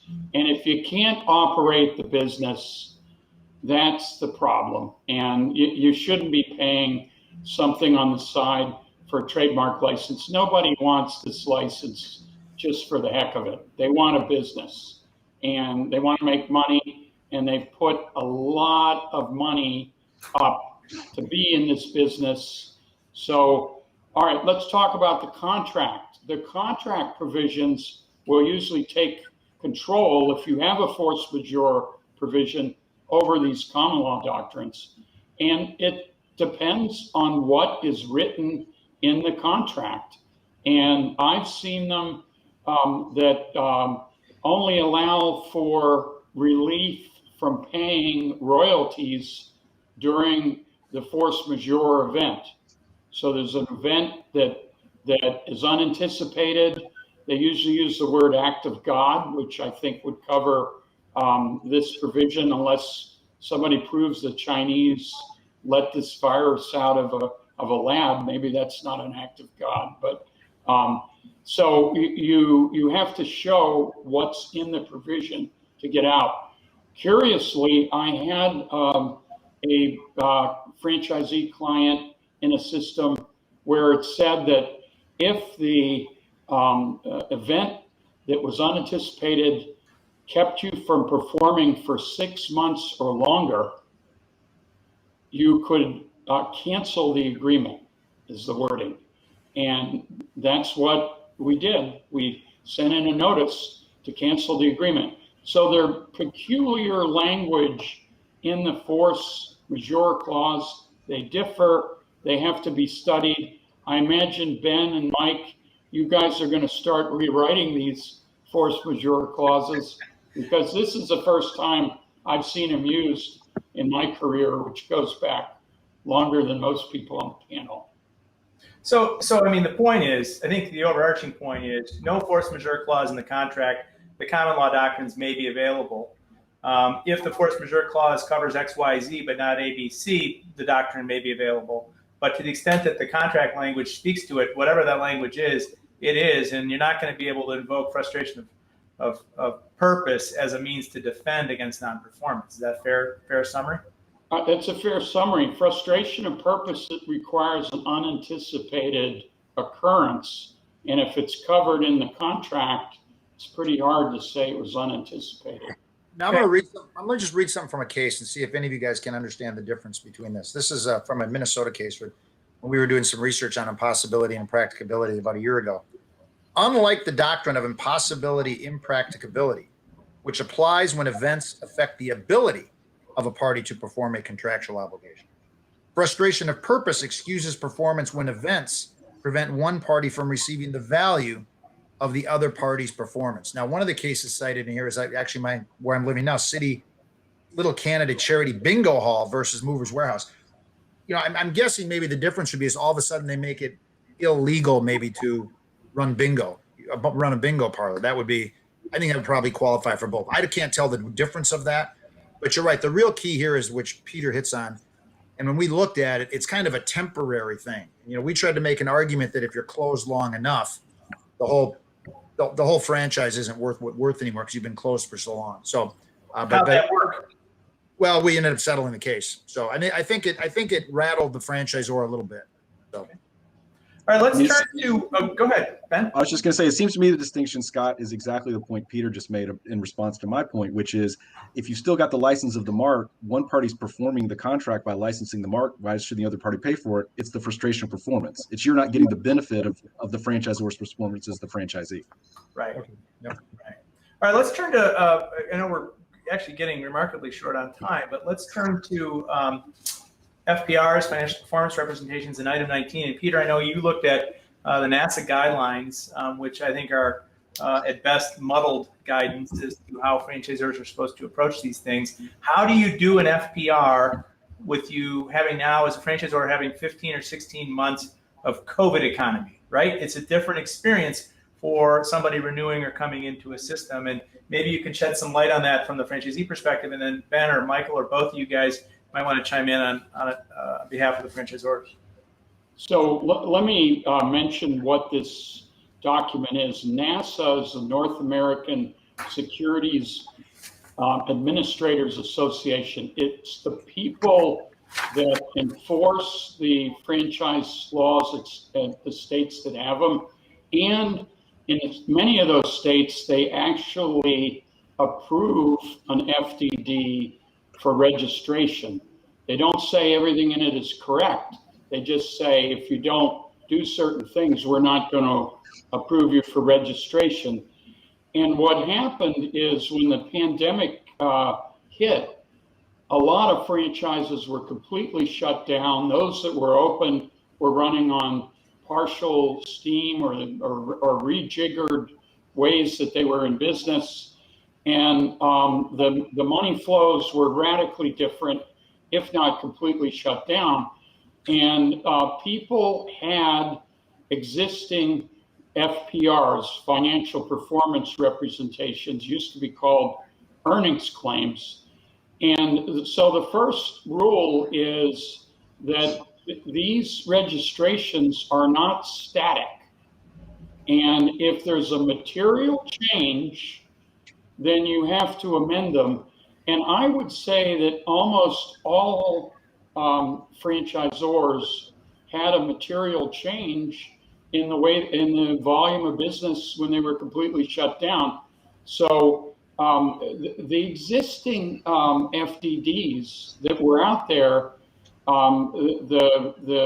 NASA wanted to say, by the way, you've got to consider whether you've got to amend them. Then we turn to new FPRs. What are you going to say? And I don't think it's muddled, Joe. I think they hit the nail on the head with the existing requirements. You do have to change your FPRs if you have different data. Number two, you have to have a reasonable basis for your FPRs. That's data driven. If you're making an FPR, you have to have data. In fact, this is another basic part of the rule that NASA points out. You have to have written substantiation for your disclosure. And so you put all of these together.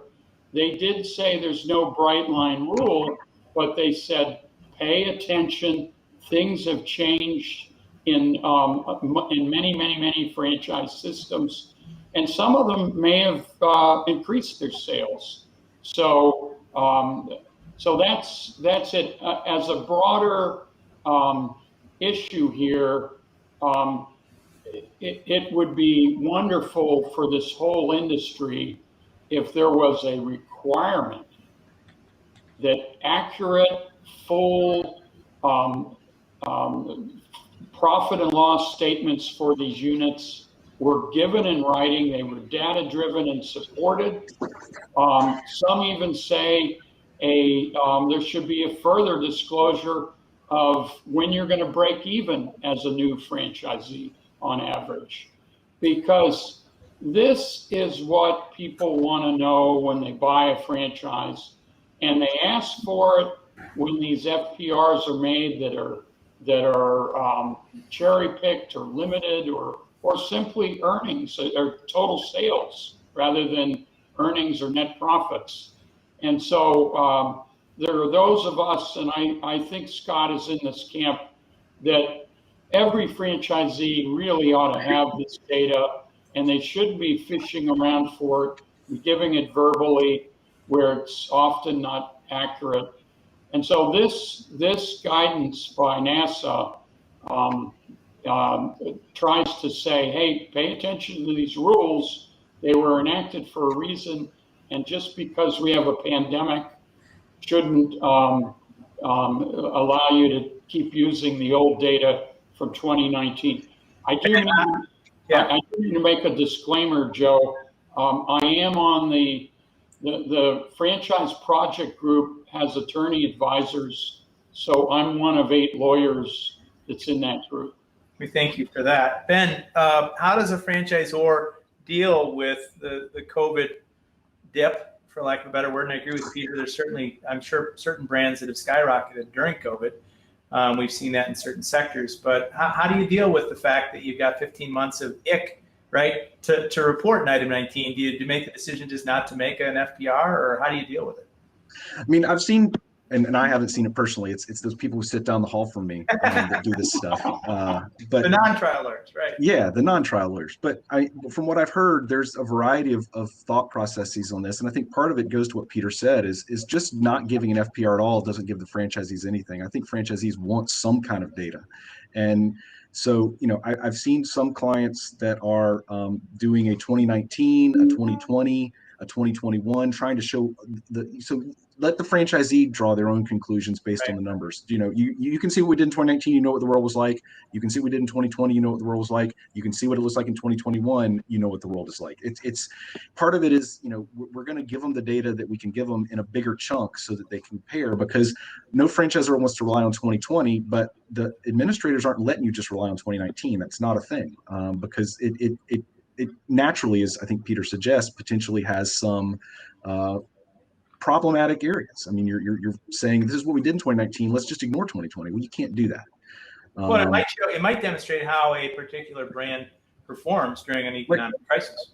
Right. And the other side of this, I think it's more than just the item 19. I mean, there's all kinds of other changes that are having to be made to the FDDs because the business formats have changed because of the pandemic. I mean, you know, some restaurants are only doing drive-through and they're doing better than they were doing when they had, you know, in-person service and table service, because they don't have to have as many employees. Right. And so it's a different analysis, and you have to account for those things. I think to respond to one thing Peter said about break evens and all the information and profit and loss statements, the problem with that is the data. You're relying on your franchisees to, one, give you the data, and two, you're relying on the accuracy of what they're reporting to you. And there's no way to do that. You just can't make sure that what they're reporting is accurate. That's why, you know, franchisors go and audit their franchisees to see if they're covering up sales and things like that, because you just don't know what. So I'm just going to say that's interesting, because some systems that I know we're working with have tried to get franchisee data, and a lot of times we get hired to fight that.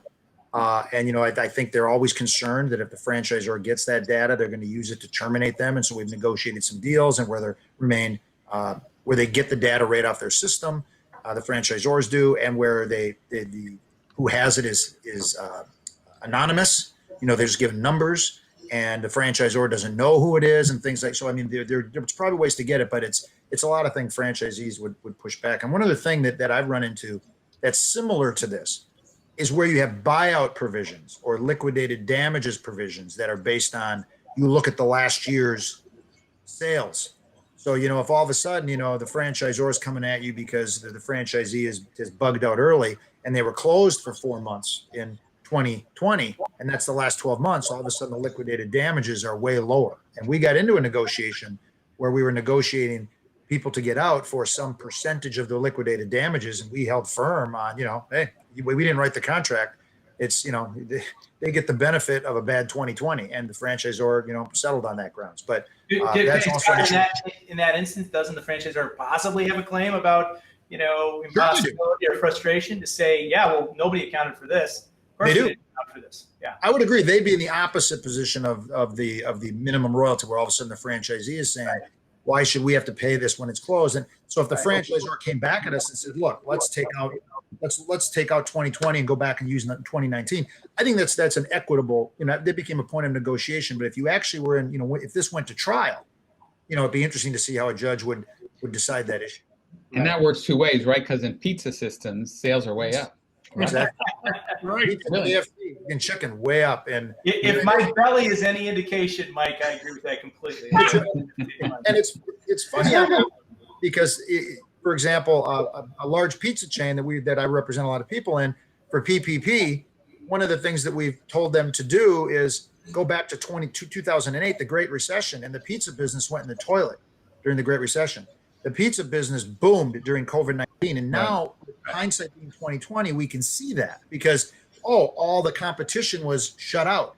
You know, all the thing people are most comfortable, you know, even DoorDash and that are most comfortable ordering home is pizza. But believe me, the Pizza Hut, or not Pizza Hut, the pizza franchisees that I represent, and it wasn't pizza, they were scared in March. They didn't see this coming. Oh, absolutely right. No one could predict that. Absolutely. Did not see it coming. That some benefited and some didn't. Sure.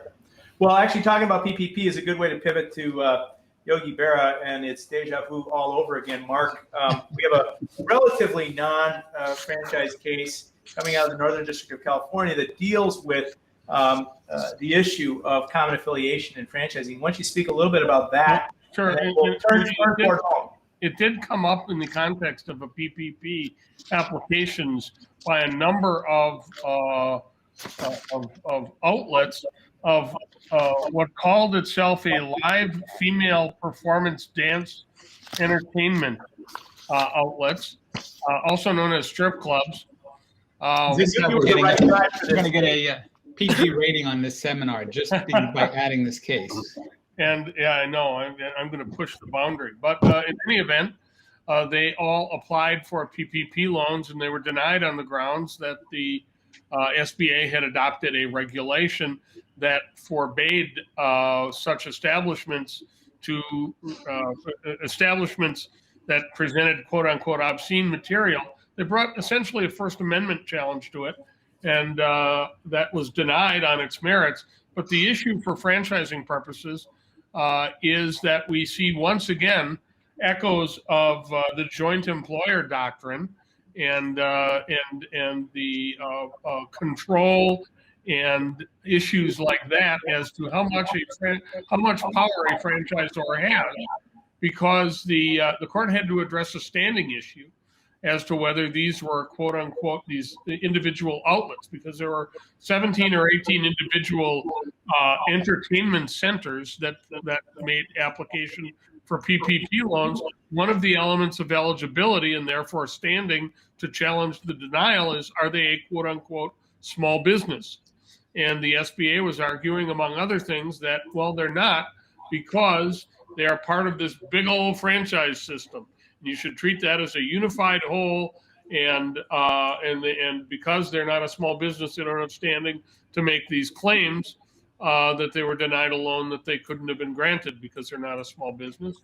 And the court said, well, you have rules, SBA, that say in general franchise agreements cannot be considered for these purposes as to whether it's a small business.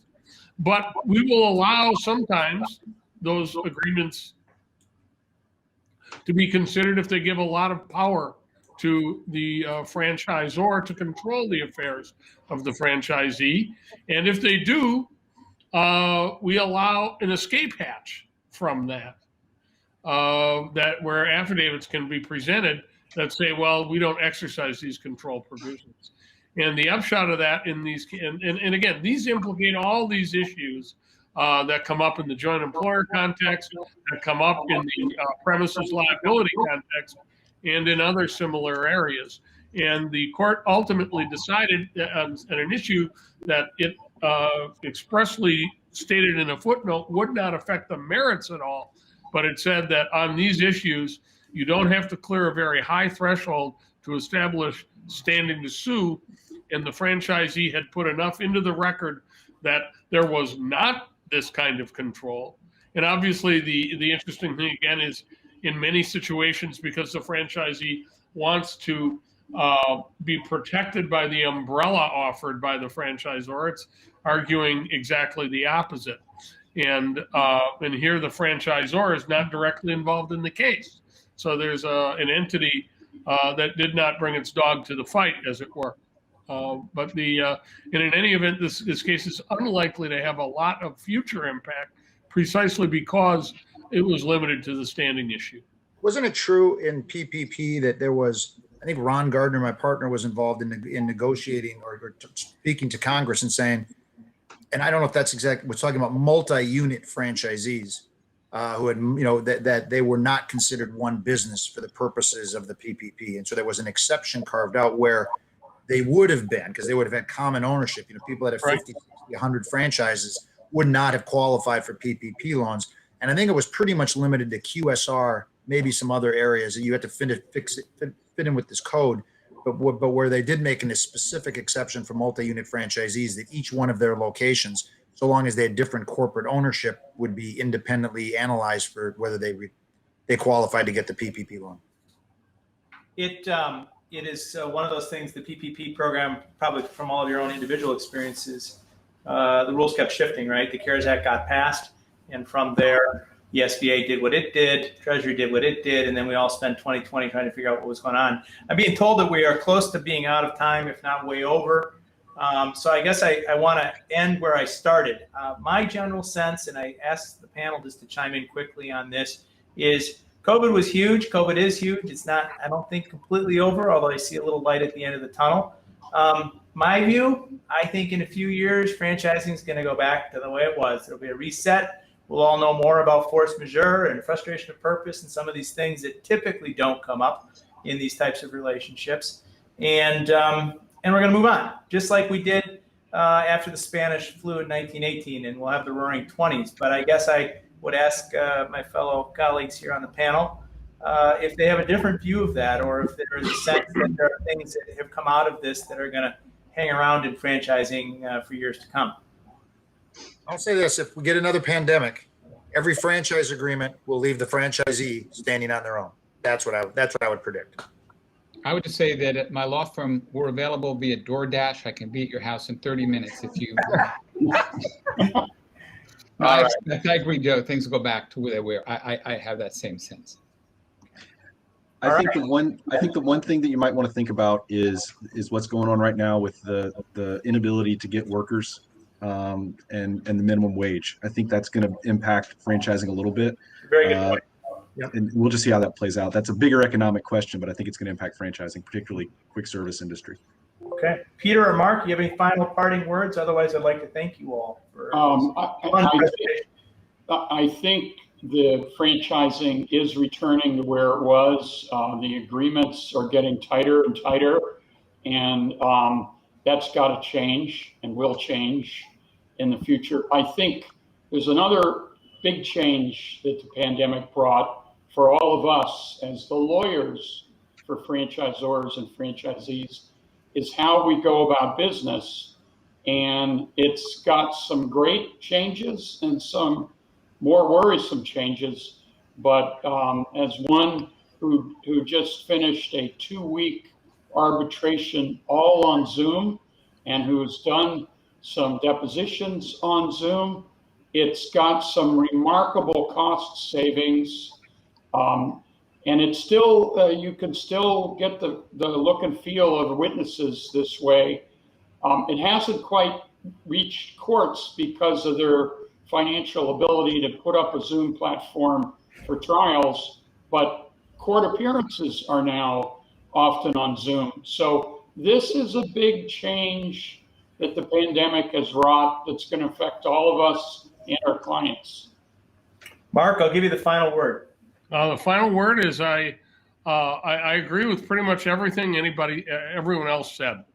That we're not likely to see overwhelming systemic changes, and that to the extent we do, they will probably be the result of ripple effects elsewhere in the economy.